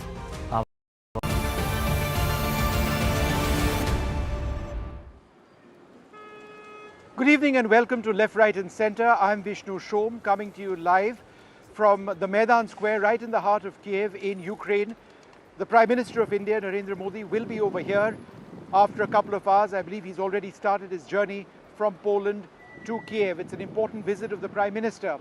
The reason I'm standing where I am now and bringing you these reports is because every single flag behind me marks the loss of a Ukrainian soldier in combat. And I'm going to pan my camera to give you an idea of the extent of the loss. Everywhere that you can see in Maidan Square, you can see the Ukrainian flags, and there are so many marking the loss of lives. Tens of thousands of people have been lost in this conflict. These are the losses just of soldiers alone. In many cases, soldiers who trained to fight just with very elementary training, because as far as they were concerned, one way or the other, what they needed to do was pick up a weapon and fight for their country. The territorial sanctity of Ukraine was absolutely immense. But there's been a lot of loss of life on the Russian side as well. On both sides, tens of thousands of lives, as I mentioned, and these are grossly understated numbers because the exact numbers have never been publicly disclosed, never been thought to be accurate at all. Where does India come into the picture? India comes into the picture because the visit of the Prime Minister over here is the visit of a leader who's got political capital both in Moscow, where he was a couple of weeks back, and also over here. He is coming to Ukraine, to Kiev, at the invitation of the Ukrainian President Volodymyr Zelensky. He was in Moscow on the invitation of Vladimir Putin. Therefore, will there be any out-of-the-box solution? Will there be something significant that India can offer to try and bring an end to this conflict, which has devastated both countries, the entire region, and the economy far and wide across Europe? I'll be joined by a very special panel of guests in a little while from now. But earlier today, the Prime Minister was in Warsaw. India and Poland have really stepped up that relationship. The first visit of a Prime Minister of India to Poland in 45 years. The Prime Minister spoke about the need to end the war, that this cannot be an era of war. Important remarks. Let's listen in. Bharat हमेशा first responder के रूप में सामने आता है। साथियों, भारत बुद्ध की विरासत वाली धरती है।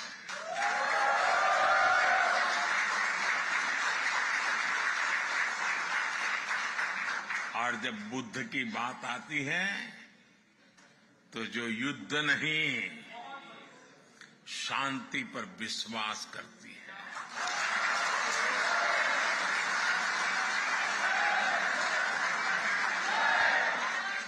और इसलिए भारत इस रीजन में भी स्थायी शांति का एक बड़ा पैरोकार है।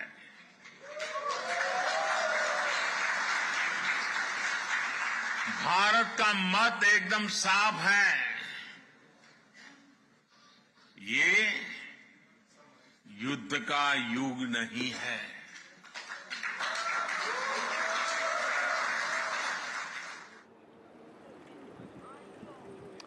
All right, the Prime Minister speaking in Warsaw earlier in the day, but let's talk about this part of his visit, the visit to Ukraine.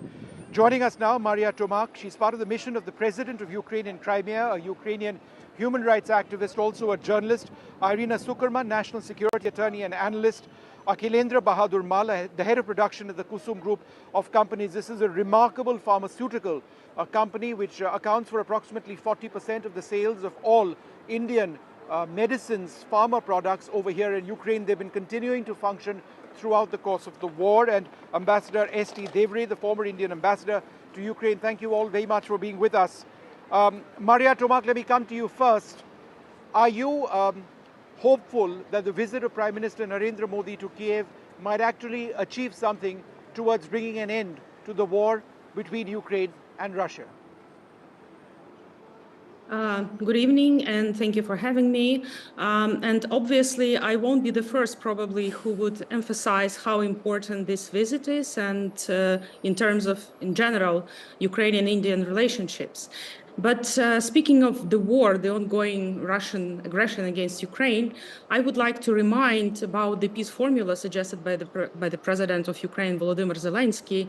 And of course, we would really appreciate the support of the peace formula by Prime Minister Modi, because from our standpoint, this is the only way to end the war, actually, is to restore Ukrainian territorial integrity, including the Crimean Peninsula, which is the main area of my expertise and of my work today. So it's really important to say that this is the way to end the war. It's not the compromises of the territorial integrity, but the restoring of Ukrainian territorial integrity, including Crimean Peninsula, where our citizens live, indigenous peoples of Ukraine, Crimean Tatar people, and they cannot live peacefully under the Russian occupation. So that's a very important thing. But we understand also that one visit cannot solve all the issues. And I would like to mention about the issue of political prisoners and civilian hostages that are held by Russia. And it would be great, and it would be a great contribution if maybe India could play a role in helping Ukraine to release these people. This is under the fourth, again, point of the President Zelensky peace formula. And even this small intervention at the level of on the great level of saving people's lives would be a great contribution in India to actually restoring the peace, which is a part of the peace formula as well. Thank you. In fact, that's an interesting proposal, and I wanted to go across to Irina Sukuman. Irina, do you believe that that is something which is realistically achievable? Just in the last couple of weeks, we've seen hundreds, perhaps several hundred prisoners of war from Russia in Ukrainian hands at this stage. And the other, the other opposite side of this also remains true in terms of Ukrainian POWs in Russian hands. Do you believe that a swap of prisoners can be facilitated by India? Thank you so much. Yes, I think this is exactly the sort of limited pragmatic step where India could play a role. It is humanitarian in nature. It is not it could be considered not a political step. And most importantly, India has the sort of leverage with Russia that could make it an effective interlocutor. It has a long historic relationship. It has logistical, business, and economic ties, as well as defense ties. But what's most important, the tables are starting to turn, where in the past India was quite dependent on Russia for its economy, on political level, on defense level. Now India is becoming more of an independent and global actor. It's developing its own defense industry, and it's starting. The tables are starting to turn in the sense that Russia is becoming increasingly dependent on India in terms of having an outlet for overcoming sanctions, for having a market outside the West. And this is where I think Prime Minister Modi can play a role and use that leverage. Just hold that thought, Irina, for half a moment. I just wanted to, go across to Ambassador Devre, who's been India's envoy to Kiev. Ambassador, again, in terms of a pragmatic solution, the fact that the Ukraine has gone into the Kursk region, the first time that we've seen, Russian territory, there's an intrusion into Russian territory, the Ukrainians controlling sizable territory over there. On the other hand, you see a lot of Russian gains in the eastern part of this country. Do you believe that there could be some sort of solution if there is a territory swap, which is perhaps the first big step towards ending this war? Well, I believe that the Ukrainians going into Russia near the Kursk region and occupying nearly 1,200 square kilometers of land can be a very useful bargaining chip when the negotiations towards ceasefire start. Perhaps that may be the purpose in the offensive which President Zelensky took. I think day before yesterday's bombing with drones also another factor which will be a kind of a psychological pressure on the Russians. So, with the Ukrainians losing something like 18% of their territory in Donbass, and now Russians also losing, I think a stage is gradually being created for some kind of negotiations.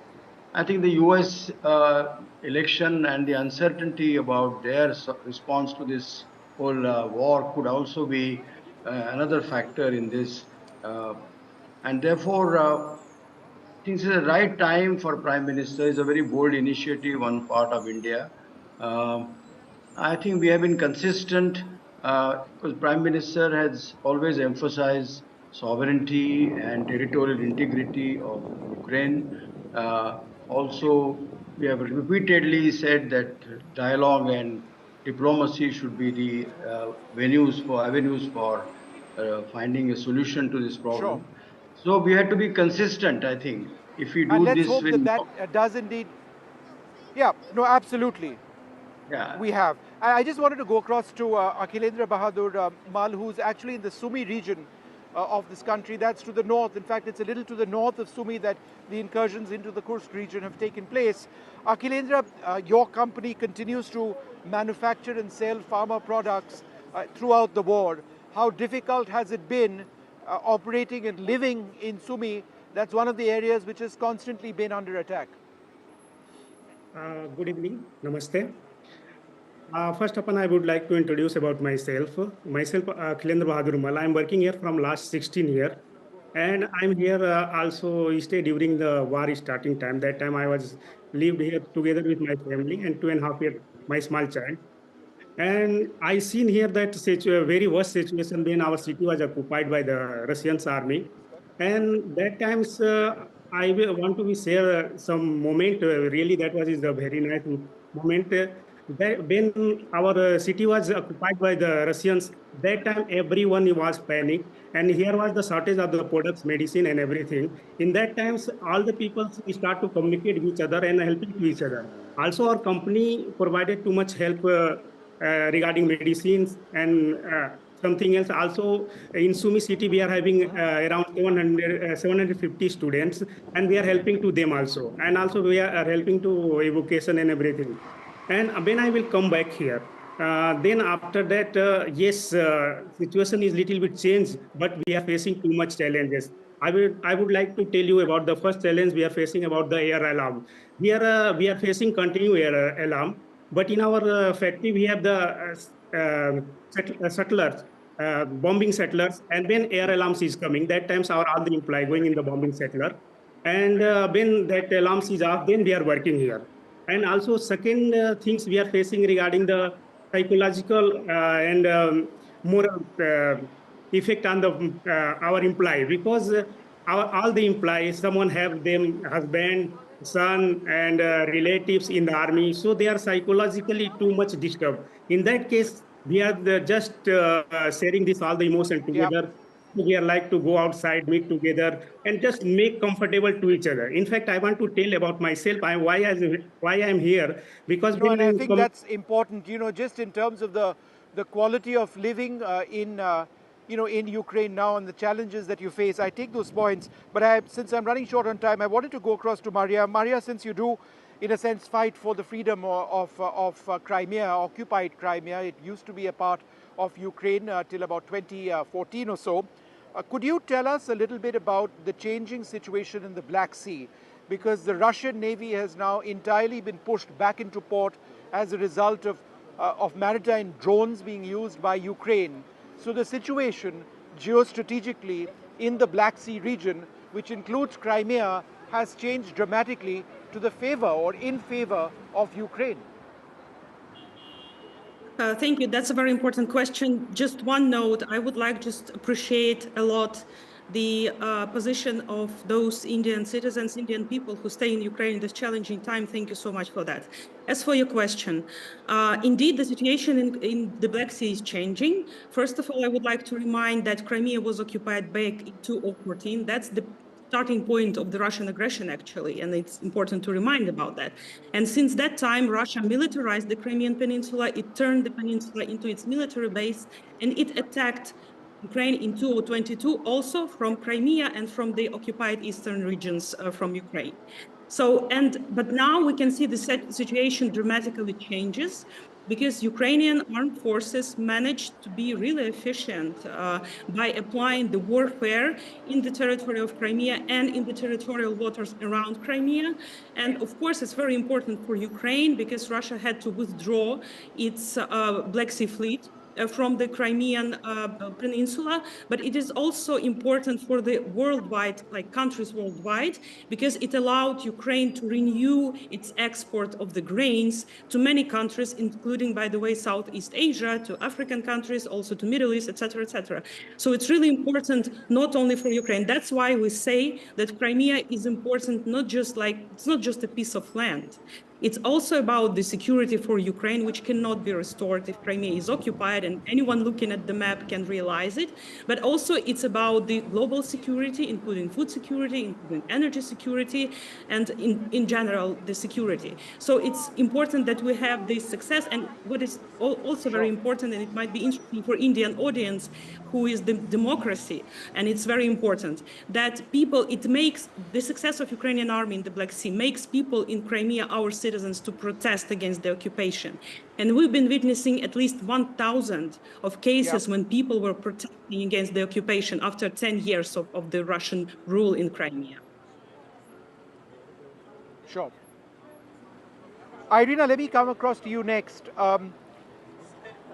The entire process of peace can be based on many formulas and many variations of that. Ukraine has had a peace formula for a long time now. Obviously, nothing has been acted upon. But do you believe that Ukraine also needs to soften its position?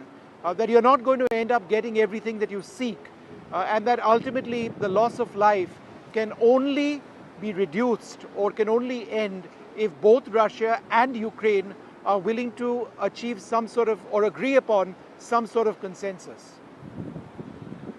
I very much believe in President Reagan's vision of peace through strength. And I think Ukraine is very much moving in that direction. It is showing that it is capable of not only defending its own interests, but providing a strong pushback and addressing the weaknesses of Russia's military shortcomings. I think it's not going to be something that's resolved overnight or quickly for many reasons, political, military, and so forth. But I do think that Ukraine has shown very good faith in attempting to bring the conflict to a close. And I don't think, and Ukraine was not the country that started this war.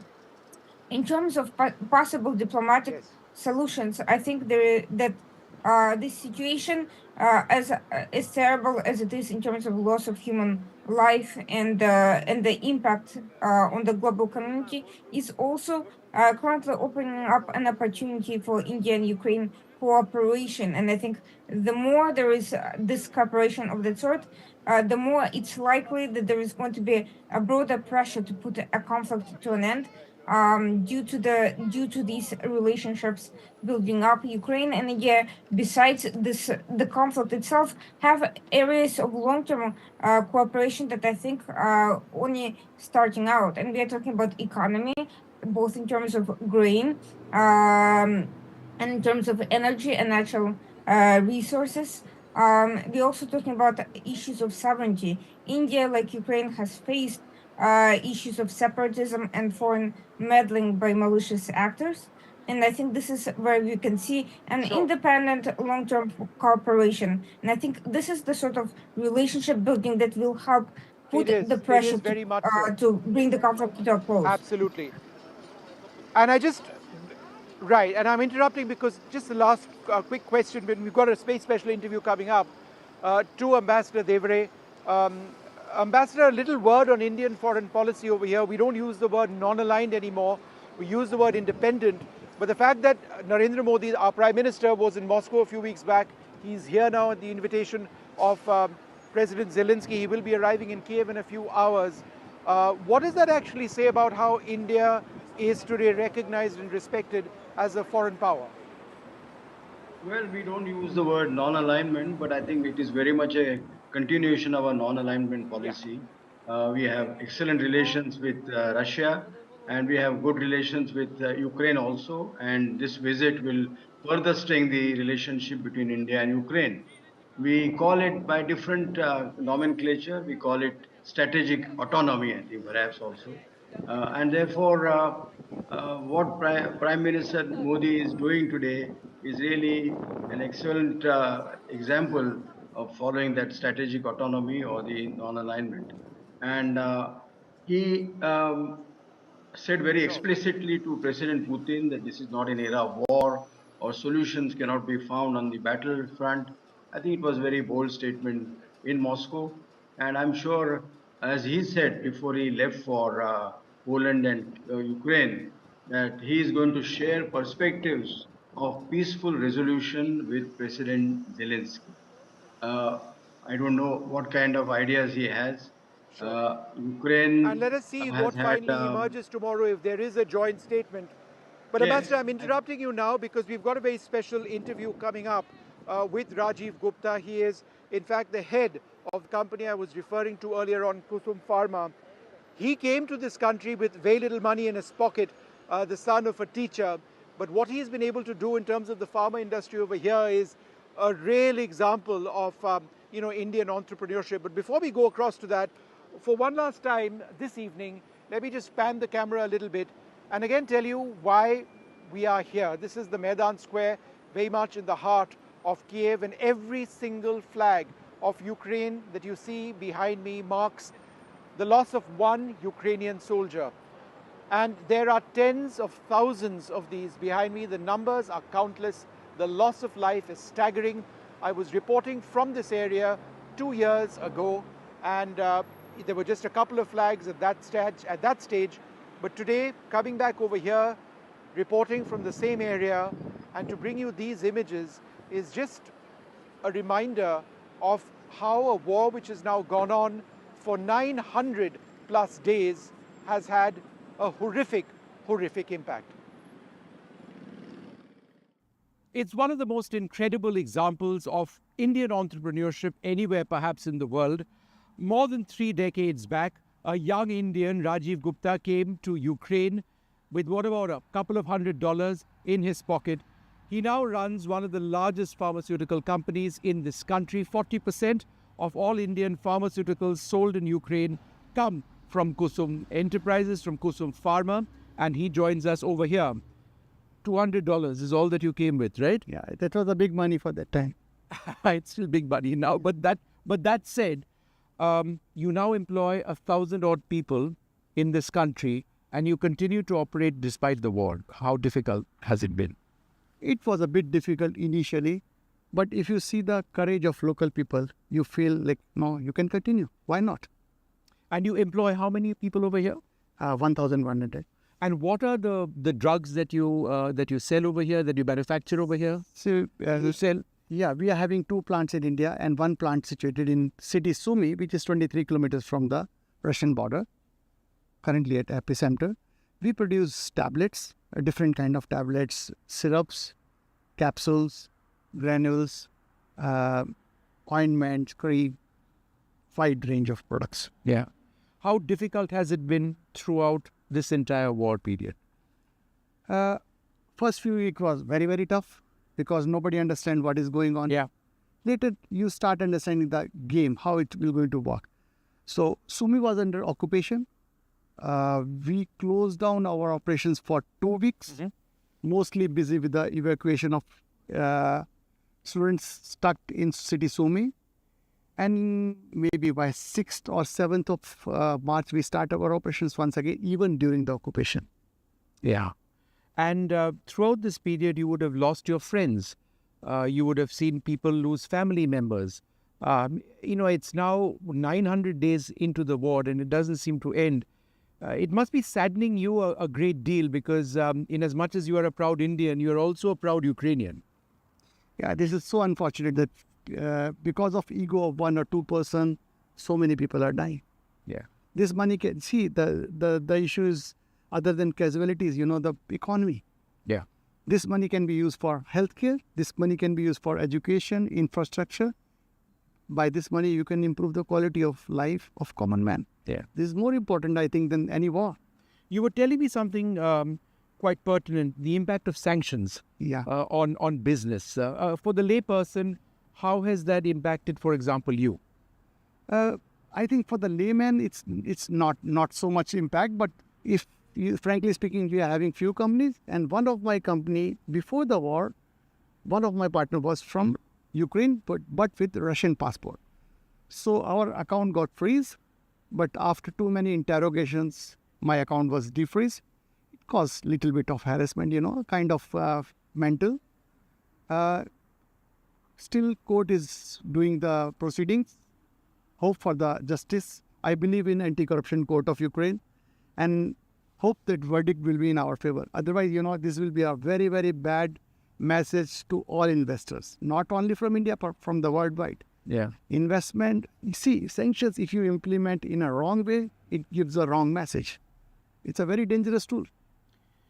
We've seen the Indian community over here, by which I mean students, of course, leave en masse a couple of years back. You helped out in that process. There's a small Indian community in Kiev as well, right? Did they all stay behind or have they all gone back? I think maybe up to 10 families left behind it. And how many families were there earlier? More than 500 people. Yeah. But currently, I think maybe up to 20 people are living in Ukraine. It's a bit, you have to get used to sirens, air attacks, alerts, What does that feel like? Because I'm coming over here after 2 years, and the first thing I heard as we drove into, as our train came into Kiev, was an air raid siren. The train stopped for a few moments, then carried on going. And then I heard it again today. And I remember what it was like 2 years back. That's not changed. It's become worse in a sense. You're getting used to this. Like Vishnu, if you start from the yesterday evening till now, 69 drone attacks was taking place. Kiev is a bit safer city. I think one of the most safest city as far as warfare is concerned. So many anti-missile systems are in place. Still chances of success is fall down of this missiles or drones is 90%. Still 10% there is a chance. So 20 drones tried to come and attack the Kiev yesterday night, but I think most of them got down behind the border of city Kiev. Where do you see this battle going? India, for example, has been calling for a negotiated settlement. Do you believe that is the only way? Because ultimately the fighting is not achieving very much, neither for Ukraine nor for Russia. It's difficult to answer this question, but some compromise is always required to end the war. War cannot continue with this, Yeah. We have our Prime Minister coming into Ukraine as well.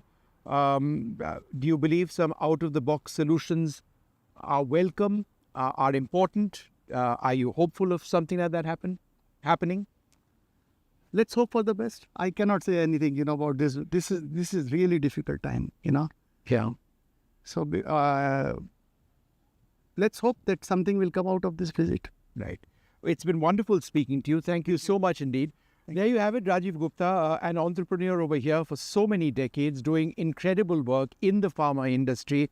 These medicines go to save lives at a time when routes into and out of Ukraine are so very difficult, even within the country, to ensure that basic medicines reach the right people. It's saving lives in a very direct way. Thanks very much. Thank you for speaking to us. Thank you very much. Indeed. Thank you.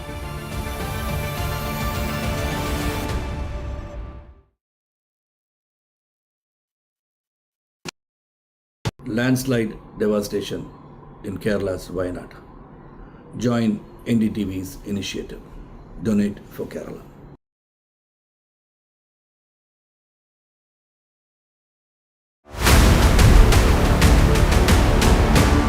This week on India Ascends. Prime Minister Modi in Ukraine. Is New Delhi now a key voice in global conflicts? DNC nominates Kamala Harris to take on Donald Trump. Can the selected candidate woo the fence-sitters? And India's new data protection norms, will they help keep pace with the AI transition?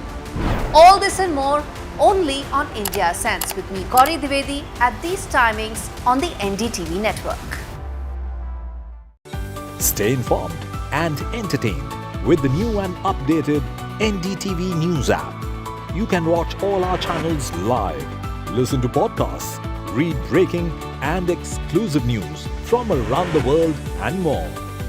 Download the NDTV app today and get access to the best journalism and storytelling on your smartphone or tablet. The NDTV app. News that matters to you. Hi, I'm Shreya Saran. Kerala's Wayanad area is hit by devastating landslides, resulting in loss of lives and livelihood. Kerala needs your help right now. Let's join NDTV initiative. Come, donate. Let's rebuild Wayanad.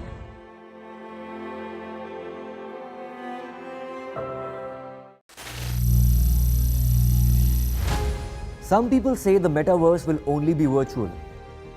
One day this lecture hall will be made of code, and driverless cars would be trapped in intersections. But even in this maze of the future, you can't wish away health. It's time to become more resilient. Hello everyone, I'm Maria Shakil and you're watching Left, Right and Centre. There is a new star on the Tamil Nadu political horizon. Mega star Vijay on Thursday officially unveiled the flag and symbol of his party Tamilaga Vetri Kadagam in Chennai.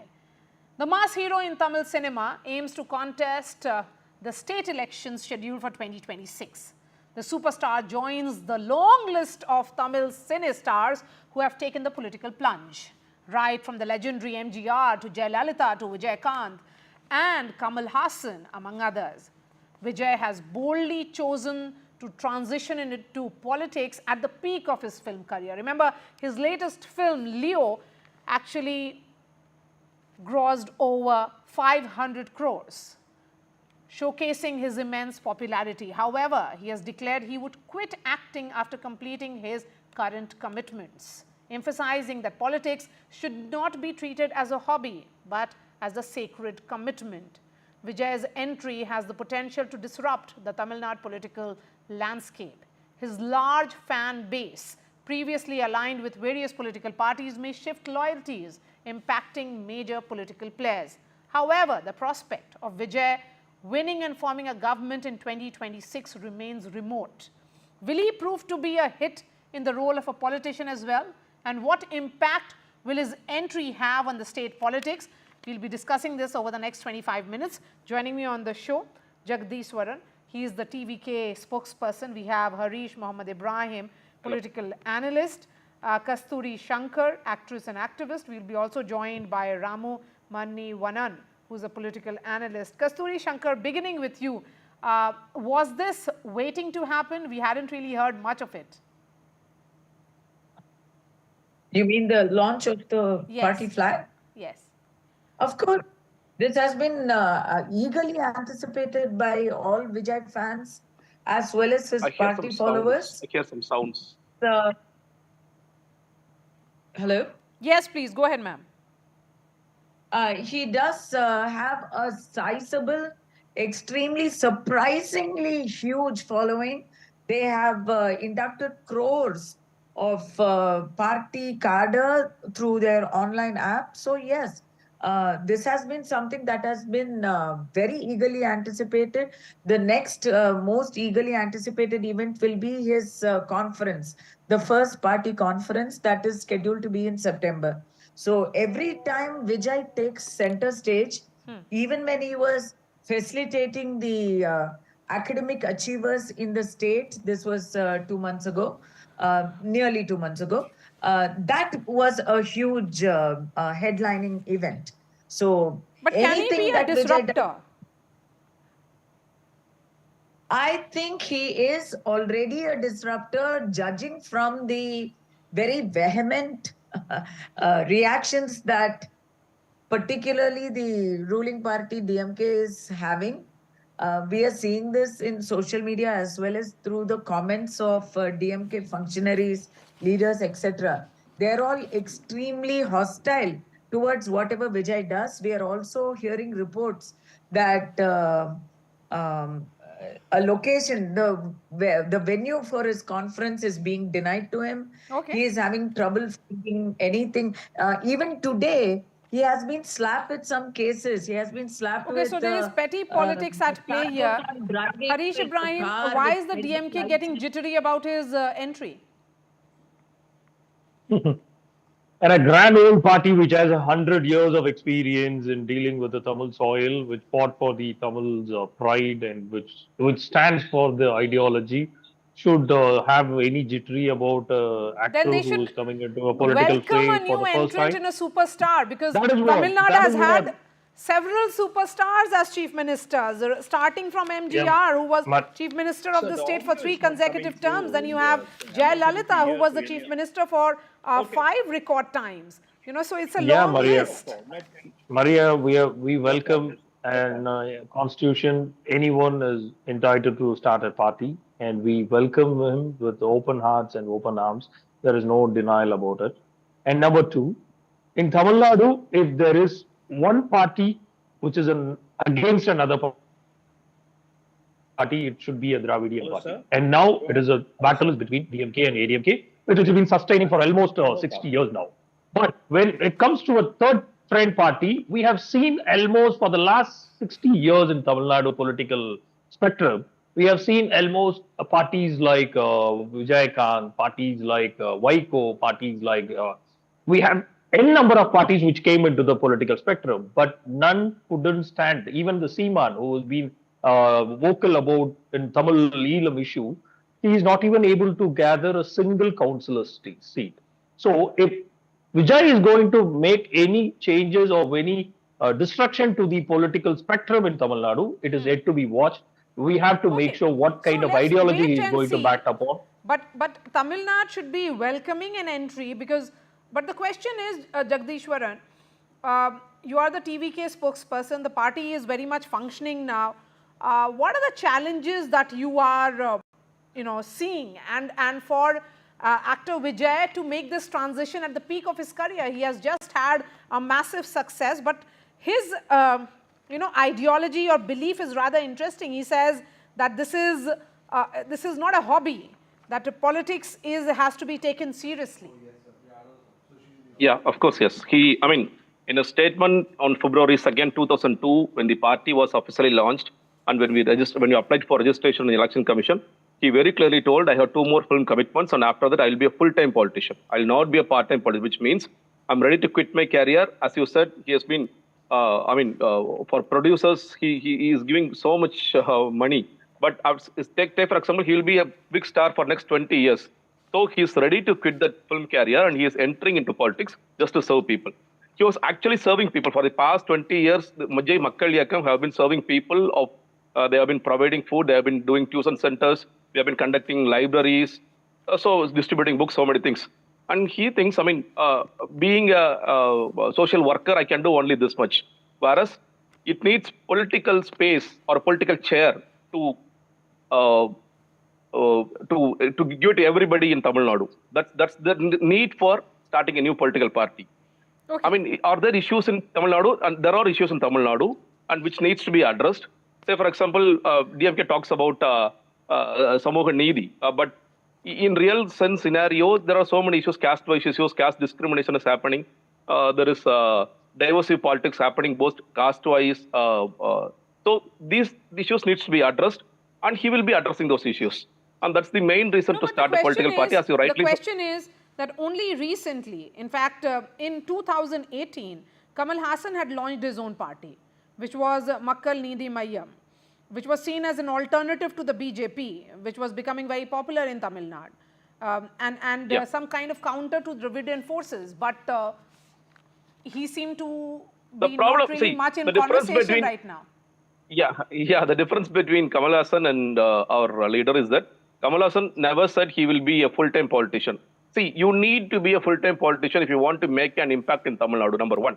Number 2, he doesn't have an infrastructure. Whereas thanks to Vijay Makkaliyakam, we have 9.5 lakhs functionaries. I'm not talking about members, 9.5 lakhs functionaries who are getting observed into Tamalaga Vetri Kalagam as various district functionaries in various wings, which gives us the edge over other parties. Say, I can confidently say, like DMK and ADMK, we have people in booth committees who will be ready to work when we face into electoral politics. So when we go into electoral what will be new, according to you, Mr. Ramu, in terms of will it lead to some kind of ideological shift, or is there another political party which believes in Dravidian philosophy?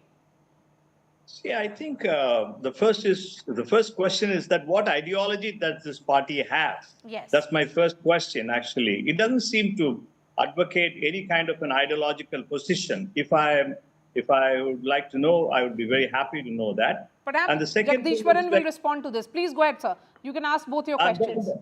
And then the first thing is about, like, they announce a party and saying that, like, without an ideology, then they kind of declare the flag without a kind of a explanation to the colors and the symbolism it represents. Then the leader or the party state makes a statement that in the coming conference, we'll make all these things clear. My question is that in politics, it takes many years to build a party and a movement. But then this is a very, very cinematic attitude. Like, you run a trailer, you attract the popular people, then you come up with a climax and an anti-climax. Very, very cinematic and dramatic. They are exploiting purely the sentiments and the kind of the weakness in Tamil Nadu's political culture. But if I may explain, but all those people who had come in and succeeded in politics from cinema, but they came from political background, not from cinema to politics, but from politics to cinema, and then from subsequently they built their career in politics. So there is something wrong, like, in the way that they are projecting the party that we have an infrastructure. Infrastructure is not about politics. And any rich establishment can have infrastructure, can have employees, can have workforce. But then politics is about, like, working at the ground. But I would like to know, in the last few years or few months, or like, say in the last decade or so, what has Vijay done in the cinema field? And what kind of a political and ideological role that he has taken? Whom has he stood for? All these are very important. What does TVK stand for, Jagdishwaran? Yeah, see, you'll be facing I would agree to the more fact of these that questions. Sure. See, I agree to the fact that we haven't released our policy note yet. That will be revealed in our conference, TVK's conference, that is about to happen next month. But we have shown the way that the path that we will be traveling. We have very clearly said that we will stand for the people rights of Tamil Nadu. We are told we are against divisive politics, be it caste divisive or religion divisive. We are against that. We are against corruption. So these kind of statements we have given in the first. That doesn't really specify your ideology. That's what I agree. That's what I'm saying. I mean, we haven't revealed our ideology, but we have shown the way. See, take for example 2 issues that we have taken.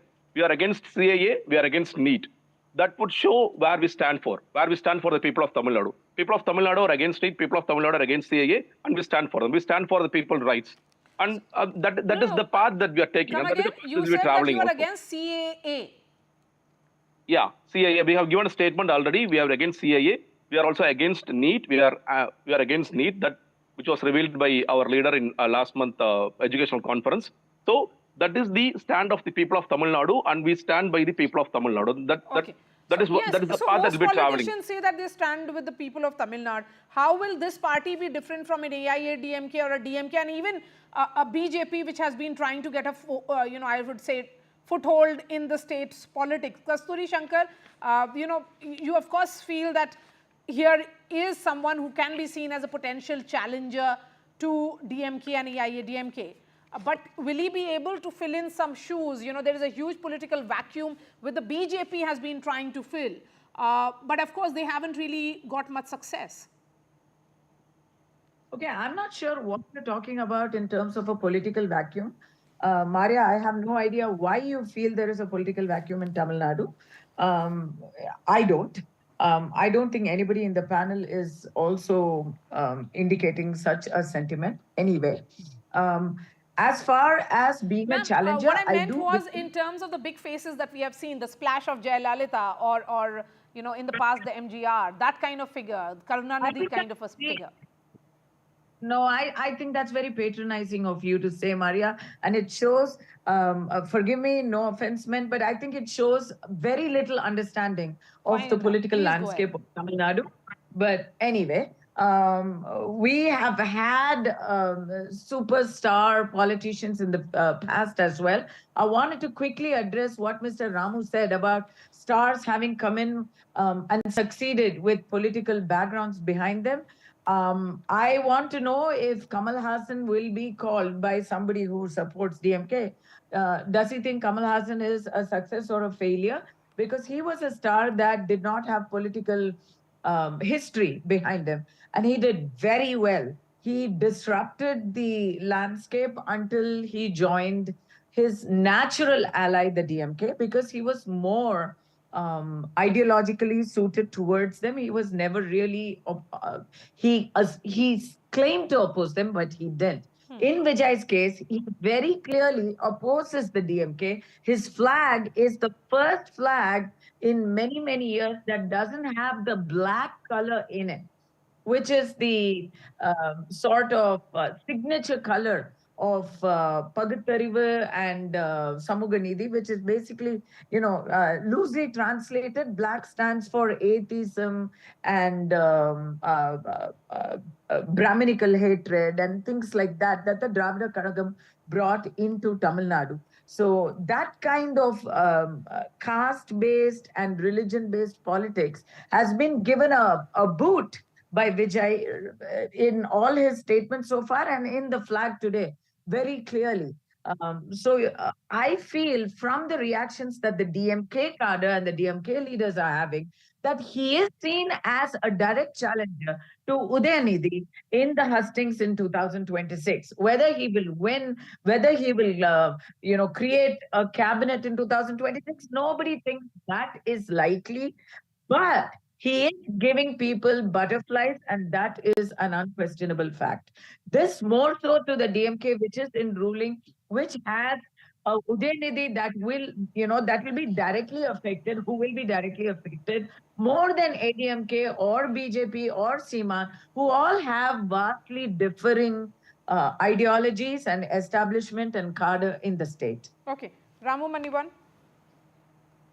Yeah. Okay, so you heard Kasturi Shankar. Of course, she feels that this is an entry which is far bigger than what is being seen on the surface. Here is someone who has, even the color of the flag is a thought. I mean, there is the absence of black, she reads it in a different way than you, sir. Yeah, see, you're talking about a person who has a considerable significance in cinema. And then but I must say, I must repeat what I had said earlier, that you're talking about a person who has not explained his ideology. You're talking about a flag which has not spelled his orientation.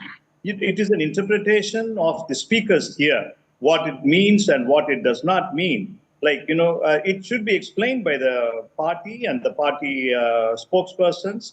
And that's the first point. And then the second thing is about, this is the big thing that has to happen. If I may recall, if I may ask this, by big thing, by which sense? About is it about huge political development in Tamil Nadu at the ground, the mass movement, or the farmers movement, or the industrial issues, or about the education issues? The statement that he made about NEET and then about education is also at the conference, not at any kind of at the public space. So you're talking about a person who's who has not really gone to the field and worked, and then you're saying this is the biggest thing to happen. This is a kind of a kind of a lack of political understanding of what politics is, and also what happens at the surface level. And then as far as about I'm not here to say how successful Kamal Hassan and what he should have been. But as far as the reasons why even Kamal Hassan failed, not tasting success without political And background. then, And like, people like Sarat Kumar and Kamal Hassan were direct entrants into the political field. but And see, because he they is a became an DMK ally. ally, I'm asking you directly, sir, is he a flop or a hit? He is with you. He is with the DMK alliance. Is he a flop or a hit? See, we are not here to defend. We are not here to defend about what Kamal Hassan did, what Sarat Kumar did. But like the reason they went and joined with somebody is all it's also the fact. politicians like him. You Yeah, but generalized politics without No, what I am trying to without history as something that is bound to fail, right? So No, that's what I am trying to advocate, that's the precise reason why that what has been failed for other people without a substantial political work in the field with the people, and how different that Mr. Vijay's party is. Okay. I have just enough time for Harish and the last word to Jagdishwaran. Please go ahead. Mr. Ibrahim. Yeah, I want to clarify some of the thoughts which has been spewed by Madam Kasturi as a misinformation. First of all, the party flag of the black in the DMK party flag determines that there is a darkness in the political spectrum, there is a darkness in the economical spectrum, and to relieve that, the red color which has been formed. So there is a miscommunication or misinformation she is spewing, number one. And number two, whatever the party which comes into the Madam, please refrain from interruption. Madam, please refrain from interruption. No one interrupted you. No one interrupted you. Have some political decency. Have some decency. Have some decency. Have some decency, please. Okay, please quickly make your point.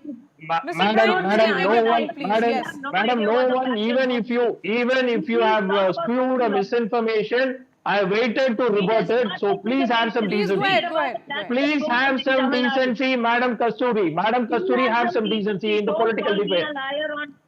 Okay. You are spewing a misinformation. You doesn't know the basics of DMK flag, and you are spewing a misinformation. I want to come to you because you are the spokesperson of this party, which has been formed by Actor Vijay.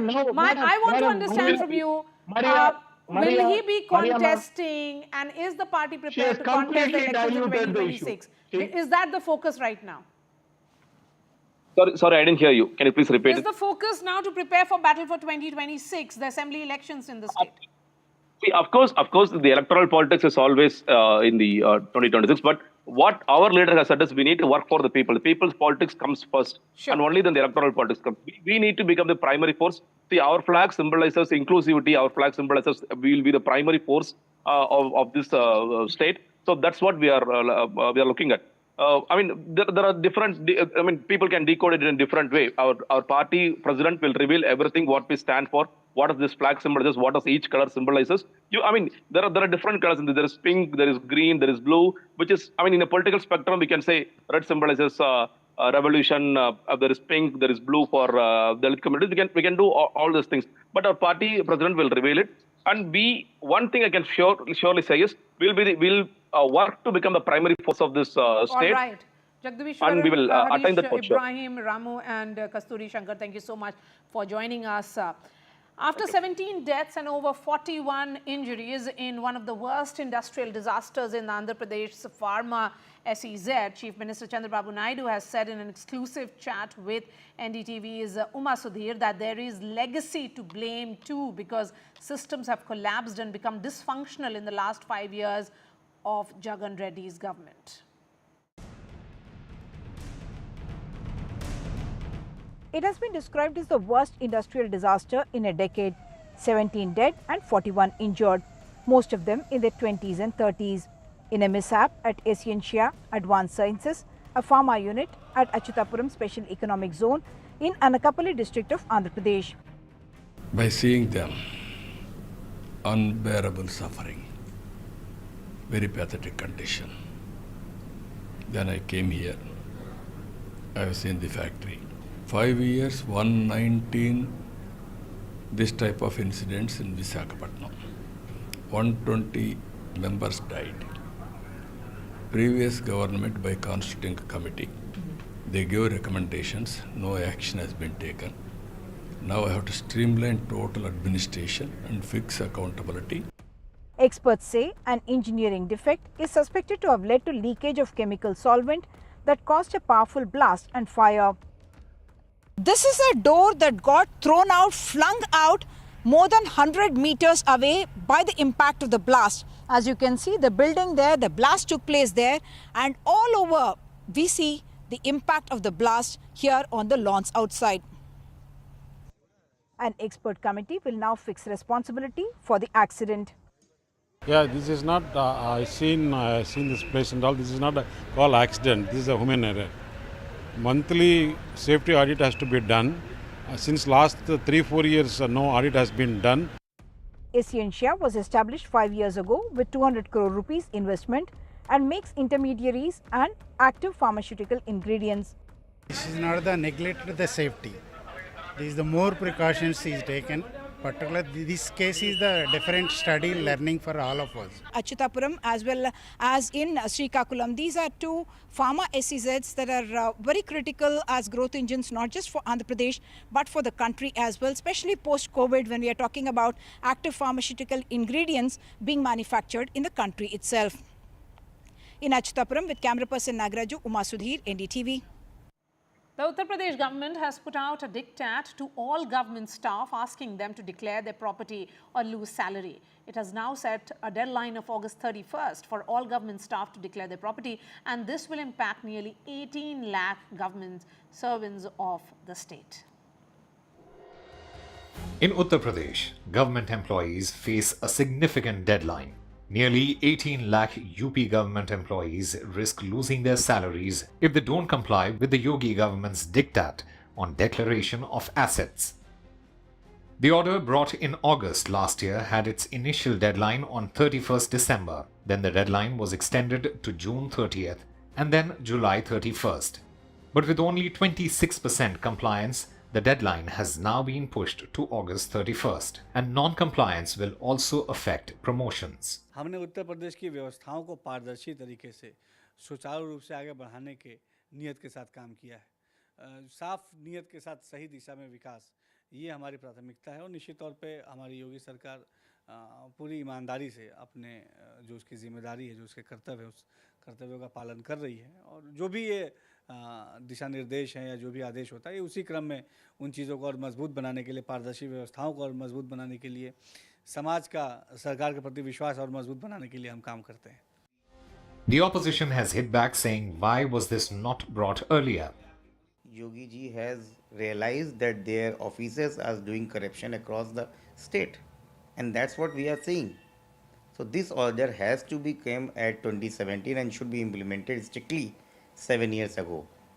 At this juncture of time, when Uttar Pradesh government is basically on the back foot, Bharatiya Janata Party and Mukhyamantri Yogi Adityanath Singh basically wanted to divert these issues and don't want to come the main issues on the mainstream, and so they are giving these follow-up orders. While the deadline has been extended many times, the latest directive comes as an ultimatum to those who fail to comply.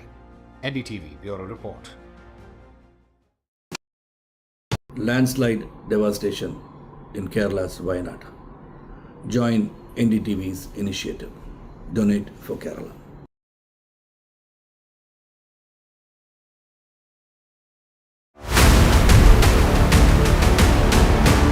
This week on India Ascends. Prime Minister Modi in Ukraine. Is New Delhi now a key voice in global conflicts? DNC nominates Kamala Harris to take on Donald Trump. Can the selected candidate woo the fence-sitters? And India's new data protection norms, will they help keep pace with the AI transition? All this and more only on India Ascends with me, Gauri Dwivedi, at these timings on the NDTV network. Stay informed and entertained with the new and updated NDTV News app. You can watch all our channels live, listen to podcasts, read breaking and exclusive news from around the world and more. Download the NDTV app today and get access to the best journalism and storytelling on your smartphone or tablet. The NDTV app. News that matters to you. Hi, I'm Shreya Saran. Kerala's Wayanad area is hit by devastating landslides, resulting in loss of lives and livelihood. Kerala needs your help right now. Let's join NDTV initiative. Come, donate, let's rebuild Wayanad.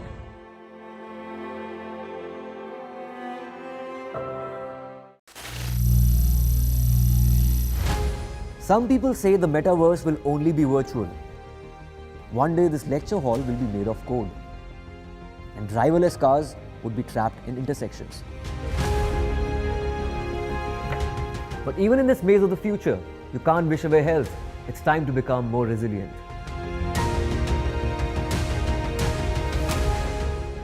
"10 years of Banega Swasth India, we have grown and achieved so many milestones.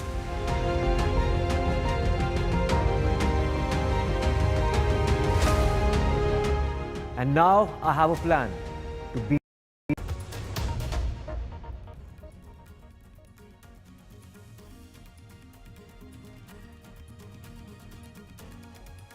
Resident doctors end protests after 2 weeks. Doctors call off the strike after the Supreme Court's appeal, but undeterred, the Kolkata doctors to continue their protests. Meanwhile, Chief Minister Mamata Banerjee writes to the Prime Minister on rising rape cases.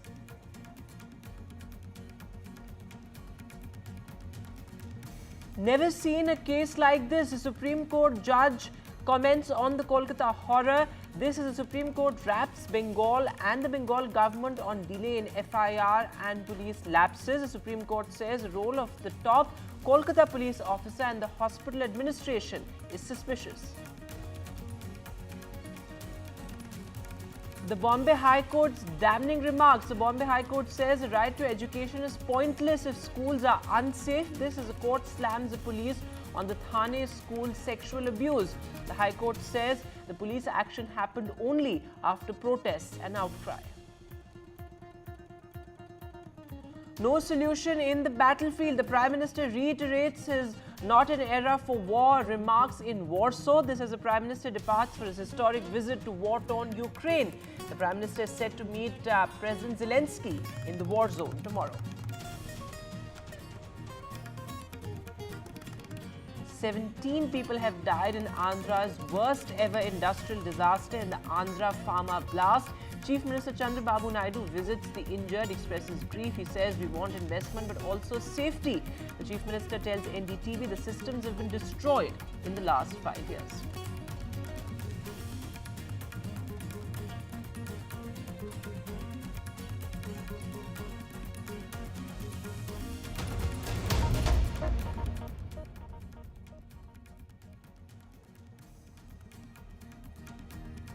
Hello and welcome. You're watching the 10 o'clock news. I am Vedant Agarwal. Our lead story, well, politics over the horrific rape and murder incident in Kolkata. But this, as doctors have now called off their strikes. Well, top doctors' bodies across the country have now decided to withdraw their protests. This after the Supreme Court appealed to doctors, including FODA, which is the central body for resident doctors. But remember, the Kolkata doctors will continue to protest. Undeterred, they've been on the streets for almost 2 weeks and they continue to protest on the streets of Kolkata. This as politics continues. Well, today in Kolkata, we saw the BJP leaders take to the streets. There were dramatic scenes unfolding with several of the top BJP leaders in the state also being detained. My colleague Tanushka reports. As students of the RG Kaur Medical College and Hospital watched the Supreme Court hearing, CISF forces were deployed at the hospital according to the court directives. You can see we have already deployed. So you can guess from our deployment. Let us do our job. You will find our people have come. We have deployed ourselves. Are you setting up a control room too? It will all happen. It will all happen. Meanwhile, CBI heat continued on former principal of RG Kaur Medical College as he was interrogated for the 7th consecutive day. The court too has granted permission for a polygraph test on Sandeep Ghosh and 4 doctors of the hospital. The CBI has seized Sandeep Ghosh's car, which the hospital had given him. His mobile phone too is with the CBI. Amid the investigation into the rape and murder case of the 31-year-old doctor, political crossfire continues between the BJP and the TMC. The BJP held a massive rally in Kolkata against the Trinamool Congress. It has been proved in the Supreme Court. Today and few days ago, 2 days ago, when Supreme Court stated their observation, in those observations also, they have totally indicated, they have clearly indicated that this state government has manipulated the things. Mamata Banerjee has written to the Prime Minister, urging him to formulate stringent laws and set up fast-track courts for rape cases. And for the first time since his post on the mob vandalism at the medical college, Abhishek Banerjee made a statement on the need for a lasting solution. Amid politics brewing over the rape and murder case at RG Medical College and Hospital, the Supreme Court has stood a strong ground for the doctors. While other doctors' associations have called off their strike, the student body at RG Medical College continues to protest. And what remains at the heart of the issue is the brutal loss of a life. And only one question resonates: when will justice be served? With camera person Ashwini Mehra, this is Tanushka Datta for NDTV. Absolutely unfortunate there, but why do courts have to intervene to make sure that probes and investigations are swift when it comes to cases of women's safety? Well, while the Supreme Court in the Kolkata case made strong observations, including questioning the Bengal government on delay in the FIR and also lapses on the part of the police, the Bombay High Court took suo motu cognizance of the Thane school sexual abuse in which 2 minors were sexually assaulted. It was a kindergarten school where this incident took place. The Bombay High Court said that if schools are also not safe for our children, then right to education is pointless. Take a look. Tough words from Supreme Court as it asked pertinent questions on the lapses by the Kolkata police in the handling of the murder of a resident doctor at RG Kaur Hospital in Kolkata. This is something which even the Criminal Procedure Code doesn't prescribe. Yes, exactly. The entire procedure which has been Your followed by your police, Yes. police of the state, it is something which at least I have not come across. Yes. In 30 years of my... I know. Right. I appreciate it. But Manoj, the facts must be before your lordship's mind. That's the important thing. Doubts over the investigation and handling prompted the court to ask for an officer of the Kolkata police to be present to explain various facets of the case and investigation in the next hearing. The exchange between the Kolkata police and the CBI and the centre took a political turn, prompting the Chief Justice to intervene and urging both parties to stop politicizing the case. What we would also expect, yes, please don't politicize Exactly. exactly. So Bindu has said bullets will be fired. Across the political spectrum, Yes. parties have to realize, don't politicize. That's exactly. exactly. The law will take its course. The law will take its course, and we are ensuring that the law does take its course after a quick and efficient investigation.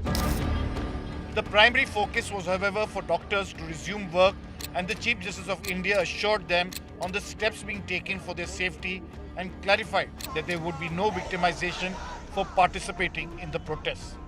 With doctors calling off the strike, the Supreme Court will now hear the matter on the 5th of September next month, where it will take stock of the steps it has taken apart from the investigation being conducted by the CBI.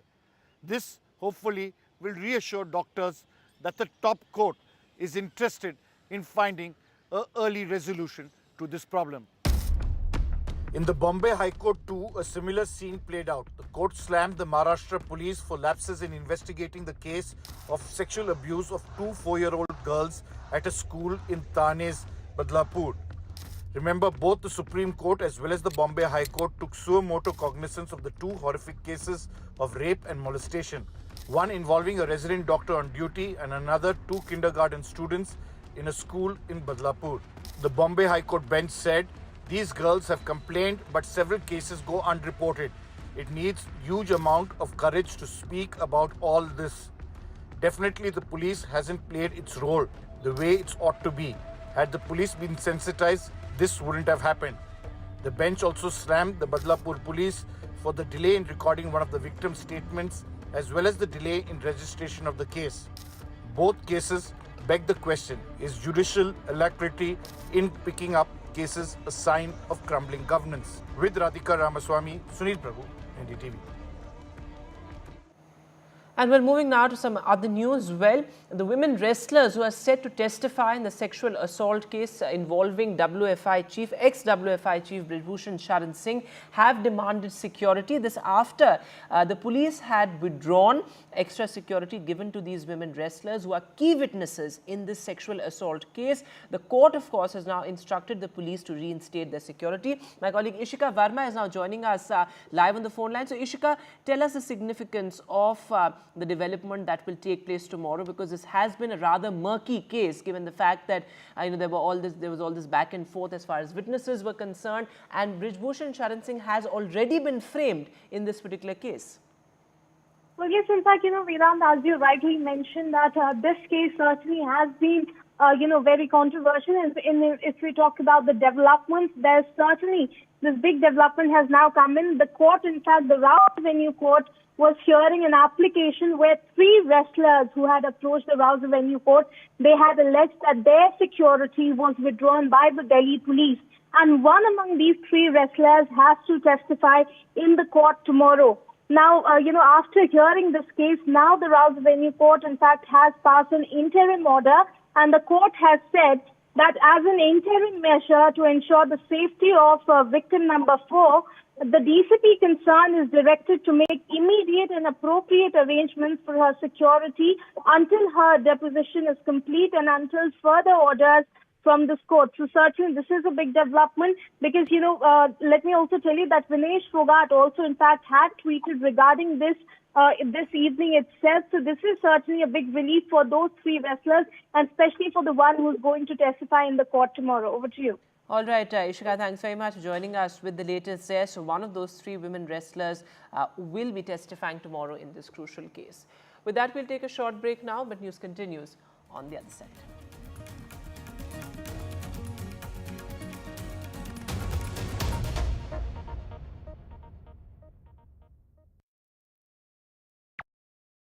Landslide devastation in Kerala's Wayanad. Join NDTV's initiative. Donate for Kerala.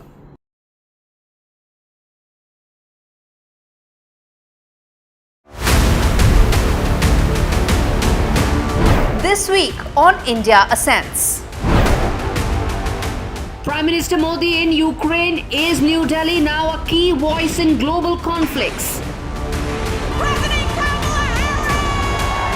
DNC nominates Kamala Harris to take on Donald Trump. Can the selected candidate woo the fence-sitters? And India's new data protection norms, will they help keep pace with the AI transition? All this and more only on India Ascends with me, Gauri Dwivedi, at these timings on the NDTV network. Stay informed and entertained with the new and updated NDTV News app. You can watch all our channels live, listen to podcasts, read breaking and exclusive news from around the world and more. Download the NDTV app today and get access to the best journalism and storytelling on your smartphone or tablet. The NDTV app. News that matters to you. Hi, I'm Shreya Saran. Kerala's Wayanad area is hit by devastating landslides, resulting in loss of lives and livelihood. Kerala needs your help right now. Let's join NDTV initiative. Come, donate, let's rebuild Wayanad.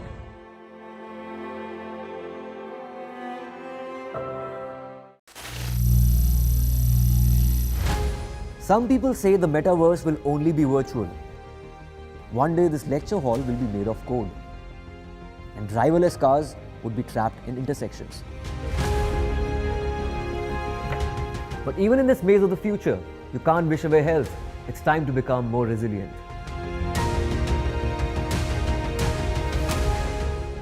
"10 years of Banega Swasth India, we have grown and achieved so many milestones.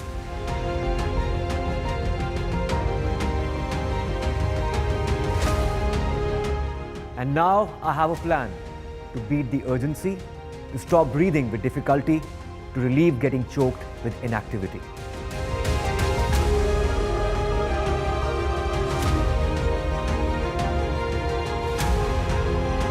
Energize our government, our environment, our society, and ourselves. Everyone, everywhere, every day.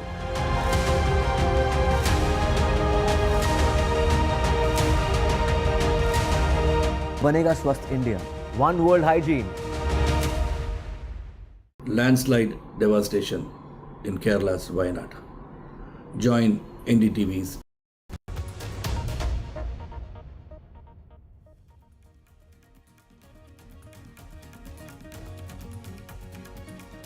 Welcome back here with the 10 o'clock news. Well, looking at news now from Karnataka. Well, the BJP versus Congress flashpoint only intensifying over the alleged land scam. Well, the BJP staged protests across the state over the alleged Muda scam in which the Chief Minister is now in the dock. The Congress says it's just hypocrisy. Well, remember, Chief Minister Siddaramaiah has also been given the nod to be prosecuted. In fact, the governor gave the nod for prosecution as far as Chief Minister Siddaramaiah is concerned. Take a look at what the Deputy Chief Minister had to say and this report by Pratibha.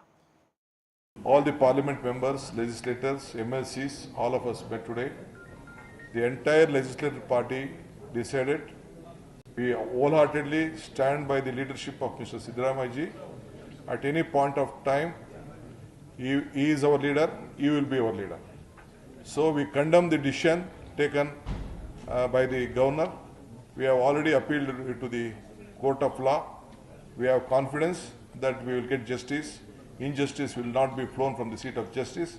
We know that the court will respect our sentiments.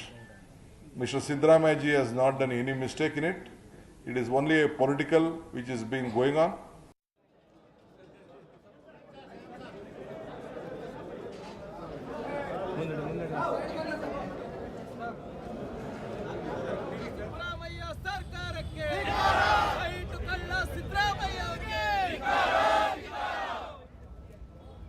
We want the resignation of the Honorable Chief Minister, Mrs. Siddaramaiah. He's been caught red-handed with regard to the corruption. We are demanding the resignation. Our fight will go on until he resigns.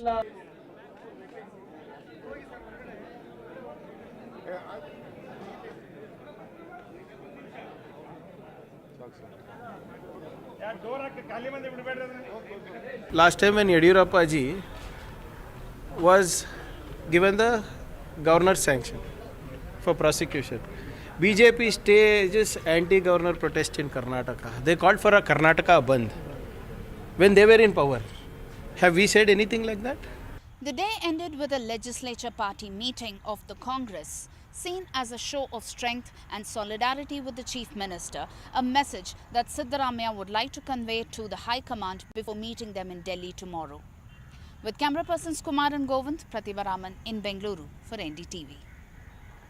And news now from Andhra Pradesh, well, in what has been the worst industry disaster in almost a decade. 13 people have died and over 30 have been injured. In fact, the death toll has now risen to 17 in this factory reactor blast in Andhra Pradesh. These are visuals of Chief Minister meeting the families of the victims and also the injured there at the local hospital. In fact, my colleague Uma Sudhir spoke to Chief Minister Chandrababu Naidu. He says we want industry, but we also want safety norms to be ensured. Take a look. It has been described as one of the worst industrial disasters. I have with me Mr. Chandrababu Naidu, Chief Minister. Sir, you have just visited all the hospitals, met with the families of the victims as well. Many of them seem to be in the age group who are the source of livelihood for their families. A very sad incident. By hearing this, we are shocked, very unfortunate. Today morning, straight away I went to console the victims. First, those who are all in hospitals. I went there. Then again I went to another hospital where dead bodies are there, post-mortem. By seeing them, unbearable suffering, very pathetic condition. Then I came here. I have seen the factory. there are so many issues we have to analyze. First of all, I want to console and also I want to give some relief to the families. I cannot get back lives, but I have to rescue their families. That we are doing. That's why we declared first time 1 crore compensation for the deceased, 50 lakhs seriously injured, and 25 lakhs light injured people. We have given money. Now, second issue, immediately I constitute a committee to go through complete details. All omissions, commissions, lapses, everything I want to analyze. We are having a problem of legacy problems also for the last 5 years. 5 years, 119 this type of incidents in Visakhapatnam. 120 members died. Previous government, by constituting a committee, they gave recommendations, no action has been taken. Now I have to streamline total administration and fix accountability, and at the same time I have to sensitize all industrialists, especially red category industries. I have to take more precautions. SEZ, of course, sir, is a growth in the engine.